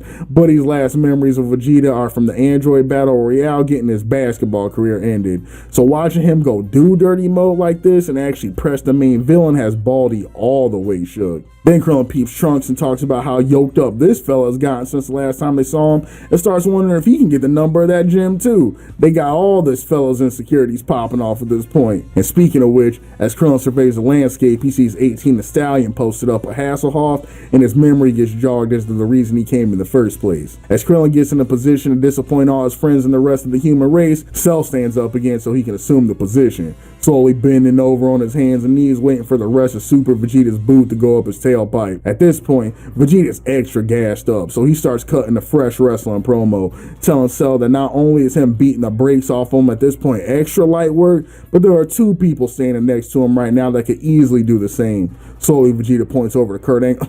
Nah, I'm playing. Vegeta actually points over to the fruit of his loins, Trunks, who still stands up nearby waiting for his pops to cook. Vegeta lets Cell know that if you're upset about how I'm doing you right now, just know if something were to happen and I got bored of busting your cheeks like this, I'ma send my son in the box and he's gonna do you just as dirty. Cell glances over slowly to Trunks to confirm whether this is Cap or not, and after making brief eye contact, he registers that Trunks does indeed appear to have that dog in him and starts to realize that it really might be curtains out here for your boy Mid-Green. Vegeta continues, letting Cell know that actually he might just go ahead and let his boy get his rocks off real quick, because after seeing that this is all Cell has to offer, spending any more time on trash like him would be an absolute waste. So, truly unable to comprehend how dirty he's getting done by the prince of all jobs, begins to throw a tantrum, yelling aloud that this has gotta be some sick joke and that he swears on Vegeta's hairline if he were able to become perfect, he will peel his wig back all the way in a matter of seconds. And right here, folks, is the beginning of the end. How you go from a guaranteed win to such a massive L in such a short amount of time is beyond me. But let's watch an artist at work and peep just how Vegeta does it. Vegeta's little ears start perking up after that last statement, and he confirms with Cell that the android really believes he could pack him up if he was allowed to fuse with the lady robot. Cell returns a semi-defeated stare and continues, as Kami is my witness, Vegeta, if I were to fuse with 18, I will put you on pack watch so quick, it will make what Frieza did to you look like recess time, and I am not capping. Vegeta then kicks Buddy in the mouth for getting a little too comfortable, but he likes the dirty talk, so he allows Cell to continue, verifying if he in fact truly thinks that he could actually box him if he got his transformation off. Cell at this point is beginning to sense that this talk of a worthy adversary is really starting to get this man saying jollies off. So with his ashy lips, he begins to further take advantage of this, assuring Vegeta that if he was given the chance to absorb 18, Vegeta would have the greatest boxing match of his life and then some. From the sidelines, Trunks is actually starting to sweat a little bit now and begins thinking out loud, nah, my dad ain't that insecure about his power level, is he? There's no way he would doom the earth to compare penises with Cell. Y'all, this section is unreal. The prince really allowed himself to get rizzed up by Cell and doomed everyone on earth in the process. As Trunks slowly begins to realize what type of time his father's truly on, Krillin is hiding behind a nearby rock, regretting the type of time he has to be on if he wants to save the earth. Y'all, tell me why in the anime this man Krillin had a montage of all the great times he had with 18 that's making him conflicted on whether or not to press the button, which literally just consists of her walking up to Buddy after he puts all of his friends on a stretcher, then a peck on the cheek before recommending he feeds his friends some beans before they zero out. Bro, do y'all understand how badly starving you gotta be to let this rock? And you gotta remember, all the good stuff we know about keeping 18 alive in this situation is hindsight. In the moment, this man truly decided that keeping around a homicidal robot who made his PP feel funny took priority over the future of the human race. This man's decision, along with Vegeta getting sauced up, indirectly led to the death of Buddy's best friend and the near extinction of the species. I cannot overstate to y'all how tragic and absolutely hilarious that is. If I'm one of the Z homies post this moment in the arc, I don't even know if I can look bro in the eye anymore. After making his choice, the man steps from behind the tree and stares at 18, absolutely pissed off, looking like a maniac, dropping the kill switch on the ground. I don't know why dude's staring at her like this. She ain't the one who got lost in the sauce and forfeited her friends' lives, but he just staring at her on some straight incel energy, looking like, look what you made me do. Somebody needs to come in here and get this man. I can't even look at him right now. On the other side of the battlefield, Cell is putting the finishing touches on his seduction, reminding Vegeta of his Saiyan heritage and how much he would regret not allowing Cell to transform so he can properly test himself. Vegeta's like, you know what, for an old ugly ass boy, you definitely know a lot about Saiyans. Fine, go absorb the woman so we can do this thing right. But don't keep me waiting, big boy. In absolute disbelief at watching his own father get rizzed up right in front of him, Trunks makes a barrier between him and the androids, acting as the last line of defense between Earth and a complete and utter fade. As Trunks stands 10 toes down against Cell, fully prepared to nuke him if he takes even a single step forward, this dude Cell in complete panic immediately looks back at Vegeta's like, yo, come get your son, bro. He wildin' right now. Can't you do something? And while Cell is looking weaker than he ever has before, 18 and 16 stand shocked to see the monk posted up in front of him. She recognizes the kill switch that he just destroyed and can't help but wonder aloud just why in the hell he wouldn't use that thing to put her down when he had his once in a lifetime chance to get something done. Krillin's mind, Buddy's like, I'm trying to put it down on you in a different way. But his charisma status too low for all that, and all that comes out is a barely intelligible, maybe I'll tell you later, Baka. And while Big Krill is in the middle of his absolutely cringe-worthy display, Cell is continuing to look around in his panic.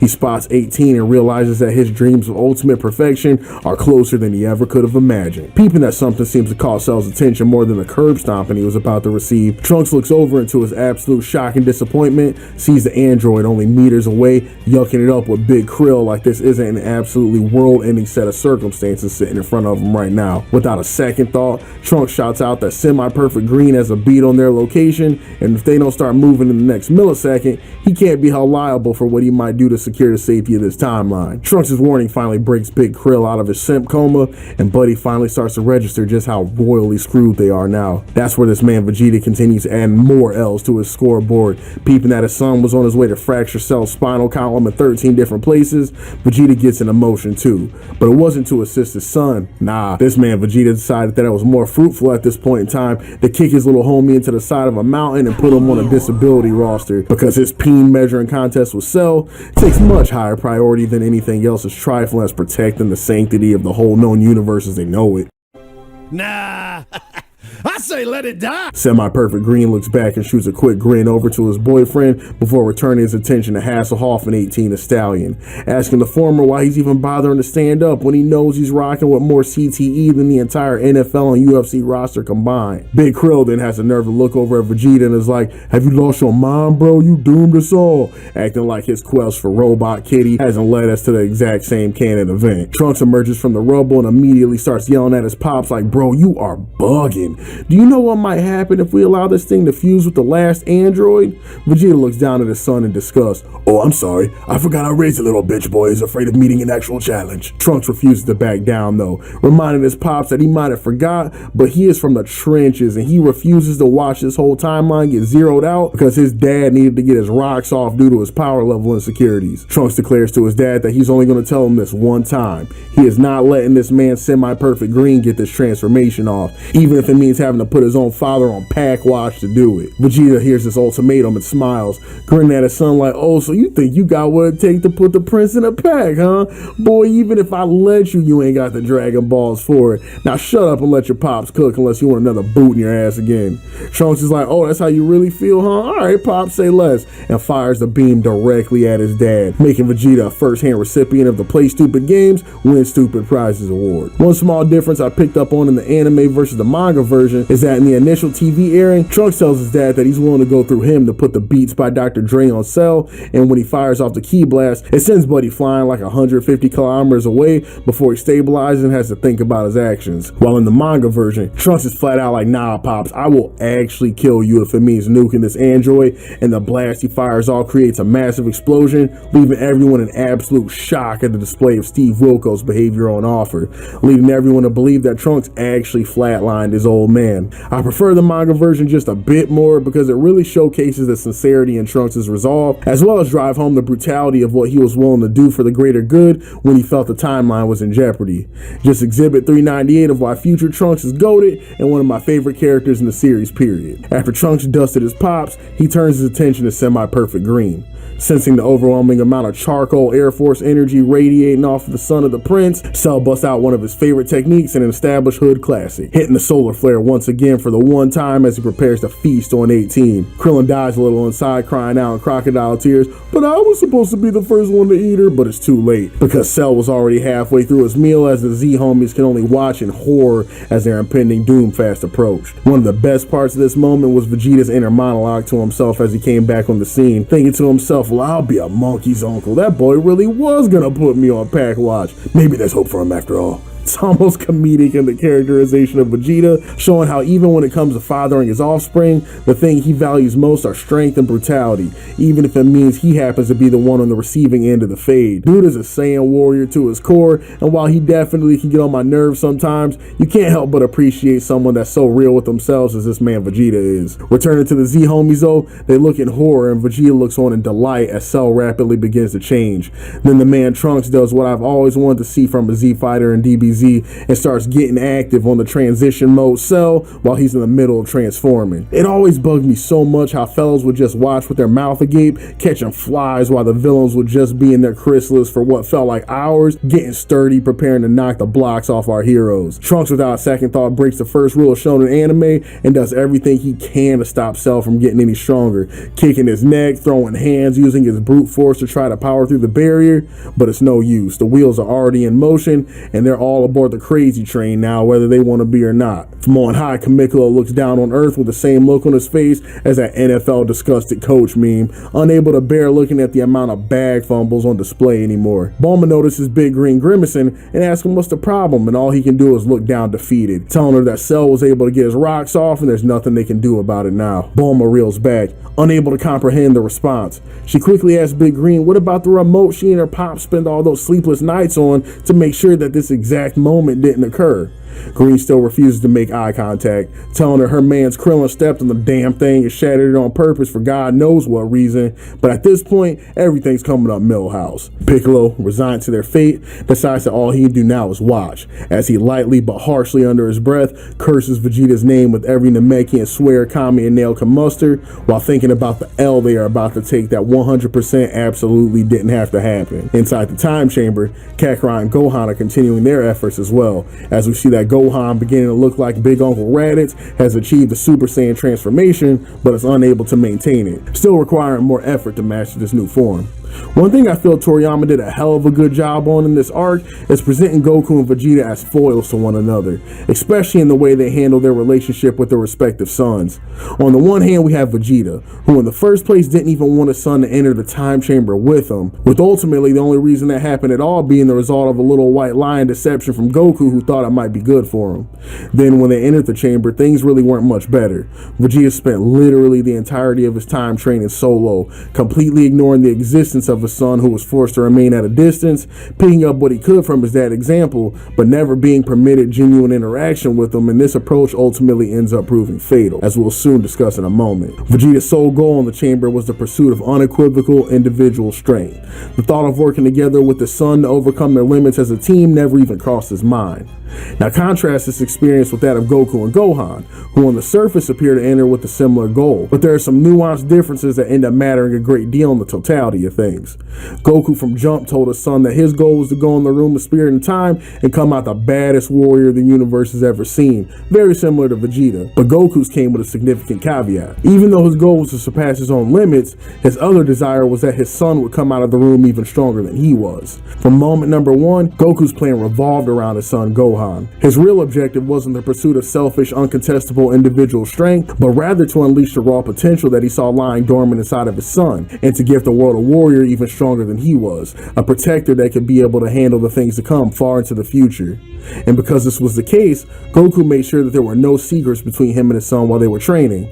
He never snuck off to pursue his own hidden or mysterious techniques, or obfuscated Gohan's learning with a lack of communication or vagueness. Goku served as a father, friend, and guiding him with a stern but loving hand to the power he knew he was capable of unleashing if he only had the right kind of help. Goku was willing to show his son his strengths, but also his weaknesses, because his mind wasn't clouded by ego, but rather growth, and if that meant his son surpassed him, then all the better. And here in the upcoming battle at Perfect Cell, we'll see the difference in approach between both Saiyans and why it mattered. Because maybe if Vegeta was willing to be even just a little more open with Trunks and saw him as an ally rather than just another competitor to his throne, he would have gone further beyond his already astronomical improvements, as well as saved his son from a horrific beatdown by telling him the error of his ways, rather than making him feel like he needed to hide his true self to preserve his dad's ego. Alright, I'm off my nerd soapbox now, let's get back to business. Because back on Earth, Cell's transformation has finally been made complete, and the situation on the planet is about to change dramatically as a result. Vegeta looks on the completed Cell with a grin, stating that this form actually looks smaller than the last one. He doesn't look strong by his initial estimations. Big Krill knows in his heart that this thing standing in front of them might be the most terrible power he has ever faced, but blinded by rage at the simulation of 18, he charges ahead and decides that it's time for him to put in work, swinging as hard as he can at this man, hitting him with his best moves, only to watch his Perfect Green doesn't even react in the slightest bit. It gets even worse, as Perfect Green starts self-glazing in all of his own power, shadow boxing and marveling at his own speed until he decides that it might be fun to try out a live test trial and kicks Krill straight in the Mega Mind, causing his brain to blue screen instantly as he gets driven face first across the wasteland in a movie he's definitely seen one too many times before. Cue CJ from San Andreas out MP4. Oh shit, here we go again. Sensing that Krillin definitely failed to heed Wu-Tang's advice, Trunks rushes to the bald man's side to give him some beans before his neck fully dissolves into jello. By some miracle, Krillin manages to eat the perk, but immediately after gasping for air and realizing that he isn't game over, tells Trunks that they need to get his pops out of there with the quickness. He explains to Trunks that it's no secret at this point, a dude without alien genetics is doing zero work in this timeline, but he can still tell an enemy's power. That hit that had him looking like he was on the receiving end of a bulldozer going 110 mph was a love tap to that dude. If he actually hit someone with everything he's got, yo, my brain is cooked just thinking about it. While Krill is trying to convince Vegeta to use a safety word, the prince is bricked up, finally coming face to face with Cell, who previously promised to give him the best boxing match of his entire life. Still skeptical that the Biobot has what it takes to make this happen, Vegeta stances up and Cell does the same, excited in much the same way Vegeta was to take this new body for a test run and figure out what it's actually capable of. Side note, I actually really like Cell's fighting stance here. It's mad weird, with both hands outstretched and interlocked in a way that looks like almost an over-exaggerated shonen form of Muay Thai. I really mess with it. Once again, I get heated because he absolutely does nothing with it. How sick would it have been for Cell to have some kind of crazy-ass jank fighting style that's a jumbled mess of all the fighter whose DNA he has mixed into one crazy-ass method? Once again, Z blue balls me with what could have been, but I'm gonna just leave it there and not harp too much, because while the Prince and Perfect Green were preparing the box, Krill makes an important observation, letting Trunks know that Cell's current power level is pure jokes and that that dude has a boatload of power lying underneath, just like someone else standing next to him does. Trunks looks over at Baldy in shock and is like, yo, you peep that? Trunks comes clean, letting Krill know that his father was successful in passing the traditional Super Saiyan barrier, as he can already tell. But Trunks was able to find power even greater than that, but the only problem is, he doesn't want to let his dad know, because discovering Trunks was able to one-up him would absolutely shatter his pride and break him on a deep level. Krillin gives Trunks a side eye for that one, but this comment by Trunks foreshadows the coming of one of my favorite speeches by him and revelations about his relationship with his father that will be coming up soon. In the meantime, Cell and Vegeta have begun to get busy. On the surface, it appears that Vegeta is still much stronger and that Cell's talk of his perfect form may have just been boastful arrogance from those Saiyan and Frieza genetics. But upon a closer look, it becomes clear that Cell is very much not taking things seriously at the moment. It's having a playful back and forth on Vegeta more than he is trying to do any real damage. Vegeta begins to sense this as well and starts getting pissed, telling Cell that he better lace up and start playing for keeps or he's gonna knock his whole head off. All Cell can do is smile and offer up a smug, oh really now, before vanishing behind Vegeta in an instant, who was caught off guard surprised, but then deals a direct hit to the side of his head that would normally be a fight ender. After the Prince gets a closer look though, he catches Cell smiling after the attack, causing Vegeta to temporarily retreat in horror as he begins to process what kind of Pandora's box he just might have opened up. Cell reaching his perfect ultimate form. Spurred on by the sorrow of losing his mechanical matriarch, Big Krill charged in on the newly transformed Cell with all the energy in his body, dealing a barrage of attacks from every single angle. But unfortunately, it became clear in a matter of seconds that it would take much more than the tantrums from the short, bald-headed king to put a dent in Cell's armor, as the Biobot didn't even react from Krillin's attack, paying the fighter's hits less attention than he would a mosquito entering his personal space. After a quick round of shadow boxing, Cell decided that he needed to take his new body for a spin, and in a flash delivered a devastating kick to the side of Krill's noggin that would flatline him if it wasn't for the quick thinking of young Trunks, who delivered him a bean with the quickness after observing the injury. Vegeta, still unimpressed by Cell's so-called perfect transformation, begins to test the waters, going on offense and appears to have the upper hand until it becomes clear that Cell is doing little more than playing games with the Prince and hasn't even begun to break a sweat with his efforts. Angered by the disrespect, Vegeta commands Cell to up his difficulty setting right this second, before he decides to end the game altogether. With a conceited laugh, Cell agrees and in an instant appears behind the Prince, startling him with his speed. Instinctively, Vegeta throws a kick that lands squarely to the side of Cell's head, but something isn't right. As Cell slowly moves his head back into position with the smuggest smile the Earth has ever seen, and the Z-homies realize that this fight may not go as smoothly as they had hoped. Y'all already know that the Super Vegeta transformation had this man Prince almost permanently glued to his own meat, so watching Cell tank one of his kicks square to the dome like that and chow down had him at a loss for words. And Cell was absolutely eating that reaction up, boy, looking at this man square in his eyes and activating his roast protocol immediately. Oh, this transformation, what's it called? Super Vegeta, right? But what I need to know is what happened to that energy from before. We're real quiet in these streets for some reason now. I got a whole different Vegeta in front of me from the one that was beating my ashy lips just one transformation ago. Big Krillin and Trunks continue to watch from the sidelines, with Krillin begging Trunks to do something. Anything but watch his pops get cooked alive in there without lifting a finger. Look, bro, you already know I don't even like your pops for real, but if that was my old man in there and I was watching him get cooked up like this, all I'ma say is it couldn't be me. Trunks is well aware of how bad his dad is getting his ass beat in the quote retweets, but he still tells him that now it's not the time. Informing Krillin that he sees his dad getting cooked in there too, but he doesn't understand that helping him right now would be a worse shame than getting zeroed out by Cell right then and there. The prince continues to stand stunned, so Cell decides to help him out by delivering a kick of his own this time. Unlike Vegeta's though, Cell's roundhouse sends this man flying through about 8 canyon walls as he's forced to watch Cell on his absolute worst behavior, grinning from cheek to cheek, stanced up like a madman after giving Vegeta a quick glimpse at the differences in their power. Krillin once again starts popping off in Trunks' ear, telling him that he knows about his dad's pride or whatever, but if he doesn't tag his old man in within the next few seconds, he ain't gonna have an old man to be embarrassed in the first place. This is when Trunks gives his take on Vegeta, and it's one of those little anime-only additions that I feel adds something worthwhile to the series. Trunks tells Charles Barkley that Vegeta's pride is the very thing that makes him a warrior. It's essential to who he is, and if you take that away, you disrespect a fundamental part of who he is. On the outside, a lot of folks see it as ego and arrogance, and while Pops definitely does love to glaze himself every now and then, deep down there's something noble about that pride that he and his mom see that so many other folks seem to miss. Krill, realizing that he just got put in his place a little bit, is like, damn bro, say less. I never knew all that was going on with him. Trunks is having none of it though, and was like, yeah, honestly, how could you though? You was one out here willing to sell us out for some homicidal robot kitty after everything I told you I've been through. Don't think I forgot, Brody, you on my list. The conversation gets interrupted though, as a severely injured Hasselhoff wakes up out of standby mode and does his hands like he's about to deliver the Captain Spock to the back of Cell's neck. Without even turning around, Cell's like, I know I don't sense this old ugly ass boy 16 about to hop off the porch and think he's gonna do something. You might as well sit your old outdated Windows Vista OS having ass down right now, cause we all know your usefulness in the meta is way past its expiration date. Livid that these low power level having commoners would even think that he needs assistance, Vegeta begins his offensive again, this time going a different route. The Saiyan Prince begins key charging, and as he gathers his energy, it's clear whatever he's cooking up right now is going to be bad for the health of most living creatures. As Big Krill watches, he looks over at Trunks and is like, man, if you done riding that man's meat finally, can we please find shelter somewhere? Because your pop finally lost it and is going to no joke nuke this whole planet if he fires off whatever he's planning right now. Vegeta does his best to yell over to Cell over the sound of the land being destroyed and the local wildlife being killed off, telling him that if he's really that guy now, then it should be no problem to take a little key blast like this head on, right?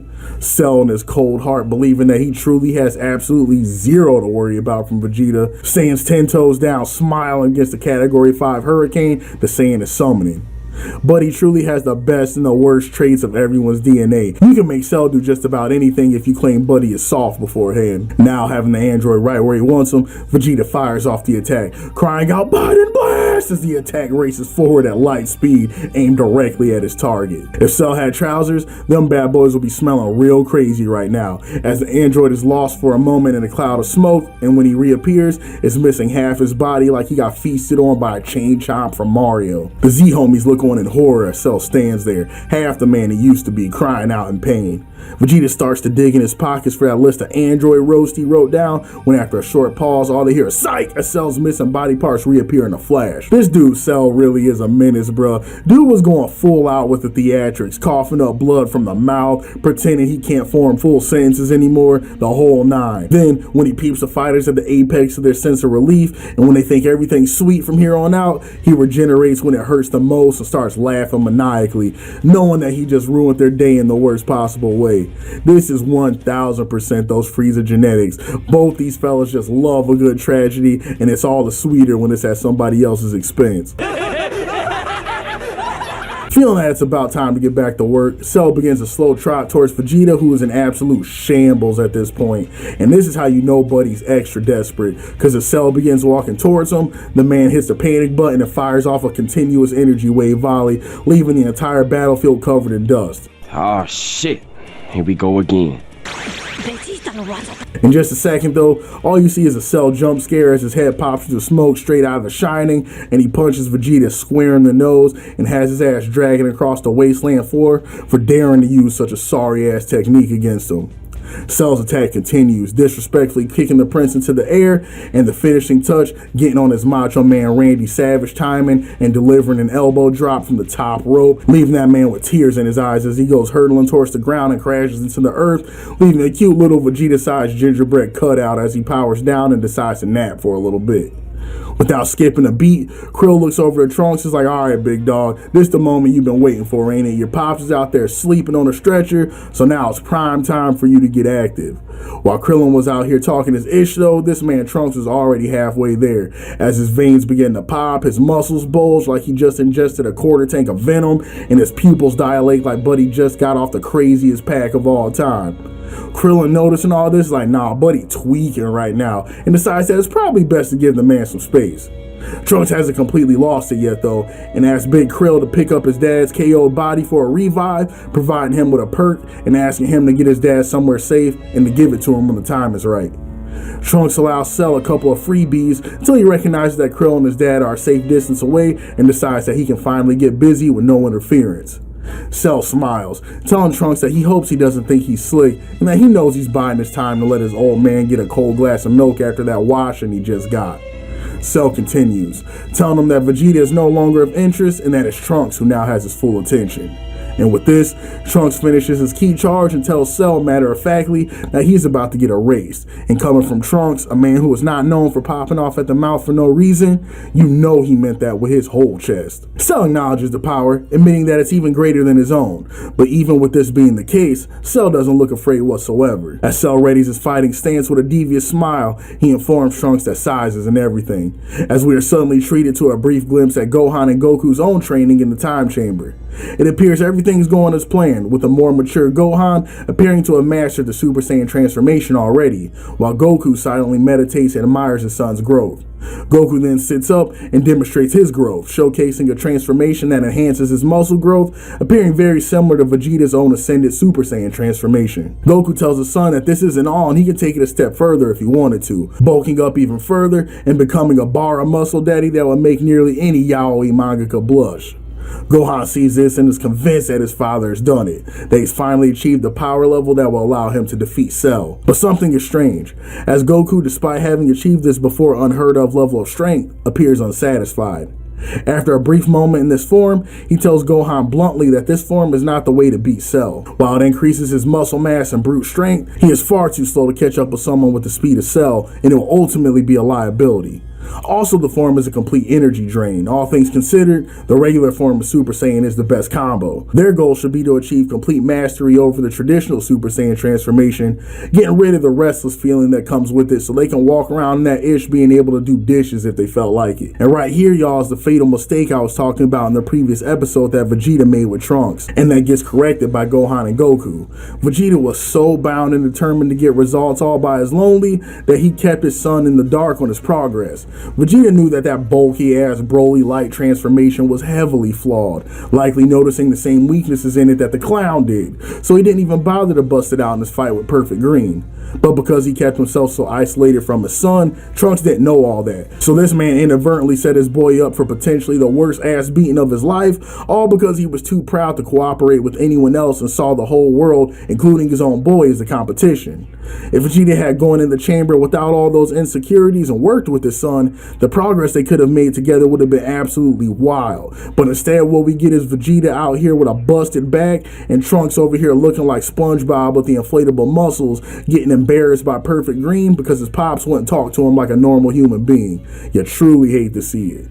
We return to the island and the fight's going exactly how we would expect at this point. Trunks is doing everything in his power to put the beaters on Cell, but dude is out here weaving the duffs like he might as well not even be throwing them, talking to Trunks crazy the entire time. The worst part is when Cell's like, watch this young bull, and powers up with the same transformation that Trunks just did, showing him that it's really not that hard to do, but he purposely avoided it because relying on brute force like a caveman is grade A dumbassery, and he should be embarrassed hopping off the porch like that. Trunks, realizing the grave mistake he's made, powers down the base and is like, look bro, just melt me now, we both know this is a wrap. Cell smiles, is like, don't worry cuz, we getting to that, but riddle me this. You and Vegeta had no hands 24 hours ago, and while y'all still don't, I gotta admit y'all way nicer than before, so what happened? Trunks refuses to answer, determined to stand on business whether he gets folded or not. Cell continues like, alright my brother, if you don't want to answer that one, then tell me this.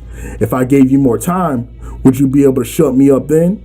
Trunks then begins to stare at Cell, telling him that he's bugging and he just wants to know what type of timing he's on now. Cell's not done though, and asks Trunks where that boy Goku at that they all been glazing up. If he's really the one, why ain't he out here in the trenches too while his whole crew's getting folded up like an omelette du fromage? Trunks, getting real sick of the disrespect, tells him that there's one thing he ain't gotta worry about, is Goku coming to throw hands. Homie will be getting out the pen any day now, and when he does, you're getting flagged.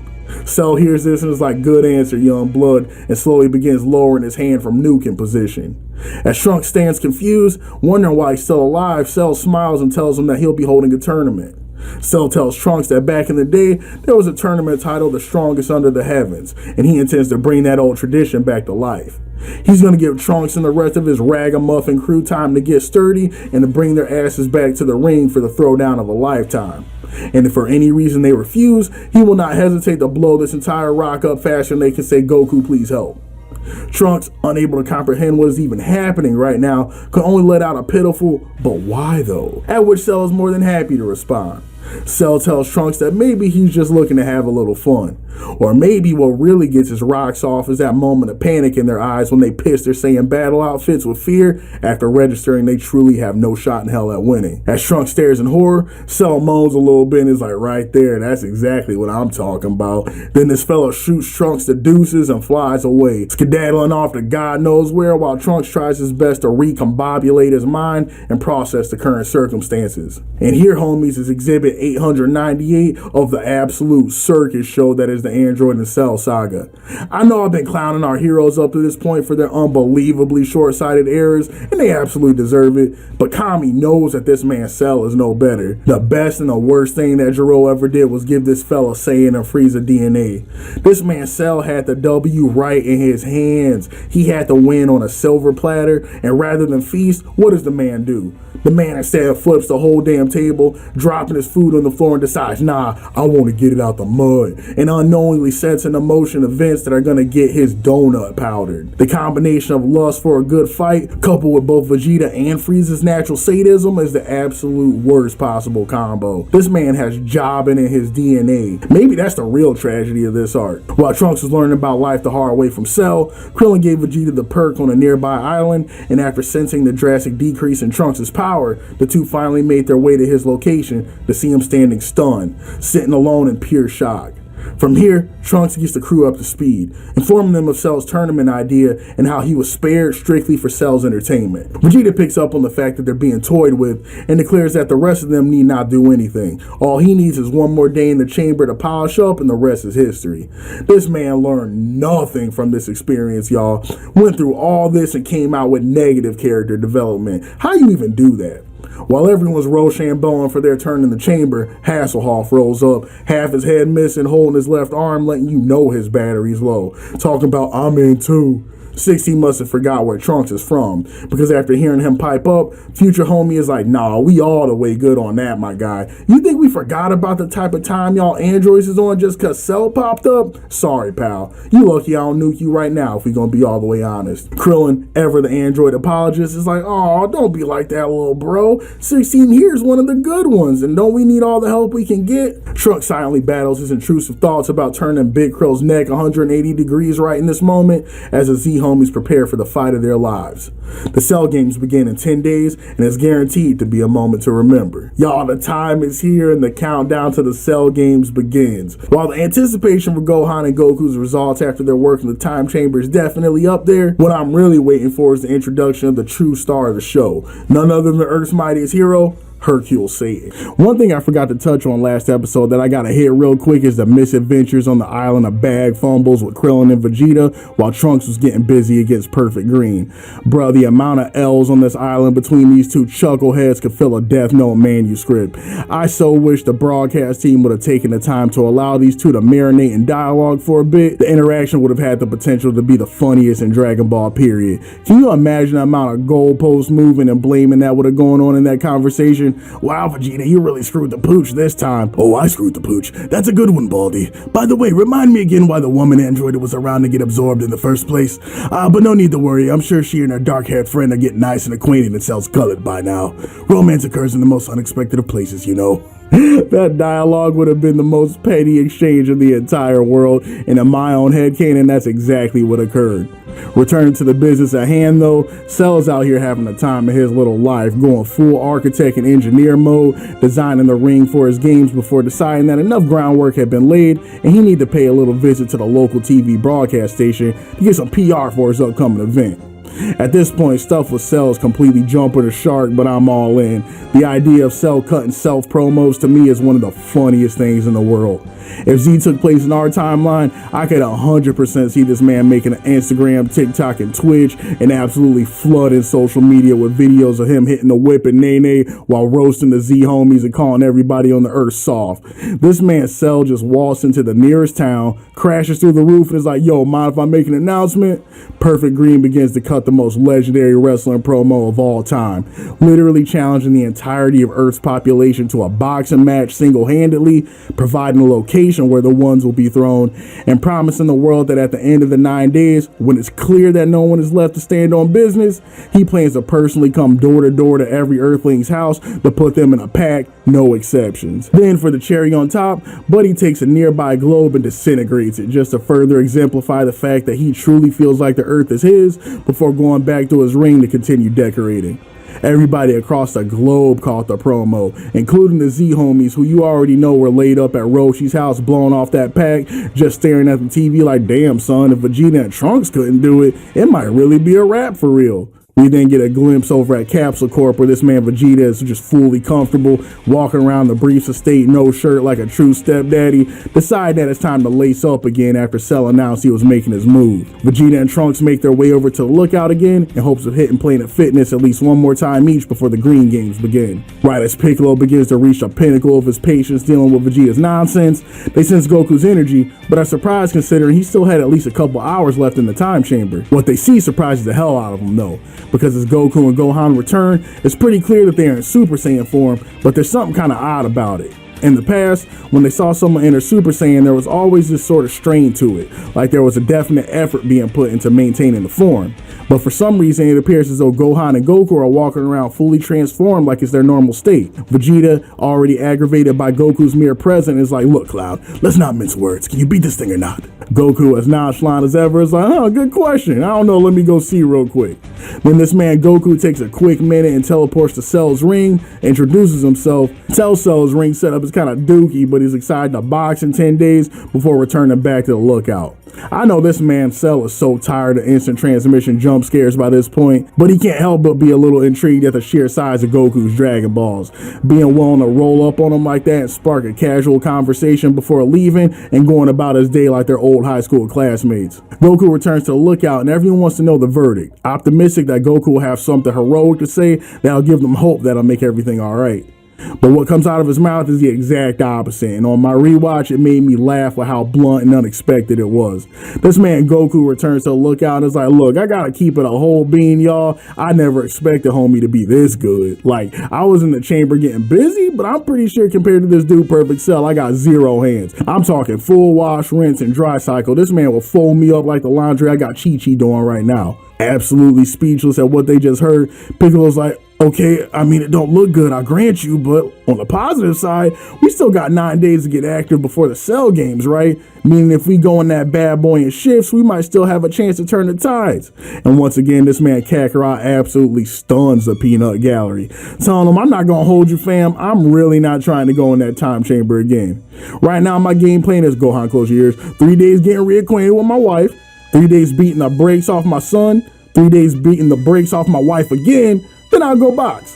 At this point, everyone is just begging this man Goku to say sight, but dude confirms that he is deadly serious. Vegeta, never one to pass on an opportunity to feel tougher than Kakarot, makes fun of his fellow Saiyan for being too soft to do another bid in county for the Cell games. Goku hits the emoji shoulder shrug though and is like maybe, but tells the rest of them that it really might not be a bad idea for them all to go in because they likely still got a whole lot of work they could be doing. Vegeta, unable to stomach the sheer amount of arrogance and disrespect coming out of someone's mouth that isn't his own, is like, are you implying that you're better than me, clown? Because Popo's our witness, we can take this to the flagpole right now. Kakarot then looks this man square in the face and is like, does a bear defecate in the woods, Vegeta? Before grabbing his son and flying off to make one last stop before heading home. I know this moment right here is when Vegeta decided on Kami. If there is ever a centuries-old wizard that promised to unleash my latent power in exchange for the sanctity of my autonomy and soul, I promise I'm taking that deal. And with this oddly specific proclamation out of the way, Vegeta impatiently waits for a chance in the Room of Spirit and Time, while Goku and Gohan pay a visit to Korin. After a quick introduction and assuring Yajirobe that they're not here to recruit him to the war effort, Goku informs Big the Cat that he's made a few strides in the time chamber and wants to get his honest assessment on how close he is to being able to box Cell. Goku then begins the key charge atop the lookout, nearly oofing everybody in the tower before stopping when he's about at half capacity to get the Cat's verdict. Korin tells Goku that admittedly, he's on a whole different stratosphere of power when compared to nearly every living thing at this point. But if he's going to be fully transparent, he's pretty sure Cell is still the apex predator. And once again, this man Goku's lack of urgency surprises everyone, as Big Fella just smiles and laughs it off, actually agreeing that these were his exact thoughts too, but he just wanted some quick confirmation. Even Gohan at this point is starting to look at his pop sideways for a couple reasons. Number one, why is this man out here yucking it up when they just confirmed that his donut is all but powdered if things don't drastically change within the next 9 days? And also, why is he capping about his power level? There's no way that little display of light work he put on just a minute ago was actually half his power. The math is currently incalculable right now. But Gohan's pops continues as though everything is continuing to go to plan, collecting his son for a trip to his mom's house where they can relax while the countdown to the Cell games continues. The next day, we see Goku 100% riding dirty in a whip with his wife and child because we all know how that man's attempts at boating school went. It seems like the Sun family is out for a grocery trip when they get an SOS through the radio that the world's leaders are sending the military to snuff out Cell before the games can begin. This proclamation has Goku yelling at his radio like a Cowboys fan on a Sunday, begging them not to move forward with the operation to delete Green because everybody knows how that movie's gonna play out. Hydrogen bomb! That's coughing, baby! Things go exactly as sideways as you expect them to, with Cell wiping out the entirety of the military force with a hand wave, after which Goku leaves his family deserted in the vehicle to pay a visit to Big Green on the lookout. Upon arrival, Goku immediately compliments Kamiklo on his power increase, while in the same breath telling him that Cell will bend him over his leg in a heartbeat. Big Green, appreciative of the honesty but frustrated at the lack of basic etiquette, asks the Saiyan what he's doing on the lookout. Goku then asks Green if he'd be willing to de-digivolve like it's something he can just do on command so they can get access to the Dragon Balls and make things right, because they're probably going to need it. Green is quick to tell Goku that that ship has sailed and is one of the myriad of reasons why he was so damn reluctant to bump uglies again with his twin in the first place. Thinking on his feet, Goku's like, hey, what if we immigrated another green man to the lookout and had him be Earth's new god instead? Brother Logic has my mind destroyed. Can you really just take any man with green skin, put him on the lookout, give him a cane, and now he's considered god? Y'all already know that boy Popo was absolutely geek though. Old Bo Jangles over here smiling ear to ear with that single tooth in his mouth, talking about, oh lord, that show does miss having a master up here, Goku. The whole section is wildly out of pocket. Let's just continue before it gets worse. Unable to sense Namekian Chi from his current position, Goku decides that maybe if he teleports to King Kai's, his 5G will pick up and he can go jump scare the green people and kidnap one of them to bring back to Earth. Goku follows through with the plan, being rude as hell and waking King Kai up out of his nap, give the down and dirty of what's happening on Earth right now. King Kai hears him out and is like, damn son, you low-key a magnet for messes, huh? You already know I mess with you though, so let me see what I can do. I really do appreciate Goku and King Kai's dynamic. It's always fun to see.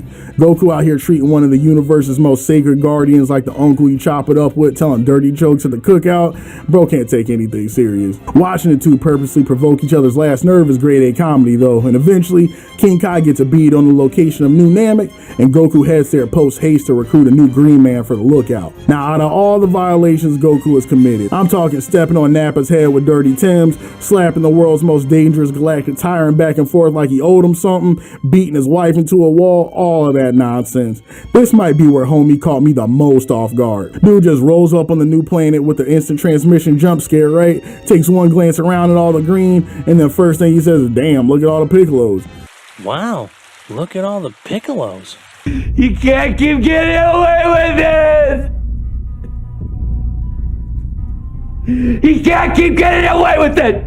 I promise you I can't. I had so many things I was going to say at this moment, but I'll just leave it at this. Our boy KK Kakarot was severely out of orbit on this one, and if Piccolo stops claiming them from here on, this fella more than earned it. After arriving and taking off his pointed hood, Goku was immediately surrounded by more Piccolos than he could shake a stick at. Wow, it's a whole pack of Piccolos. After introducing himself, they immediately recognized him as the savior of Namek and heard him out diligently, processing his need for one of their people to come take the throne on Earth. After hearing Goku out, Elder Mori smiles and tells Goku that they got just a guy, yelling for Dende to get his little ass out there and talk to their golden savior. Mori tells Goku that even though Dende's young, he would make an excellent god for Earth considering his already established relationships with Gohan and Krillin, as well as his insatiable lust for the game of blackjack. Goku looks Dende over and is like, hell, green to me. The only thing though, we need somebody that's got the ability to whip up a set of Dragon Balls too. Mori tells Goku that this would be light work for Dende. Little homie can whip up a set of balls with the best of them, and he has no doubts he'll make a fine overseer for the pasty, low melanin count inhabitants of planet Earth. Goku, deciding that he heard all he needs, first takes a young immigrant to Kyle-sama for the briefest of introductions as to Earth's new overseer. Then they head right over to the lookout, where after the initial shock wears off, a heartfelt reunion between Big Krill, Gohan, and Dende occur as they recall their old horror stories from Namek like the war buddies they are. During this brief opening, Trunks comes up to Goku and is like, look sir, I gotta know. You haven't told anybody yet, but the real reason you're able to be this chill about the upcoming apocalypse is because you made some kind of discovery about Cell and his weaknesses that we haven't yet, right? Goku stares for a moment, then begins staring at Trunks in pure confusion like, sorry to break it to you fam, but I'm pretty sure this fella Perfect Green ain't got a single one of those, and proceeds to walk off. The way this man Goku has single-handedly shattered the hopes and dreams of everyone in this arc in 2 sentences or less is kind of a work of art. But he absolutely refuses to provide his allies with any kind of comfort food. Man's like Goku said, I've already accepted I'm about to get my ass beat, why can't y'all? It's about this time the Z-Crew is setting the terms for the new Dragon Balls that the broadcast team hits us with quite a few wholesome filler episodes of our heroes' misadventures as the countdowns to the games begin. One is an episode called A Girl Named Lime, where little homie Gohan, on an errand to get groceries from a local ghost town by his mom, ends up inadvertently getting handsy with a girl from a local village who leads him to a nearby town, where some local gangsters are pressing the population for money. The gangsters built this weak-ass dome that they claim will be able to protect the people from cell attacks. The climax leads up to Gohan assisting the local village merchant, who is the grandfather of the girl he was grabbing up, as they expose the lies of the local mafia and put an end to the tyranny. The cherry on top is that General Tao is hired as a mercenary by the group of thugs, and right before he gets the idea to square up with Gohan, his PTSD sensors recalibrate and he confirms that little buddy in front of him is the son of Son Goku. This man then promptly chops down a local tree, says F the check, and escapes because he wants zero smoke from the Sun family. Tao actually shows up a few times in the filler throughout this arc, making an appearance again in episode 174, The Puzzle of General Tao, where Goku, who's on the hunt for the freshly uninert balls, finds his way to the local Dimmadome of the Mafia hideout he and his family just can't seem to stay away from. Tao starts off ready to brute force bully his way into taking Goku's Dragon Balls, but after peeping who Goku is, deads that strategy immediately, and instead hands this man Goku some of those Cracker Barrel puzzle rings and tells him that if he can solve the puzzle in a day, they'll give their recovered balls to him. Surmising that Goku is still as brain damaged as ever, Tao and the Mafia members go to a nearby river for a quick break until they get jump scared by a teleporting Goku who finesses them for the remaining balls without them saying a single word because they already knew better. Back in the day, I used to not be able to stand filler, but as time is going on, I've really started to respect the heart and world building that goes into some of those episodes. There's quite a few that are a lot of fun, actually. One thing I gotta touch on with y'all real quick, though, is the backstory of Trunks the Goat that gets briefly touched on in the manga around this point. Outside of my mandatory glaze into the future, homie, I want to talk a bit about some of the differences I peeped in the manga version versus the broadcast version of the history of Trunks, because I never realized how different they were. I grew up watching the History of Trunks movie on Toonami, and it's one of of the goated DBZ specials to this day, not only for the godlike choreography, but largely for the overall tone of everything. The broadcast team did a great job of making Trunks' future truly feel desolate and hopeless. The empty streets, the game of cat and mouse, and the guerrilla warfare with the androids. The whole special felt more like playing a session of Outlast than anything DBZ related, and I think that vibe is really what made it so memorable. Reading the manga for the first time, I was immediately caught off guard when literally on the first page of the story, this man Trunks was already a Super Saiyan out here when he was thrown down with biggest brother Gohan.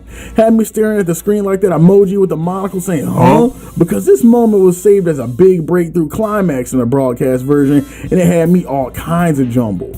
Another huge difference was how little fighting there actually was in the manga version. In the broadcast special, we got a good 3 Royal Rumbles of Batman and Robin getting pieced up by the Olsen twins. But the manga version has a total of 0 hands being thrown. The most we get are Gohan's torpedo drop kick from the top rope on Hansel and the aftermath of the carnage that comes. Much respect has got to be given to the homie future Gohan though. Buddy was out here with a grand total of 1 arm getting absolutely busy with the androids in this timeline. Them fellas can't even imagine what kind of demonic activities that man would have had in store for them if he had his good 3-point arm still intact. I gotta ask though, what was in the water in this timeline, bro? Because these androids were absolutely bugged out. Jiro really had Dante and Virgil out here programmed off of that Laterian Milton protocol. Yes. Why are you here? Cause I'm a bad kid. I do bad things. Out here doing hood rat activities simply for the sake of it. Also, and this is mad random, I know, but can we just talk about how young Trunks stays getting neck chopped by his father figures out here? Both Big Bro Gohan and Majin Vegeta out here tenderizing the back of this fella's neck before going on a Sudoku mission. If you ever out in the field and you see Trunks catch a neck chop, that's your cue to run, buddy, because you can guess with 100% accuracy that someone's getting put in the pack. By far though, the most unintentionally funny thing to come out of the history of Trunks special was in the manga version, where we get Trunks coming off of a time skip telling his mom that he's finally trained up enough to dirt nap the androids. So the next time he can track him down, he's going to box. Bulma never want to filter the truth, even though her own son is like, look, little buddy, you know I love you. Do you really think you're so much stronger than Gohan was that you can just hop off the porch and deal with Hall and Oates knowing damn well what happened to him? But it was already too late. Trunks' Vegeta DNA was firing on all cylinders. So little homie grabbed his poking stick, suited up, and told his mom this next fade is for all the hitters they lost and he'll be back before dinner. Then we get a SpongeBob segue that's like a few moments later out, and our perspective shifts to a hospital bed with Trunks staring at the ceiling in a full body cast, and his mom was like, told you so. Toriyama did this fella so wrong, man. I actually don't know what's worse. The Looney Tunes level ass beating he got in the manga, or the curb stomping he caught in the anime. The androids were doing this child so grimy, man. The androids versus Trunks fight in the anime actually gives me anxiety, bro, because you can just feel how hopeless dude is. But he finally achieved Super Saiyan status and has been training up for this moment where he can finally pour 40 out for all the people he has stolen from him. Then when man finally makes contact, he is utterly helpless to do a damn thing. The whole fight has the same energy as when someone tries to fight their sleep paralysis demon in a nightmare, and it's even worse knowing that for the androids this whole thing was just a Tuesday. They were playing with Trunks from second number 1, cracking jokes just as quick as they were cracking bones. The whole time young bull Trunks is trying to fight back tears, thinking of how trash this timeline is. Future Trunks' life is truly a whole ass horror movie, y'all. I'm so glad little dude caught a break in the form of that time machine, because he 1000% did not deserve to be going through everything he was going through back home. And after narrowly escaping the ass beating of a lifetime, the history of Trunks special ends, giving us a bit more context into future Trunks' life in Gotham as we move forward to the climax of this arc with the beginning of the Cell games. The 9 days of training and hijinks have passed, and it is finally the day of the tournament. The first fighter we catch up is none other than Goku, who after knocking the cobwebs off his wife has begun to lace up and is ready for the scrap of a lifetime. Chi-Chi wishes her hubby well, but asks him to promise that he won't put Gohan in danger by making him fight in the games. Goku then does what he does best, lies to his wife, leaving her pregnant and alone before teleporting over to a lookout to gather the remaining troops for the upcoming brawl. When Goku arrives, he's immediately overwhelmed by how rancid the vibes are. Big Green, Krill, Trunks, everybody on the top of the tower looks like they're already halfway to HFIL before Goku's finally like, yo, what the hell's wrong with y'all? They all stare at him like he's brain damaged before Big Krill speaks up and is like, what you mean what's wrong with us? I'm a whole ass human getting ready to square up with Cell. Need I say more? This man Goku just laughs and tells Krillin that he's bugging. All they gotta do is not die. But before he can even begin to explain to Goku how unhelpful of a response that is, the man has already begun his flight to the tournament destination after hearing that Vegeta had headed out some time ago, eager for his get back. The scene then transitions to the location of the tournament, where we see an excited Perfect Green counting down the seconds like Christmas morning till he gets to feast on the Z fighters.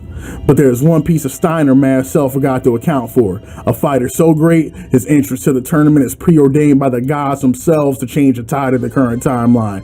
No, I'm not talking about Perk Angle. This introduction is for none other than the legendary Hercule Satan. I cannot tell y'all how much I used to hate this man's guts as a kid. The weight of his arrogance made him instantly unlikable for me, and the treatment I was hoping he would get from Cell might have got me put in a psych ward. But as time goes on, this man has grown on me, and I find him to be pure comedy. Buddy is just so far out of his depth with zero awareness that you can't help but look on in amazement at how dude has just managed to live this long. Now, the crazy part with Hercule Satan is that we all out here calling Buddy light work compared to the Z Fighters, and we know that's an understatement. But I think we sometimes forget just how massive of freaks of nature those dudes are. Talking in purely human terms with no ki control, Hercule would easily curb stomp most dudes he's walking into a dojo with. One thing that I would no lie pay to see would be a dojin or even just some kind of chart of the characters from other anime that Mr. Satan would absolutely wash. Because my money is on the fact that if he was in a different universe, homie would actually do an insane level of work in any other series but Dragon Ball. Do you not remember that part of the anime where this man Hercule was pulling 3 semi-trucks into the arena before cutting his promo? As much as he might get on your nerves, you gotta admit that there's truly ain't a lot of humans out here walking around there about to do all that.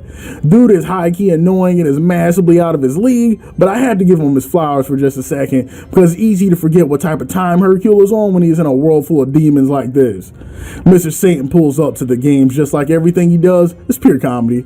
Man pulls up in the Satan mobile with his chauffeur with a damn cap and cloak combo, and the first thing this man does when he exits the whip is put his arms up in victory and declaring the fight won. What continues is just a disrespect montage, with Mr. Satan calling over the news broadcast team to jump into the ring, where he proceeds to literally show his ass to Cell while roasting him into oblivion, while all the civilians at home are getting gassed up thinking this man is really Earth's savior. Mr. Satan is an appropriate name for this dude. Bro is quite literally an author of confusion, building his whole empire off of lying and manipulating others, falsely proclaiming himself to be the savior of the people while leading them to destruction out of hubris.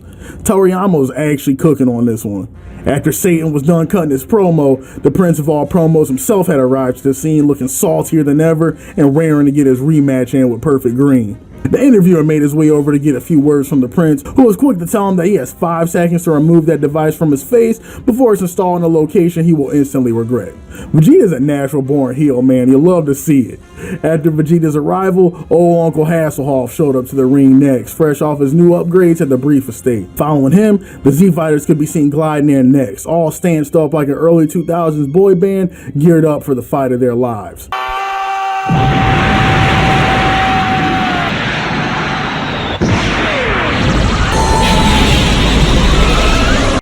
Cell couldn't help but smirk at their arrival, marveling at the entrance of the Z Fighters with the same energy as a high school kid seeing their prom date hop out of the limo for the first time. And just like a teen on prom night, Cell had just one thing on his mind: beating the Z Warriors' cheeks into submission. As the final hour approached, the Warriors made small talk, with 16 approaching Big Krill and thanking him for the assist, because it's his support that allowed him to get patched up over at the Briefs Estate and made his attendance here possible. And it's here that 16 and Goku finally get their introduction to one another, and the interaction couldn't be funnier. Being the kind of guy he is, Goku rolls up to Hasselhoff and is like, "Put her there."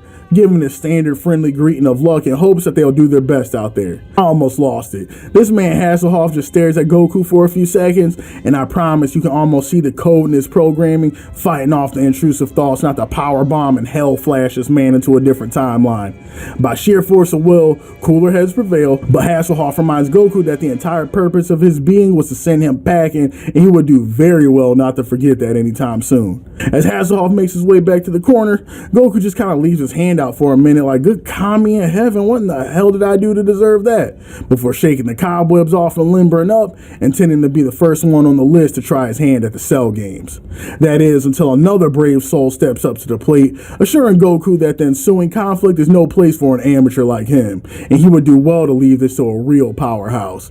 That's right, none other than Mr. Satan has decided that enough attention has been paid to these nobody-ass country bumpkins, and it's time for a real martial artist to go to work.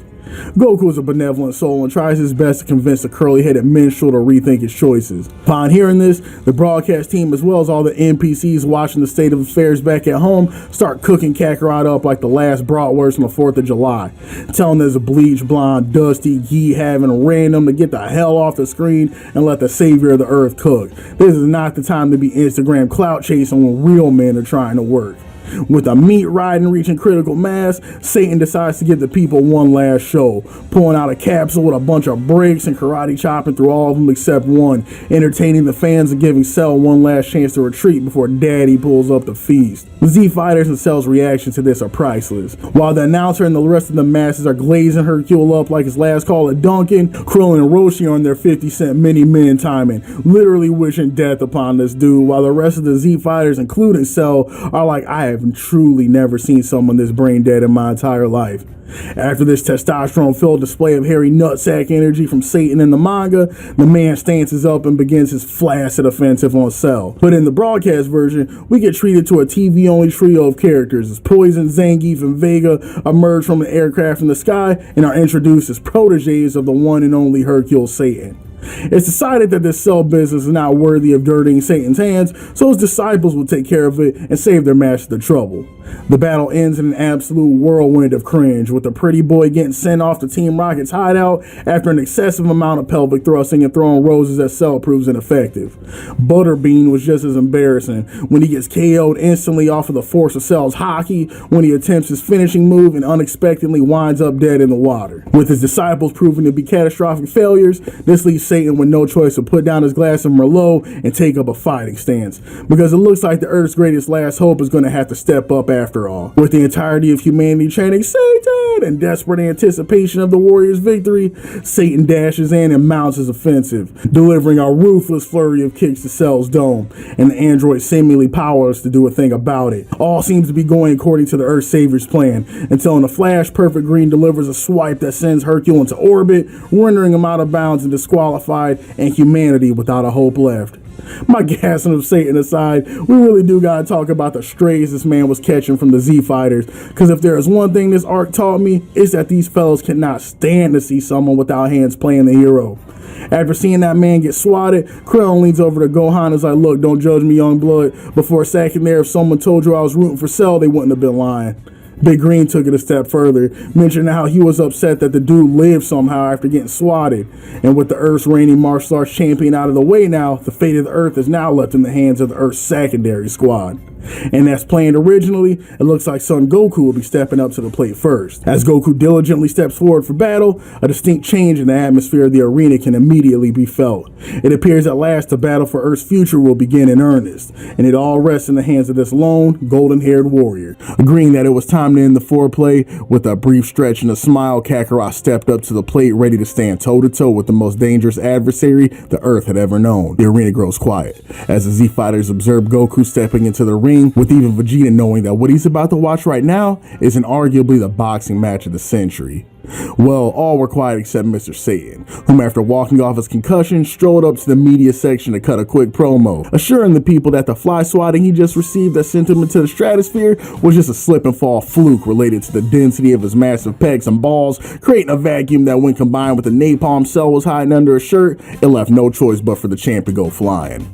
Satan assured the people that as soon as he was done folding his dog's girlfriend's laundry and picked up his allergy meds, shoutouts to avoiding the puddle, he would be back to the ring to fold unfold Cell like a pretzel and eat his ass as promised previously. Vegeta observed Satan from the sidelines in absolute shock. He was objectively sure that he was in fact the Prince of all Cap, but clearly the Earth had a warrior even more adept than he at the art of delusion, and all the Prince could do was marvel. Back in the ring though, the fight had begun, with Goku wasting no time going on the offensive. Once again, right here at the beginning of the fight, we get a bit of a break between the broadcast and the manga version. In the manga, Goku and Perfect Cell's warm-up ends pretty quickly, with the two briefly bumping uglies and exchanging blows before acknowledging that they were both just teasing each other before and it was time to hit third base. In the anime though, these fellas really take their time setting the mood, playing footsies, holding hands. These fellas are really out here whining and dining each other before the main course. Outside of the obvious enjoyment of the hands being thrown, my favorite part in the anime version of things is the side commentary from the rest of the cast. This man Vegeta is watching the whole thing and just cannot keep himself from hating and self-glazing at the same time. Bro was watching Kakarot Cell knock boots, and the whole time he's thinking, oh yeah, you think he's fast? Wait till you guys see me cook, while smirking to himself about what a cool guy he is. Then you got this man Satan, who is absolutely convinced that these fellas got the whole ring rigged up, and he's watching the highest production value WWE match ever. Bro swears Vince McMahon is gonna jump out of the wasteland at any moment, and Cell's gonna take off his mask and reveal it as John Cena underneath, and the whole thing is a work. Buddy's refusal to give this ragtag group a pugilist with no clout any type of credit is hating on a level that's rarely seen, and I gotta give the man some credit for the commitment. Goku and Cell's pregame session ends with Cell giving Big Man the double axe handle from the top rope, and upon landing, Goku blows Perfect Green a kiss. Acknowledging his strength, so round 2, where he intends to truly lay all of his cards out on the table and the fight can truly begin. Standing across from one another, Goku decides that he'll be the one to play his hand first, outstretching his hands forward, and then in the next second bursting forth with power as his aura expands and the onlookers are nearly blown away at the grand display of strength.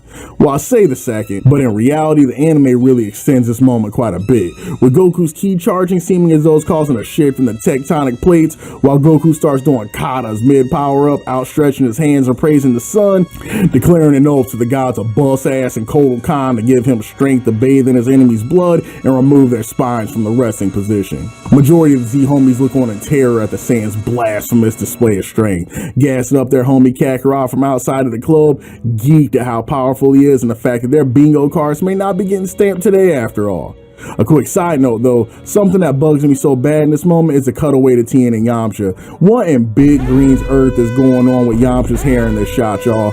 Buddy went to his barber and said, yo, give me the Bart Simpson. Buddy out here looking like he's doing a Paul Phoenix cosplay. This gotta be the same dude that rendered that cursed thumb point Vegeta. And speaking of the Prince of Poor renders, Vegeta just stares at the big homie Kakarot in shock, thinking back at the merciless roast he received from the low-class bum on the top of the lookout about the differences in their power, and damn near in tears now at the realization that dude was absolutely right. Poor Vegeta, man, always a bridesmaid, never the bride. But what's most interesting though for sure is young bull Gohan's reaction. Gohan sees his dad power up and is like, okay Pops, I see you, but when he looks around and sees everybody else speechless, he's kind of lost. Because while it's true that his dad's getting ready to cook right now, the amount of glazing that's occurring now in response to the ki charge just felt a little bit too much. Looking back, I really gotta give Toriyama the nod for how well he handled Gohan being the one true Sigma male in the room while everyone else was out here meat riding his pops. As a kid, I really don't think I picked up on a lot of the hints he dropped as to Gohan being that guy. But coming back to the series after all these years and seeing what both the manga and anime have to offer, it's sick seeing the little breadcrumbs he left for the attentive reader to know that Gohan might be the true Transformer, that there's more to this kid than meets the eye. After letting Kakarot get his rocks off, Cell peeps and is like, don't mind if I do, and begins gathering his energy as well. Then in a short moment begins to burst with power. Then we get one of the coldest moments in Z, where a fully powered up Goku with zero fear and all his manlit glory walks up to the alpha dog that is Perfect Cell as the two take a moment to soak in the stare down of the century. This right here is up there with Hogan and Andre the Giant and Low Tier God versus Viscant as the top stare downs of hood history. Absolutely undebatable. unbeatable. And what happens next is even more iconic, because after the walk up and Cell gets off his mandatory villainous Subarashi and tells Goku, all right homie, you're up, and Goku's like, don't mind if I do, and proceeds to hit this man with a 4-piece of the century, no KFC. He hits the man Cell with a gut shot that sounds like a hand grenade just went off, then follows it up with a donkey punch to the back of the head on some kinky stuff, followed by a kick straight to the dome piece with a full leg extension, then a hook for good measure that would have made Joe Frazier blush, that sends the perfect green man flying into a different area code. That last hit had this man green bouncing off the Cell Games arena floor like a 25-cent bouncy ball from your local Walmart. Then just when it looks like big fella might be headed towards a ring out, he stops himself upside down in midair and just smiles at the man Goku like, thank you. This is the type of ass beating I've been looking for. Finally somebody showed up in this place ready to work. Now, anybody else who just got compliments from the chef for the cheek spreading they just delivered, like what Goku just did to Cell right here, will be taken back a little bit.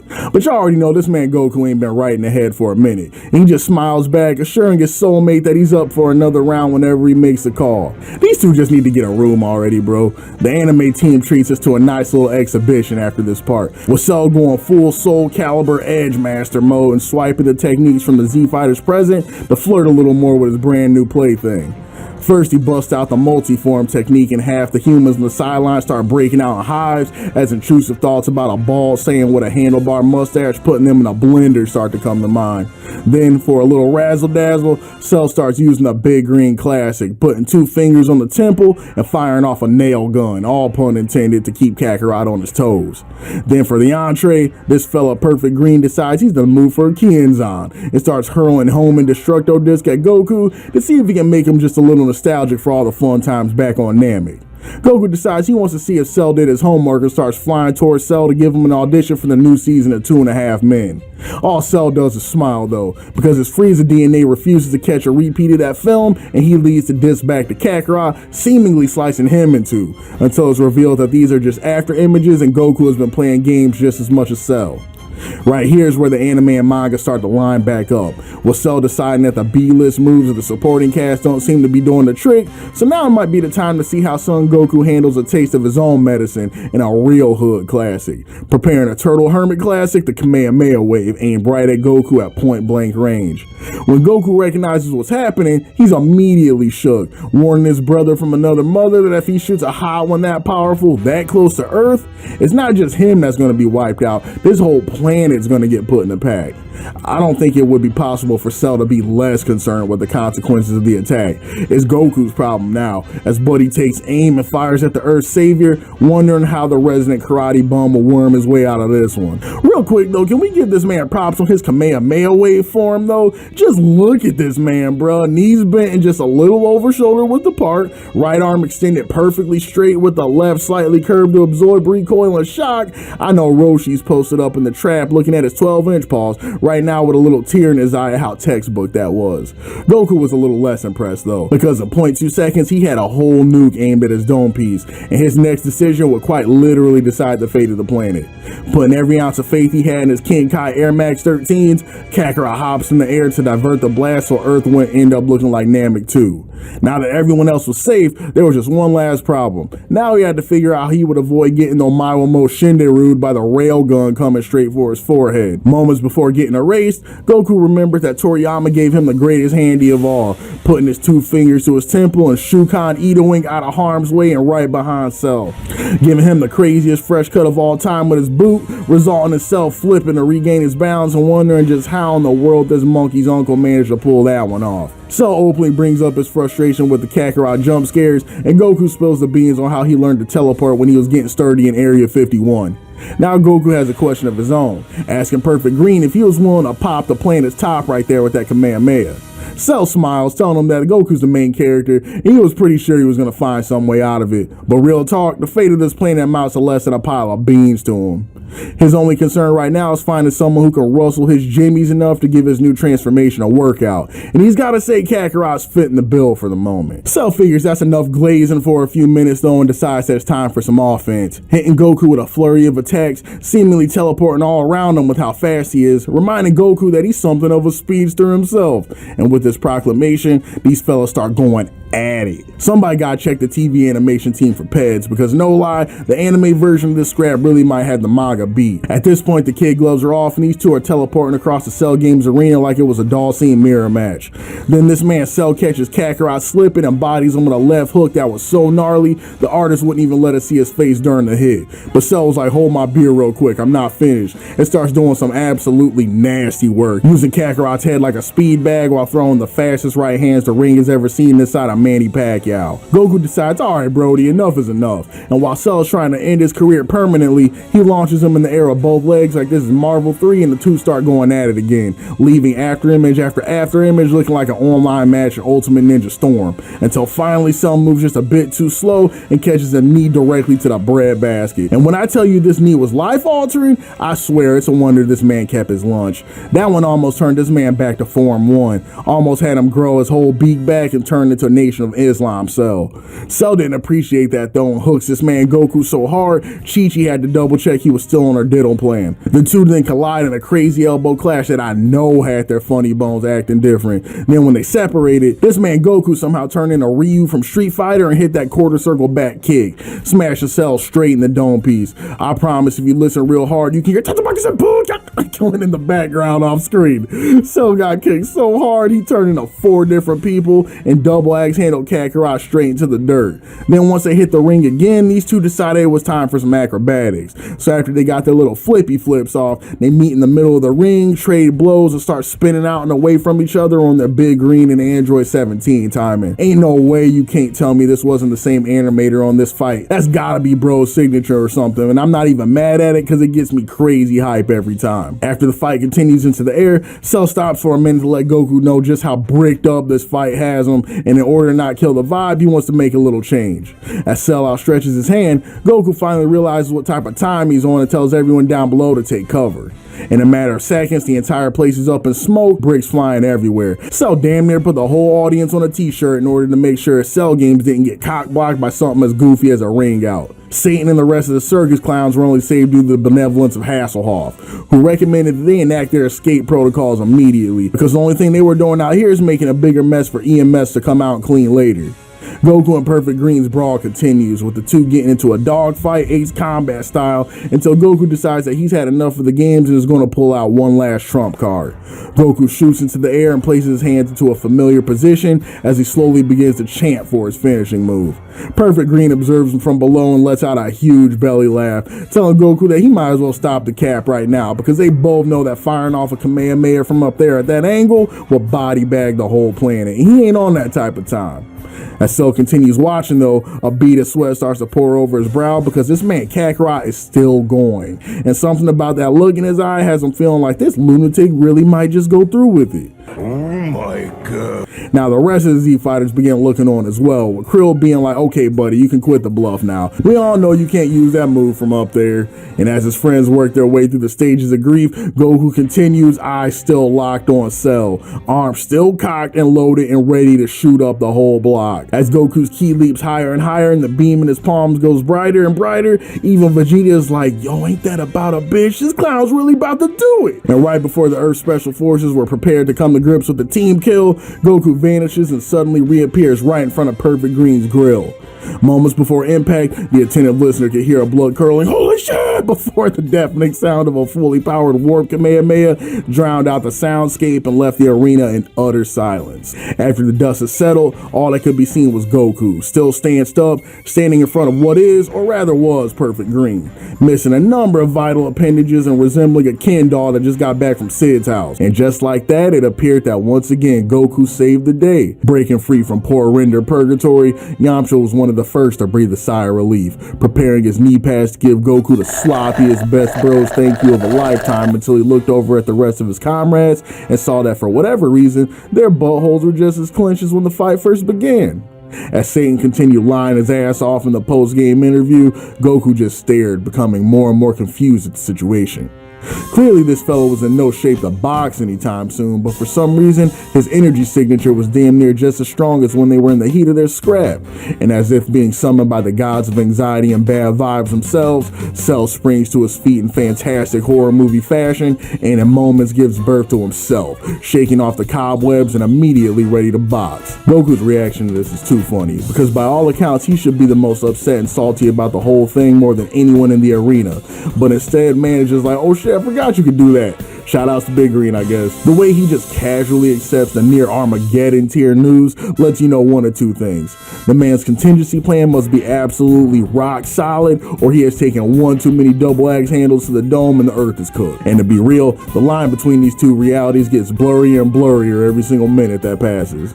Cell lets Goku know that his little jump scare trick was cute, but it ain't gonna work again, so he hopes he's got some actual hands to back up the parlor tricks, or his day is about to get a whole lot worse. Goku assures Perfect Green that much like a broken Xbox, he ain't here to play no game, shout out to Dashi, and rushes forward to begin round 3 of the melee as though nothing ever happened.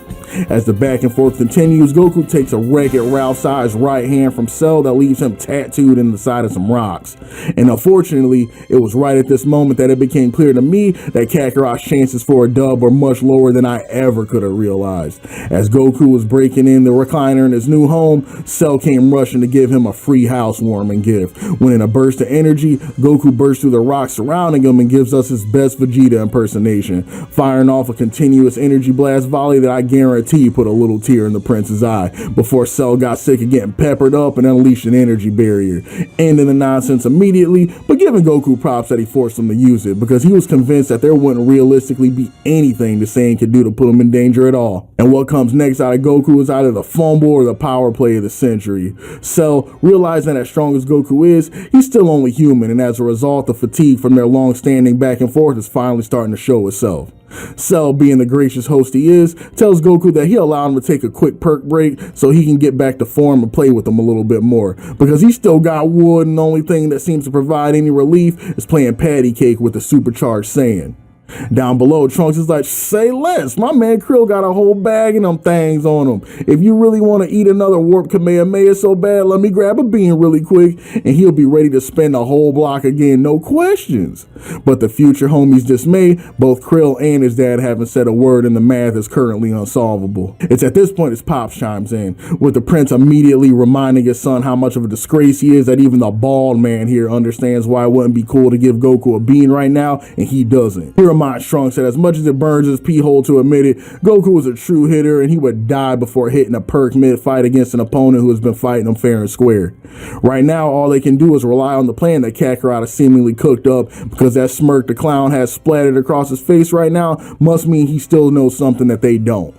This is where Cell chimes in, reminding Goku that he knows he's got them Saiyan genetics and is probably guessing whether it's fair play for him to eat a bean or not, but he promises that his worries about unfair advantages are misplaced. Following Cell's words, Goku smiles. Now all eyes near and far are locked in on him, waiting for the warrior to say something heroic as he prepares to continue his brawl with Cell that will decide the fate of the known future. Suddenly a shift happens and the heat and energy that was surrounding the blonde warrior all of a sudden just disappears. The audience grows even more confused, wondering if this is some sort of effort to conserve energy on the Saiyan's part. But all theories and conjecture are immediately thrown out the window when this man's son Goku utters 3 simple words that no one who has ever met him in his life ever thought they would hear him say: I give up. Homies, you could hear a pin drop in the arena after this man spoke up.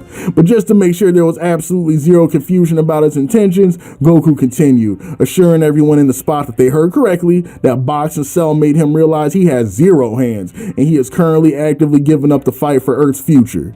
Bro, I almost passed out from laughter. This man's whole crew, I'm talking Vegeta, Krillin, Trunks, Piccolo, Yamcha, Tien, his son were ready to throw up on the spot in absolute God's honest disbelief that their only chance for a dub voluntarily disqualified himself and said deuces.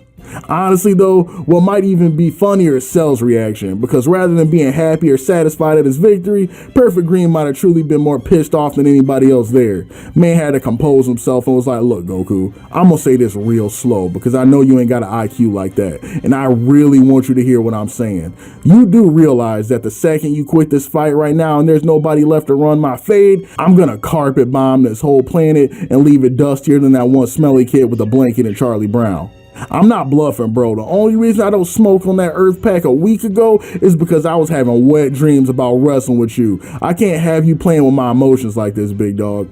On the sidelines, old homie with the microphone starts gassing up Satan like, yo, Hercule, this is all you, bro. You've been talking about how if it wasn't for that orange safety vest wearing hillbilly out there still in the spotlight, you would have been put the walls of Jericho on Cell. Now it's nothing but space and opportunity out here. You can see all the light leave Satan's eyes as he does his best to capture the world, telling them, yeah, I've been waiting for my chance to get sturdy. Let me grab my, would have guessed my herb that got a syphilis would come back at a time like this. Oh, the cruel irony. As humanity slowly begins to realize that it's actually doomed, the golden-haired fighter speaks up once more, assuring Cell that even though his days in the ring might be over, there's still definitely someone in the stands that can run his pockets. With this proclamation, the Z-Warriors slowly begin looking at one another absolutely pressed, trying to figure out who Goku's talking about. Cell is even more skeptical than the Z crew at this point because he looks over at the ragtag group of numbskulls all pissing themselves at the thought of fighting him, and he knows deep in his imaginary ball sack that not a single one of these dudes got the kind of dog in him needed to get his rocks off. That's when Goku turns directly to his son and is like, you're up, Gohan. Come show this asshole who's boss. Bro, Gohan could not have been more lost in this moment if his life depended on it. And right here for a quick second, y'all, let me just rap real quick, because this whole section is just packed with so many things we're talking about, but the main one is how brilliant and absolutely cursed it is that Goku gave up the fight against Cell and left the future in the hands of his son. It's brilliant and cursed in the sense that it captures the essence of Goku's character perfectly. Goku is considered a lot of things to a lot of people. Many see him as a hero, others as an overly strong himbo with a low IQ and questionable fathering skills, but more than anything, this man's son Goku is the very essence of self-improvement.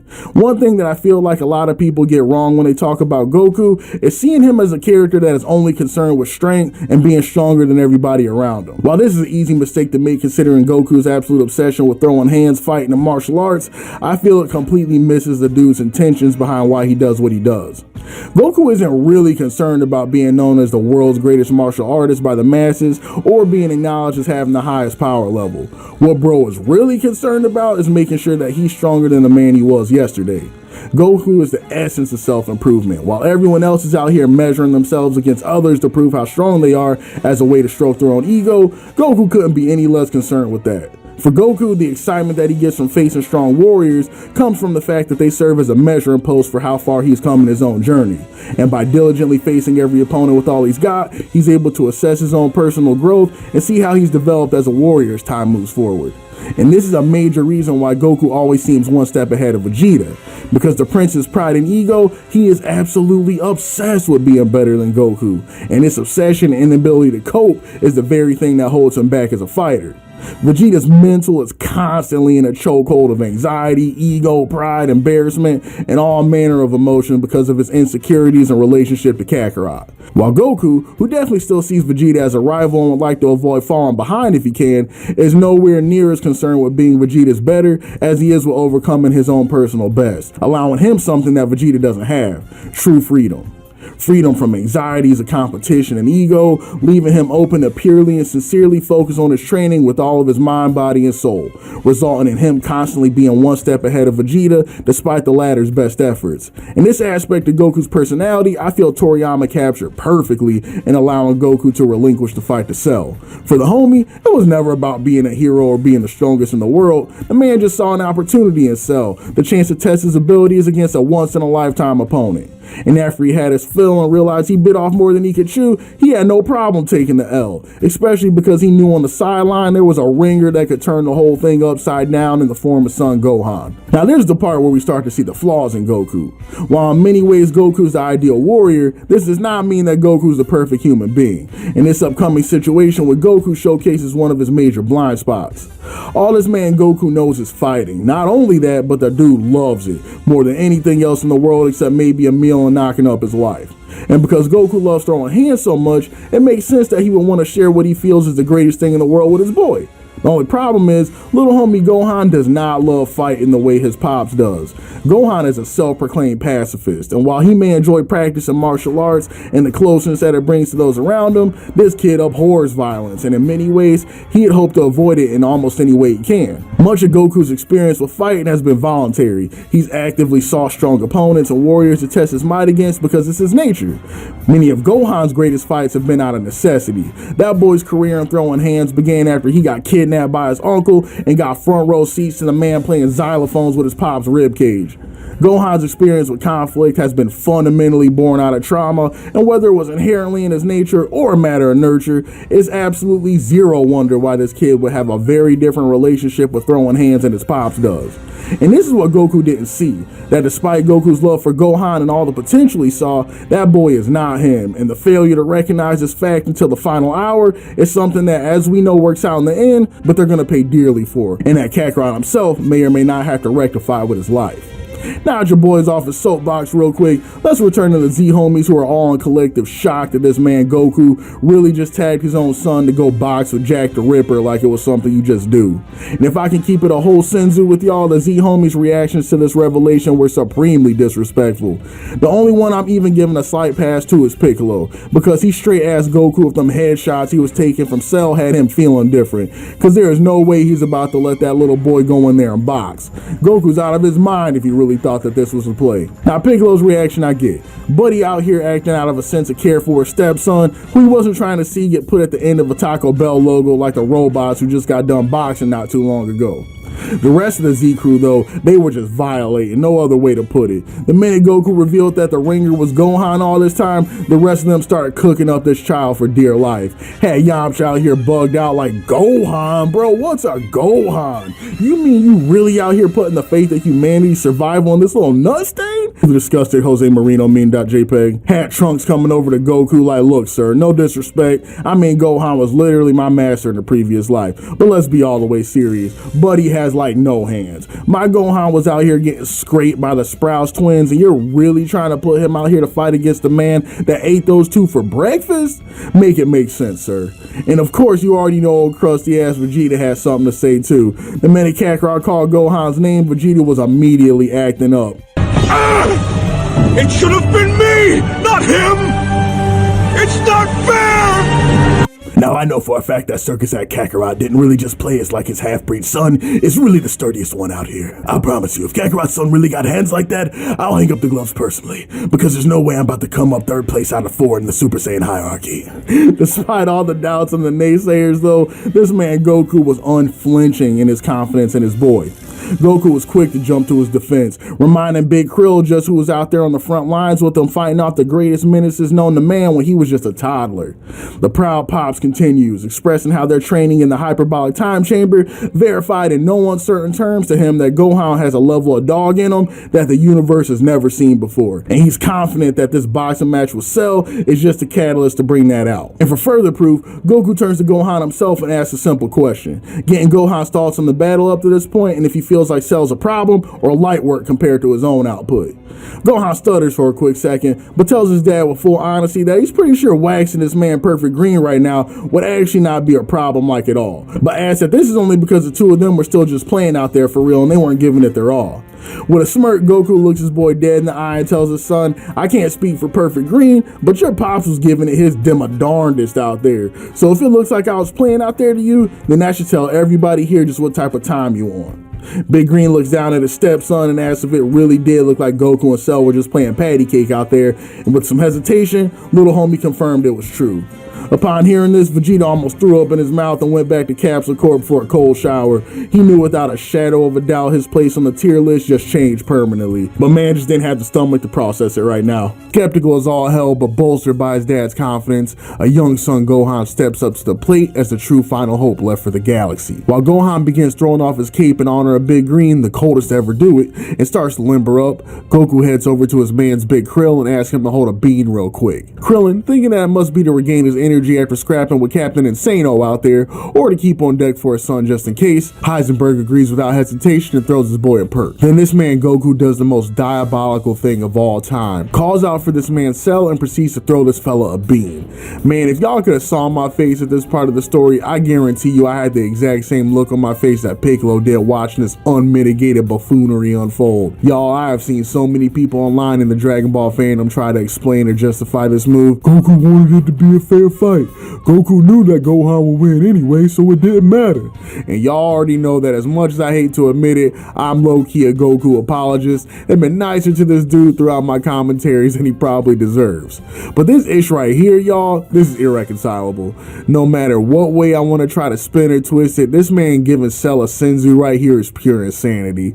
If I'm one of the Z crew, I am never letting dude live this down. Every punch we take and everybody Cell catches from this point on, I'm looking at Son Goku extra sideways. This man really gave the would-be destroyer of not only the planet, but maybe even the cosmos, the most powerful and arguably the most malicious entity any of them have ever come across up to this point. Goku really gave this man a full heal strictly off the back of his feelings that Gohan running his pockets at this exact moment wouldn't be fair because Buddy is a little tired from their match. This man Cell even told you himself not to worry about him and that the main thing he needed to focus on was squaring up. Bro, if I don't stop myself about this now, I could be on it all day. Let's just move on before my blood pressure starts shooting up, take a minute to collectively side-eye Goku, and get this Gohan versus Perfect Green match underway. After Cell takes his perk and is fully rejuvenated, man starts talking even crazier to the Z crew if that's possible, calling Goku everything but the son of Kami for being goofball enough to actually give him a full heal, and talking about all the way his green 13s are about to be posted up on the side of his son's noggin. Despite the insanity though, Gohan pushes forward, stopping a moment before meeting Cell to briefly charge his ki and momentarily leaving everyone in the arena in absolute shock. Had Piccolo staring at his stepson like, yo, that's Gohan? My son Gohan? That little ass crybaby I had out in the woods getting chased by dinosaurs and living off apples for months? Well, I'll be a Saiyan's uncle. And y'all already know this fellow Vegeta, rather than being excited their prospects of survival just went up, was once again hating from outside the club, refusing to believe that the clown son of all people really might have the most hands out of the entire Saiyan lineup. Even Cell had to speak up for a second, woefully admitting that maybe Goku wasn't as full of BS as he was led to believe after all. But even if little man does have more hands than they were led to believe, thinking he's got what it takes to square up against a fully recharged Perfect Green is little more than a cruel joke. And before Cell proceeds to go do dirty mode on the man's son, he violates Kakarot one last time, encourage him to look real close at what he's about to do to his boy for the one time, and remember that he's the one responsible for it. And with the venomous truth bomb out of the way, Cell begins his assault. I can't even lie, y'all, this first section of the fight had me experiencing so much secondhand embarrassment. This man Cell was absolutely putting the paws on this prepubescent boy Gohan, and it's even worse in the manga. This man Cell is absolutely getting busy on this child, yoking him up by his mentor's purple shirt, headbutting his skull on that MK1 X-ray timing, grabbing little buddy by the collar and just punching him in the face repeatedly like the school bullies on those old Nickelodeon sitcoms like, stop hitting yourself, before blowing the kid away into a mountain of rubble and leaving everyone thinking Cell literally just killed the kid in 5 seconds flat. Chi-Chi was watching the whole fight at home while drafting up her divorce papers and literally fainted watching how her son was getting done. Literally the whole Z crew was staring over at Goku looking at him absolutely crazy. But Green was the only one who had what it takes to speak up, looking over at Kakarot like, bro, what were you really on when you sent your son to boxes, man? We all told you not to send that little ass boy in there, now we gotta sit and watch this child get murked. Despite having every single person he ever loved in his ear though, Goku just keeps smiling, telling him to stop jumping to conclusions for 2 seconds and watch the boy cook. And as much as I hate to admit it, Goku was right, at least on this part. While I'm absolutely sure that junk hurting would absolutely body bag a real human, they have all personally seen Gohan survive way worse than getting pushed into some rocks by a ki attack. So the fact that they were acting like this child really got oofed by that made me low-key mad. And to top it all off, each of these dudes can sense energy. Ain't no way they should have thought little bro was KO. These fellas had zero faith in this man's son Gohan, bro. You actually hate to see it. As Gohan emerges from the rocks, Perfect Green does what he does best and shoots off another backhanded compliment, telling Gohan that he's a little tough guy for being able to withstand the washing he just took. And right here is where the tide of the fight starts to take a surprising little turn. A relatively unharmed Gohan approaches Cell and tells him, look Poppy, how about we just call off this whole pointless thing now? I can run you over to my mom's house, let her get busy in the kitchen, and we can chop it up like adults. Cell looks at this man Gohan like a genuine space alien speaking an unintelligible language, responding to Gohan by telling him that his mom is fine, but let's rewind a quick second, because I'm pretty sure you call my Cell games pointless and we gotta address that. The only thing pointless here is you thinking that you can talk no jutsu your way out of this whole ass whooping, homie. You in the wrong shonen for that, playboy. This Dragon Ball, we scrap out here. And this is far from pointless, I might add, because one, I'm getting my rocks off pretty handily right now, and two, you're trying to prevent the whole universe from getting turned into my personal fleshlight. So I would say our little game here is far from pointless. Gohan continues though, hoping to get the creature to see reason. He tells Cell up front that he ain't like his old man. He don't like fighting and he wants to avoid killing if at all possible, even against someone as much of a bastard as Cell is. Cell fires back, telling Gohan that the only bastard here is about to be him once he erases his pops in front of him. But once again, we gotta rewind the tape, because he's pretty sure that amidst all that soft boy talk, he heard Gohan say something about not wanting to body him, as though he had the actual ability to do so. Now Gohan begins getting on his true Sigma male timing, informing Cell inside every man there are two wolves, and Cell wants no part of seeing the darkness inside of him, and it's the hidden power that he is pretty sure his dad was counting on in order to turn the tide. This man a whole Linkin Park album. Rest in peace Chester though. And I really need y'all to understand just how long this monologue was, bro. It was complete with flashbacks and everything. Gohan was really out here giving Cell this whole resume and spent a good 3 minutes IRL reminiscing on his Toriyama ass pulls from years past. Cell then begins to stare the child down and literally bust out laughing in the kid's face, telling Gohan that he doesn't know what he thought this was gonna do, but this talk about Gohan's latent incel energy hasn't scared him off at all. In fact, it's done the opposite, and now he's bound and determined to see Gohan's inner Heath Ledger that he's supposed to be so utterly petrified by. And this man Cell was not kidding, because following Gohan's edgiest of speeches, he proceeds to give the kid the absolute worst ass beating of his entire life. We're talking elbows to the back of the neck, flying kicks, curb stomping little man's head into the dirty ass wasteland floor. Eventually, little man starts to wake up a little bit and delivers a kick to Cell that sends him on his ass for a second.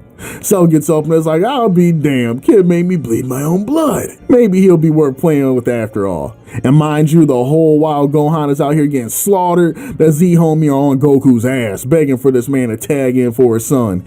Big Krill might have been one of the loudest advocates at this point, telling Goku that this man Cell does not want to be fighting this little ass boy Goku. He wants you. You need to get out there and get sturdy on this bug, man, before your son ends up chilling next to that big convertible in the sky, bro. And once again, all this man Kakarot does is smile and nod. It's like Buddy is dissociated at this point. It's alright, don't worry guys. Gohan's gonna be just fine. Trust me. Cue Gohan begging for mercy in the background. Then Cell decides to take young Gohan on a trip through memory lane, taking a page out of his Frieza genetics and hitting Gohan with some of the Cold family's patented death beams. Got Gohan out here on his Mission Impossible timing, limboing up and down, turning every which way, doing all that he can to avoid getting pincushioned, let alone trying to fight the man.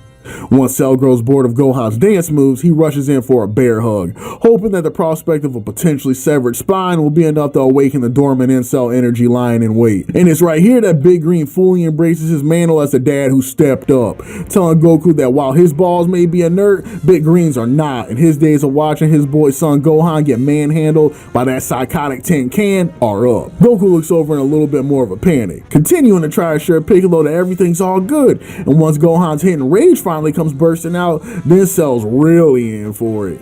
Piccolo, already beginning to throw off his warm-ups and lock in, looks over at Goku and begins to explain with a mixture of frustration and disgust that Gohan is not him. He was not built for battle like that. In your simple mind, Goku, you're imagining Gohan out here getting turned into a paraplegic and getting pissed off at the treatment, absolutely enraged at the cruelty of the fighter in front of him. But what's really going on in Gohan's head is why won't my dad and the rest of my friends help me when they see me getting melted like this?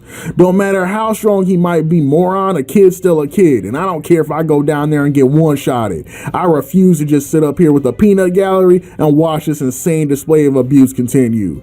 And as Piccolo finished lacing up, his words finally truly met Goku's ears for the first time, and Buddy was horrified. It isn't that Goku was wrong for believing in the strength and abilities of his son. The error occurred in Goku's lack of understanding of the person that Gohan is and placing a burden on the child that his shoulders weren't quite ready for at the moment.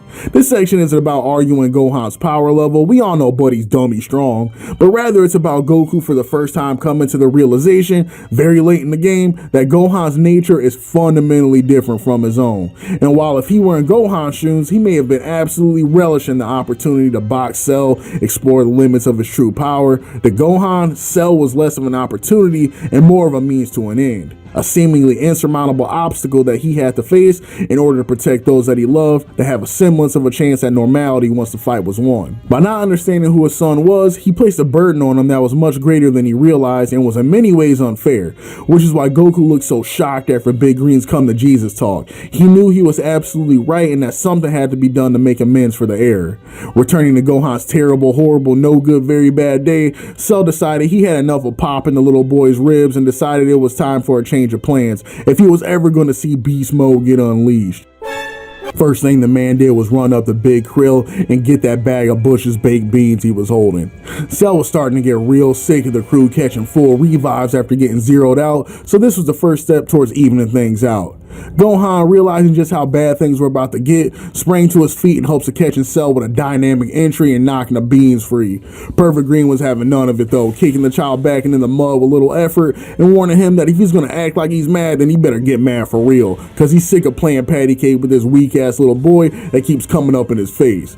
And bro, y'all wanna talk about catching massive L's? Let's rap about this man Hasselhoff real quick. Buddy comes out of Timbuktu and fully wraps his arms around Perfect Green, who was understandably caught off guard because he forgot this man was even a character. Hasselhoff apparently had enough of the circus show, and after confirming that no one there was really about that action, decided that it was his turn to lace up and put an end to the arc. Then this man Hasselhoff yells out to everyone in attendance that he apologizes in advance, but he's about to nuke this whole arena with the bomb he had implanted in himself for the contingency plan he was saving for son Goku back in the day. As all the attendants look on in horror, he informs them that it's already too late to escape the blast radius, and he'll save them all a warm seat in hell before staring Perfect Green directly in the eyes, preparing his kamikaze protocol. Then this man starts to glow, and the audience and Cell have a collective rolling brown out in anticipation of the surprising nuking they were about to be treated to. But suddenly the air grows silent as more and more moments pass and everyone in attendance realizes they're still very much alive. Then this man Big Krill shouts down to Hasselhoff, "Oh yeah, I forgot to tell you, the Breeze family removed your bomb when they operated because they thought it was too dangerous. My fault not saying anything earlier, big dog." Bro, you could have heard a pin drop at this point.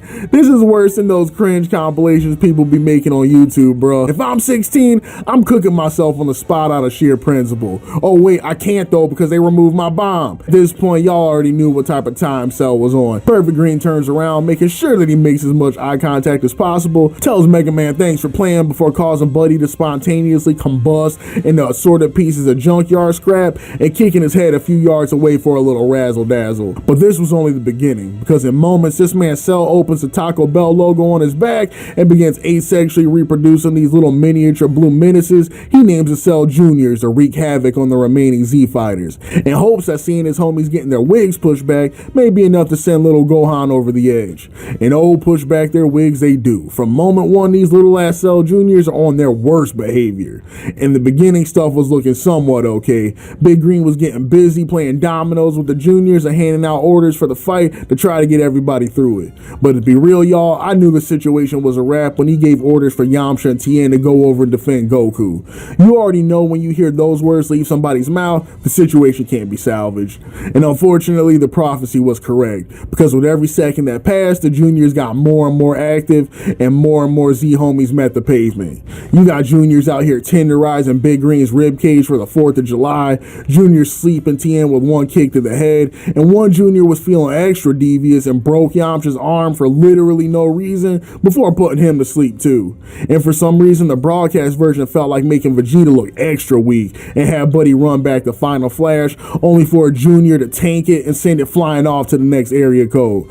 Just when you thought the KD on the fumble flash couldn't get worse, man. At this point, the situation is all but finished, and Gohan is literally in the middle of the whole thing in tears, begging Cell to call off the juniors and quit washing people. And hearing the young boy's pleads and processing, Cell decides that he'll do him one better and gives the order for the juniors to put the Z homies in a pack. That way Gohan won't have to worry about any of them anymore at all. What a great guy. Around this time, the humans are finally realizing that it may just be time to leave, but the remains of Hasselhoff had one final request, asking the People's Champ to run him over his son Gohan so he can share a few words with the little man before his batteries run out. Terrified but refusing to let these no-name bums have all the glory, Hercule runs the 50-yard dash through the beaches of Normandy and Tom Brady's Hasselhoff's cranium towards Gohan's location so he can give the young man a few last words of wisdom for the one time. Hasselhoff beckons the young Gohan closer like the wise uncle at the cookout for a few words. Look, Gohan, I know you don't know me. We have had literally zero character interactions throughout this whole arc, so it's weird that I'm the catalyst for your transformation, but it is what it is, and I'm gonna tell you what your daddy never did. It's not a crime to fight when the time is right, young blood. I know how you feel about violence, and it ain't a bad thing, but some people out here are beyond repair, little bro. Ain't no amount of talk no jutsu in the world gonna get through to them. So do us all a favor, let go and let them hands go to work. And if you ain't gonna do it for me, at least do it for the birds and the squirrels, because they deserve better than this. So, peeping the heart-wrenching display confirms with Gohan that it's indeed good advice, but they're playing the game his way now and proceeds to straight Gears of War curb stomp Hasselhoff's head into oblivion, sending eyeballs and chunks of viscera every which way. For a moment, nothing. But then in a flash, the entire battlefield is forced into silence as the air is filled with the pain cries of son Gohan, in tears and surrounded by an overwhelming energy. At long last, it seems Cell may have finally awakened the warrior he so desperately wished for. For a quick second, let me just give some love to the transformation scene, y'all. Every time I go to it, it still gets to me. Seeing the homie thinking about Pidgeotos while he processes his trauma, then the all-encompassing darkness that's suddenly pierced by a red flash signifying the emotional trigger that's been set off in Gohan, the seizure bait flash of lights as he screams his lungs out, it's all just pure cinema. But my favorite part of the reactions from everyone on the battlefield, especially Goku. Trunks looks over and is completely dumbfounded, wondering what the hell kind of nuke just went off. Vegeta's expression is a mixture of pure awe and the crying Wojak meme as he's overcome by saltiness that Gohan just reached a level of power he may never surpass.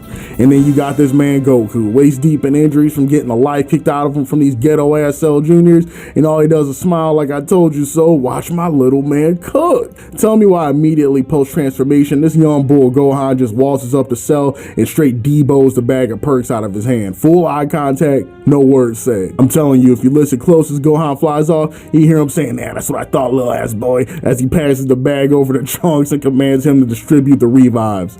But this fella Gohan wasn't done. Oh nah, far from it. The Cell Juniors caught wind of what type of time he was on and immediately shifted strategies and started taking hostages.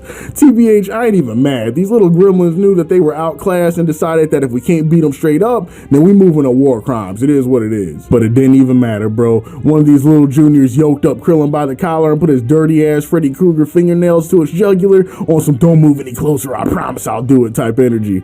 But Gohan was having none of it. Dude raised his arms and started building up his ki, pointing it straight at the Junior and Big Krill. At first, little dude thought the whole thing was sweet, just like his pops did when he saw Goku charging up that Kamehameha. But as the seconds continued on and Gohan's hand was still up, Buddy realized that this little asshole really might be willing to smoke me and Baldy, and put Krill down with the quickness to escape the blast radius. I like this moment as it's a cool little nod nod to the increased ruthlessness present in Gohan during the transformation. And while it's true that 99% likely that Gohan would never nuke Big Krill just to take out a Cell Jr., the fact that there's even a 1% piece of doubt about it shows just how much dog has been activated compared to the Gohan that the viewer's used to. And what this little fella does to the Cell Juniors is illegal in at least 45 different states and 2 major countries, man. Now don't get me wrong, they got done absolutely crazy in the broadcast version too, but I was so shocked at how much worse the Juniors got done in the manga, bro. This man's son Gohan really summoned his inner Kenshiro from Fist of the North Star and was literally exploding these fellows on impact. I'm talking off rip in the manga. The first thing Gohan does to one of the Cell Juniors is slap one in the face just for making eye contact with him, and the dude's whole dome just explodes like a gusher. He had his whole squad looking at him crazy after that one too. Even Cell saw and was like, damn little bro, that was a little out of pocket, I'm not gonna hold you. But he wasn't even close to done, and what came next was an Omae Mo Shinderu montage of Cell Juniors getting exploded left and right while son Gohan is covered in viscera looking like the perpetrator in Texas Chainsaw Massacre. It got so bad at one point one of the Juniors literally started sweating and tried to run away. Gohan's UAV was all the way online, and the minute he sniffed that out, he ran over and swiped Buddy so hard it ripped off his entire torso. Bro, do you know how hard someone would have to get hit just to get absolutely erased like that? Unbelievable. But after seeing this absolutely cursed display of Gohan demon time, Cell decided that the pressure cooker had stewed long enough and now it was time to feast. Cell stanced up and decided to get serious for the first time in the entire tournament, charging his ki to max power and leaving everyone on the sideline in shambles that he still had so much power left in reserve. After he got done raising his energy, he looked over at Gohan for some validation, talking about, look, I know I just got done cooking your whole family over there, but you gotta admit I'm kinda nice with it, right? Then this fella's son Gohan looked this dude straight in the eye and said, whoopee, you hate to see it. But he just wanted to get this show on the road, and in seconds managed to piss Cell off more than anyone else had up to that point. Deciding that enough was finally enough, Cell charged in for what would now spell the beginning of the end. And Gohan, just to show exactly how over it was for Cell, gave him a freebie at the beginning of the match, something he definitely took from his Uncle Vegeta. Cell smashed Gohan in the jaw with a hook that would have undoubtedly took anyone else in the arena's head off if they hadn't guarded it. But he was so sure that he knocked the taste out of the kid's mouth that he was smiling mid-punch before he even saw the reaction.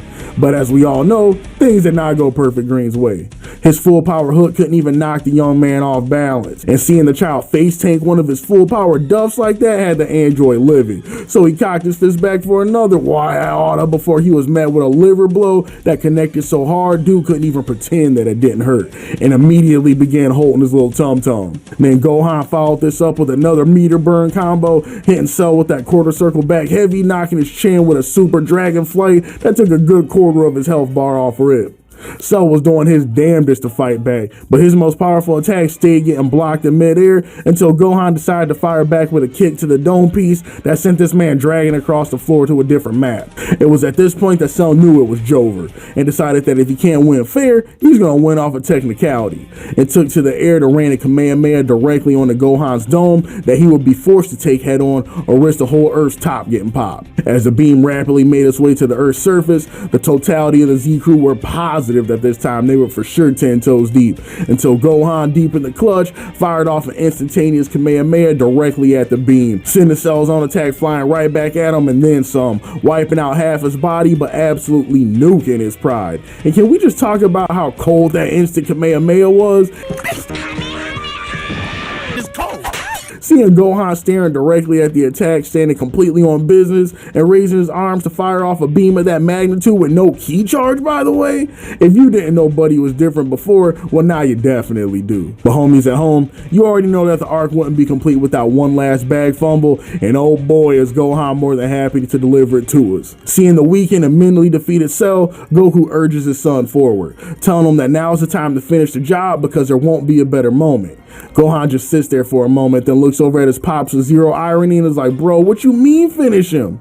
After that working he gave us, sorry pops, I'm not finished putting these size 9 grocery bag 11s through his pee hole quite yet. Hearing this, all son Goku could do was look down defeated, because he knew that his son, just like him when he had his own first breakthrough of real power and had the villain in his hands, was lost in the sauce, and that a bag fumble of unfathomable proportions was inbound. But he couldn't even be mad, because he knew exactly how those Saiyan genetics be cooking up your prefrontal lobes, and had to just accept that the game was game and it was time for plan B. Before we start heading into endgame, Steph, can we just please take a moment to pour one out for all the bag fumbles in this arc in honor of Son Gohan's most recent activities? And bag fumbles, for my purposes here, means decisions that could have ended the arc early or led to a guaranteed win that were never utilized either out of deliberate decision making or gross negligence. Let's just see if we can start from the top, and if I miss any, Steph, please feel free to throw them in. 1. Future Trunks not giving the Z-Fighters a description of the androids from his future. 2. The Z-Fighters not just murking and the androids per Bulma's was planned from the very beginning. 3. Goku not taking his AIDS medicine before his coma. 4. Piccolo not murking Jiro before activating the Olsen twins in Hasselhoff. 5. Piccolo once again being the strongest man in the plot for a whole 10 seconds before falling for the hood classic from Imperfect Cell and not finishing him off. 6. Vegeta refusing to fully collaborate with Trunks in the time chamber, seeing him as competition rather than support. 7. Goku refusing telling Gohan the game plan during their training. 8. Vegeta getting roughed up by Cell, allowing him to achieve perfection. 9. Big Krill trashing the remote for some robusty. 10. Cell starting to sell games at all instead of just nuking the planet right thing. 11. Bulma and Dr. Briefs removing 16's bomb without telling him. 12. Goku not understanding his son and setting him up for the beating of a lifetime. 13. Goku giving Earth's Destroyer a full heal. And 14. Son Gohan getting lost in the sauce of his Saiyan genetics and throwing away a guaranteed dub. Seth the editor here, just to add number 15, 18 did not run away from Cell, despite being told to multiple times by 16. Number 16, Vegeta actively stopped Trunks from saving 18. And number 17, if Mr. Satan didn't try to give the Z-Fighters a chance to fight Cell, he could have ended the arc with a single dynamite mess him up punch. As long as this list is, I still feel like I'm forgetting some. So if you can remember even more times the Z-Warriors sold in the past 2 arcs, please put it down in the comments so we can cook these fellas up some more. Now, back to Gohan. As Goku initially worried, Gohan did indeed refuse to finish the job, allowing Cell to fully regenerate, but even more worrying, to get desperate. Cell, unable to calculate the Steiner math on there being a fighter in the universe actually capable of running his pockets, started to lose his usual decorum and becomes more and more beast-like, hawking out and using raw power out of desperation in the same way Trunks did in their fight. As expected though, the desperate play proves ineffective and Gohan kicks the android so hard in the side of the head, he goes back in time and regurgitates 18. And you already know Big Krill was the first to say something. Buddy was ready to give her mouth-to-mouth with Cell's amniotic fluid still caught in her lips and everything. Down bad don't even begin to cover it. With Perfect Green now being demoted to Semi-Perfect Green though, Gohan, just like everyone else present, assumed the fight was over. The Z-Warriors already started dapping each other up with Cell's like, nah, oh nah, we ain't going out like this, and told the remaining warriors that while he may be out of ki, he ain't out of options, and immediately started getting on his my 600-pound life energy. Heavy, rotund, just humongous. Completely throwing away all sense of dignity and pride to do what he should have done from the beginning, collect the bag. After the crowd was done fat shaming him, Cell explained to everyone present that unlike good old Hasselhoff, his self-destruction protocol still works absolutely fine. And since it's clear now that a regular fight is no longer going his way, he's decided to nuke himself in the earth just to ensure these assholes don't put a breadstick on the scoreboard. Gohan looks at Buddy and immediately starts stepping forward to handle business. But Cell's like, buddy boy, you might want to be careful with all that. Because if you apply too much force to this Pillsbury Doughbot, the explosion is going to come out that much sooner. I can't even stop it now myself. The Z-Fighters all start looking around and panicking, wondering what is the play that's going to get them all out this predicament. Gohan drops to his knees, pause, in defeat, recalling his dad's earlier advice about not playing with his food and how this literally did not have to happen one single bit. That's when Goku lets out a huge sigh and realizes he's gotta go do the hero thing again, one last time. Goku lets out a sincere smile, tells his homies that he's got one last idea and that this time is goodbye for real before vanishing. In a flash, he reappears directly in front of his son, standing as a barrier between him and Cell. Goku looks back at his boy, smiles, and tells him he's proud. Don't worry about getting lost in the sauce, little homie. It's the same thing. We all got fumbled the bag at least once, or every time if you're Vegeta. You did your thing out here, little guy. Be good out here and tell your mom sorry she's a single mom, but if she applies for Social Security, she might be able to get a check. And in the next moment, both Goku and the time bomb that was Cell were gone without a trace.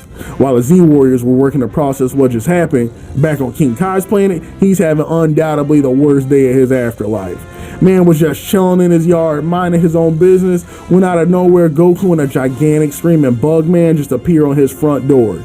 Faintly, all Kai catches is a smiling Goku telling him, sorry, but couldn't think of anywhere else, before a momentary flash of light leads to a massive planet-annihilating explosion that completely inconvenienced whatever plans that man made that day. Bro, can you imagine, like, you're just chilling at home when a friend of yours whom you've helped numerous times in the past just arrives in your house uninvited with a tactical nuke and kills you, your pets, and all your worldly possessions? Bro, if I'm Kai, I don't even want to hear the name Goku anymore. This bozo better never ask me for another favor again on Kami. And just like that, y'all, the Earth was saved, but the price was higher than anyone still back on Earth was ready to pay. In short time, the realization of what just occurred begins to hit after Piccolo mentions that Son Goku's energy is completely gone. There's no trace of it left on Earth. A devastated Gohan lets out a sharp cry that embodies what everyone was feeling in the moment. Well, everyone but Vegeta maybe, because Buddy Moore had a look on his face of pure shock and still trying to register what all exactly happened more than anything. And honestly, I find it pretty damn relatable. Krill comes over to console Gohan, who is actively beating himself up for not listening to his dad sooner. Krill speaks up and is like, look kid, from one back fumbler to another, we all sell sometimes. We're just lucky you're strong as you are, because if you hadn't woken up and gotten active, we wouldn't even be having this convo right now. So how about this, champ? You stand up, I'ma go grab my girl, we can all go hit a pack at Roshi's while we figure this out. You earned it, sport. Back in the other world, Goku's trying to roll up King Kai while they float their asses back on Snake Way thanks to the Saiyan surprise visit. King Kai is livid. Bro's like, Goku, I know we cool, but I don't think you really understand all the way exactly who I am. I know y'all got your own little world down there, bucko, but I'm bigger than all that. I'm bigger than Kami, and yet you thought it was cool to just bring a literal ticking time bomb to my crib after all I've done for you, bro? Make it make sense. Then this man Goku's like, geez, King Kai, you still on this? I already apologized. Yes, I'm still on this. What you mean? Goku chimes in again, and speaking of dramatic, where's Cell? Shouldn't we have passed Buddy by now? That's when King Kai stops right in his tracks and it's like, hold up. For once, Goku, you're absolutely right.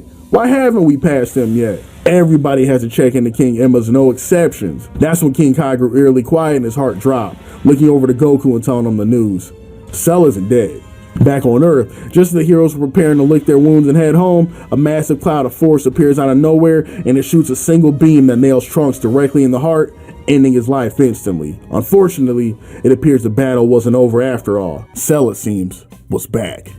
After putting a hot one in the future, homie, Cell takes a brief moment to bask in the hate and despair of the Z homies, who are all too happy to deliver the goods. And this dude's lines after emerging from his near-death experience is one for the history book. I mean, this fella Cell came back from the precipice of death ready to cook these fellas alive. And the circumstances made it so much worse. I promise you, there's nothing more evil in this world than a villain that knows how to properly roast and also has the power to back it up. It's not even remotely fair. Seeing all the Z Warriors catching flies, speechless at the abrupt family reunion, Cell continues with how he pulled off the ass pull of the century, telling them about the core of his head that allows him to regenerate indefinitely as long as it remains intact. How this works with that warp command Son Goku fed the man for breakfast earlier is beyond me, but we ball regardless. After seeing his son in a pool of his own blood, Vegeta's paternal instincts finally kick in and the man mounts a last-ditch offensive on Cell. And just what attack do you think Vegeta poured out the last bit of his ki into in his final desperate assault against the Earth-ending threat? Did you guess A, the Gallic Gun? That's one we haven't seen in a while and used to be one of this fella's favorite finishers. How about B, the Fumble Flash? This one is definitely a go-to for modern Vegeta, and it wouldn't be a surprise at all if he tried to leave it as his last-ditch trump card.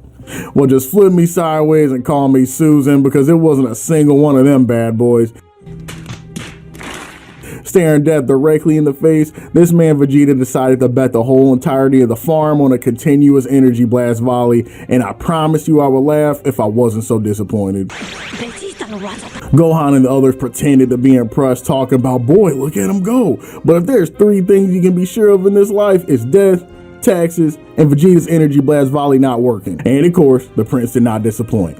After emerging from the smoke, as we all knew he would, Cell literally backhands Vegeta across the face for even thinking that move was about to work, sending the Saiyan Elite dragging across the floor searching for a glass of milk, devastated by the fact that he just got one-shotted out of the fight like what's been happening to Krillin since the Saiyan Saga. Cell decides that he's had enough of the Saiyan's tantrums for one lifetime and is looking to send him to that big Capsule Corp logo in the sky with his son before Son Gohan jumps into the line of sight, significantly damaging his left arm in solidarity with the Saiyan Prince defense before the attack connects. What got me in this section on the rewatch though was Big Krill basically calling Vegeta a bozo for going off on Cell like that and getting Gohan injured when they could have just wished his son back with the Dragon Balls and not have critically wounded their only shot at not seeing Armageddon. Big Krill never sleeps on a moment to slander Vegeta, but he just can't help himself. The situation was actually so bad, even Vegeta himself spoke up and told Gohan he was sorry for selling this time. This right here is how you know the situation's foobar, dog. If I'm a Z fighter, I'm ever on a battlefield and I see Vegeta start talking about his emotions,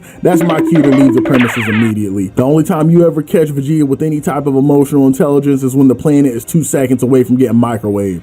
And once again, the premonition holds true, because after apologizing to Gohan, Cell lifts his hands and begins key charging. Not for a planet in the Kamehameha, nah, this dude said a solar Kamehameha. But he said he's looking to wipe the whole Milky Way out of orbit with this one. After stancing up, Cell asks Gohan if he has any final words before life in the known universe as he knows it is eradicated. And Gohan responds exactly in the way any reasonable person would, telling Cell to just get the damn thing over with already. They both know he's cooked. The only regret he has is not putting his Namekian 11s through Cell's chest cavity when he had the chance.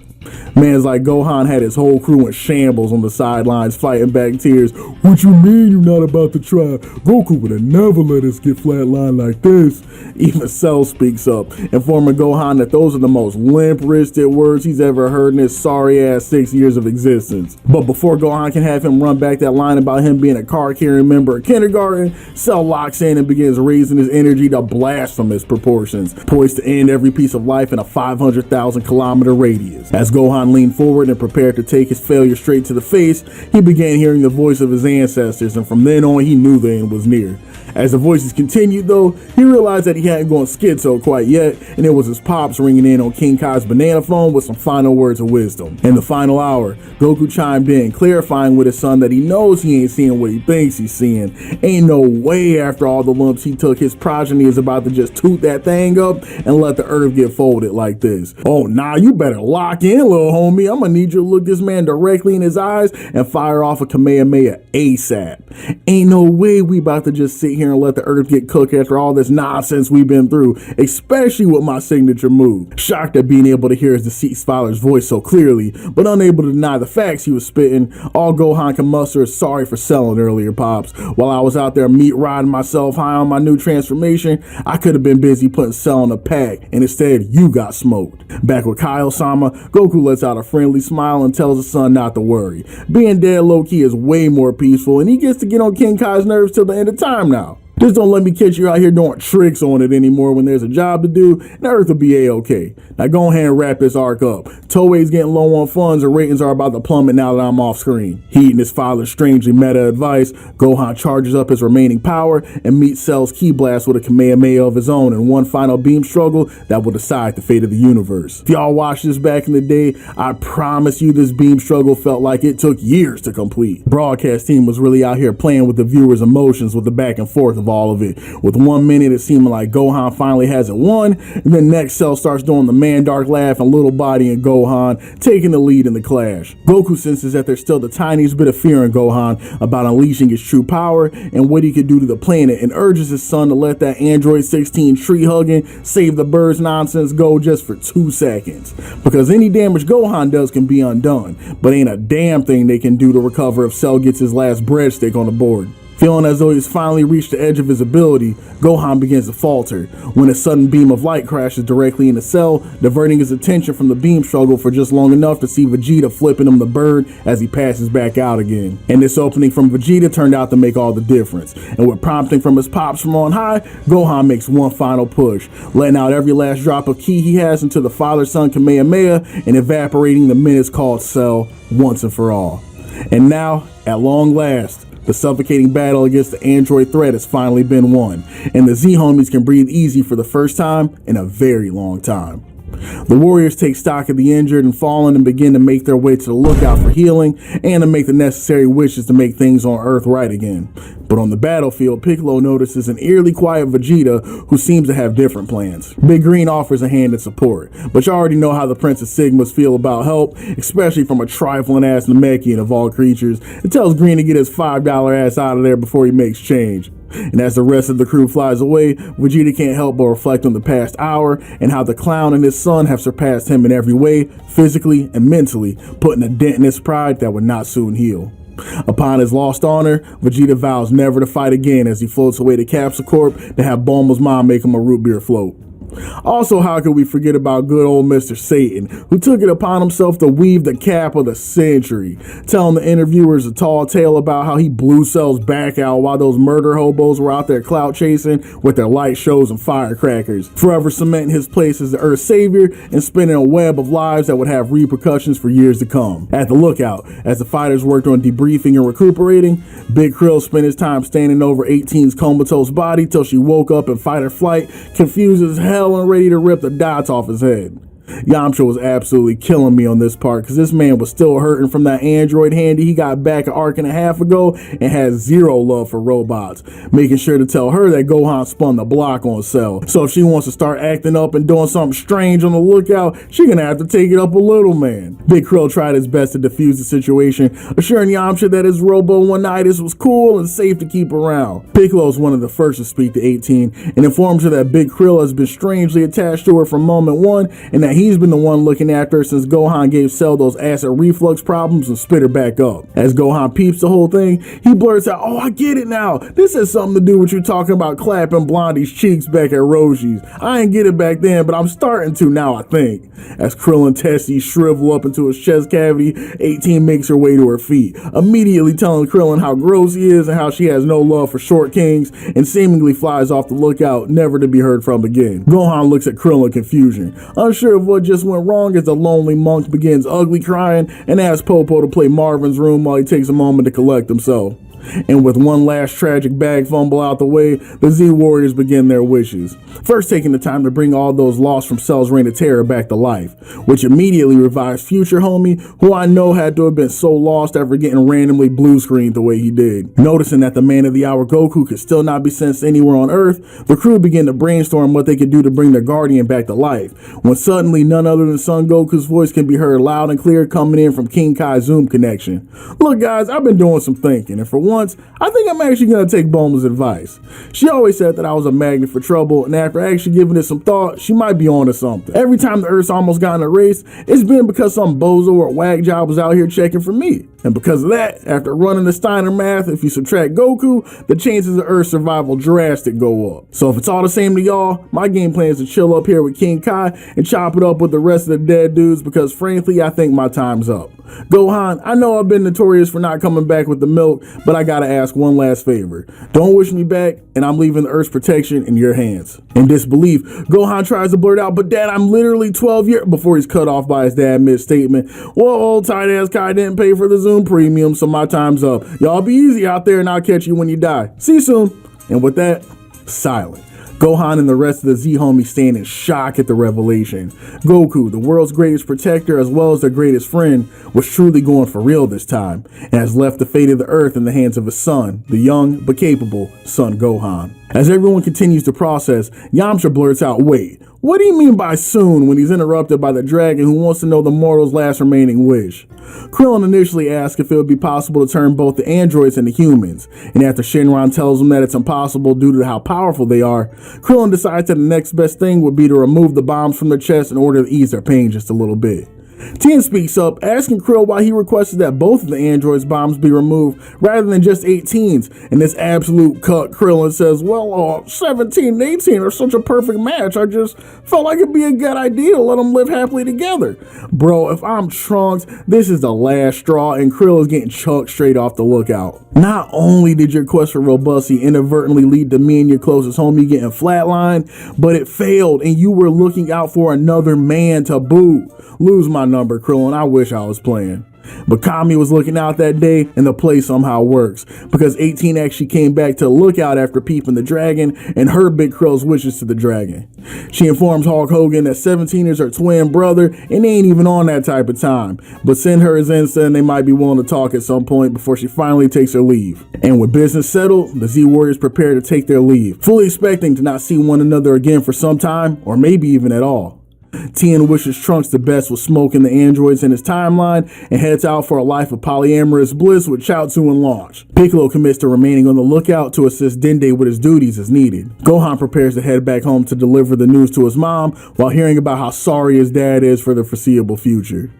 Yamcha intends to be the biggest scammer possible and take the baseball world by storm with his cheating ass shonen powers, leaving Trunks as the only one with a few loose strings to tie up before his happy ending. A number of the Z Warriors, including Vegeta, all meet up again to wish the future homie farewell and happy hunting, and this is where we get one of my favorite edits ever of Vegeta flipping off his son and Trunks returning the favor before making his way back home in his ship. Even though the moment is a little one between father and son, it goes to show the respect and care that Vegeta has grown to have for Trunks, both as a person and a warrior, and a little nod to how his parenting style may change a bit as baby Trunks grows into maturity. The only thing that I wish would have occurred during this finale that didn't is Trunks cooking up every last Z Warrior in this timeline and telling them why he will never return to this clown shoes excuse of a temporal location ever again. Krillin, you are the most down bad excuse for a martial artist I've ever seen. I thought you were cool at first, but the minute the robustity came into the picture, you lost all composure and low-key got me killed because of it. Stay mad, stay bald, stay short. Yamcha, what are you even doing here, bro? You let that old man give you a colonoscopy and you've been on the bench ever since. And you cheated on my mom. Don't talk to me. Roshi, I swear I don't know how you haven't caught a case yet, bro, but you're 199 years old and I need you to do better. Gohan, I love you, big dog. Where I come from, you are literally the one that taught me how to throw hands. But you being on this pacifist tip and selling like you did to Cell made me realize that even though my Gohan may have one arm in the future, you ain't half the Gohan my Gohan was. And I mean that with all due respect. Also, stay away from puddles. Dad, I appreciate the fact that we've come a long way, but you arguably sold worse than Krillin and Gohan did. Go to therapy. Mom, you always been there for me and I will look out for you to the day I'm up there boxing with Goku at King Kai's.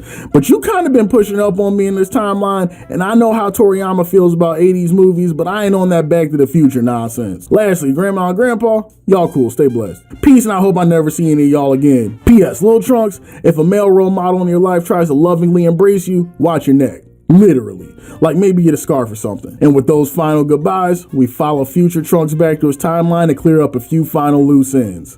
After departing from his ship, the now supercharged warrior returns to Gotham and briefly rendezvous with his mom to let her know how things went and about the family time he got to spend with his dad that he never had before. Bulma keeps her poker face with her son, but inside she's surprised at the emotional response Trunks was able to get from his sperm donor, because in all honesty, she's never seen that side of Vegeta. The ham radio on the counter relays the most recent location of the androids, and without hesitation, Trunks prepares himself to finally take his future into his own hands.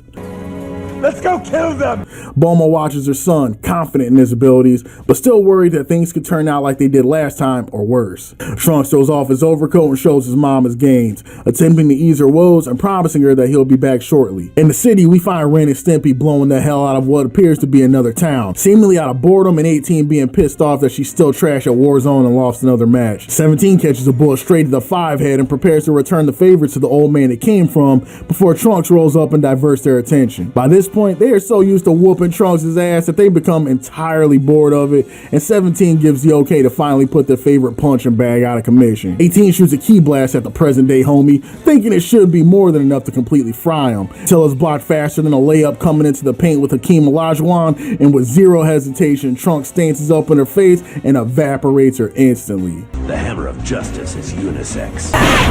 And this right here, y'all, is why we love this dude. No gloating, no time wasted. Just packed her up and then it was on to the next. Undeniable king behavior.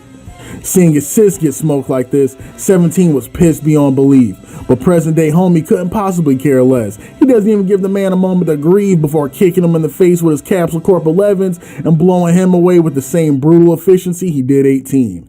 Trunks takes a minute to soak in the bus ass and steals his resolve for one more time because there's one last body he still has to catch. A 3-year time gap has occurred. Trunks has grown enough as a person and the time machine has gathered enough energy to allow Trunks to make a return visit to the cursed timeline to tell everyone the news of his victory over the androids. Before departing though, Trunks has his mother hide briefly, no pun intended, as there's still one loose end in need of tidying up. Trunks senses Cell's trifling presence and tells him to come out of hiding, as he already knows the monster's plan. Surprised, but still as cocky as ever, Cell informs Trunks that he still has all the data he needs on the Saiyan, and he stands no chance of beating him no matter how much he knows. With the force of his energy, Trunks blows Cell Pulse into the city's outskirts in order to avoid making a mess of all the repairs they have finally made in this timeline. Trunks, with his newly gained power and chiseled jawline, declares to Cell that there is no possible way he's letting him get back to the past, and begins making light work of the android.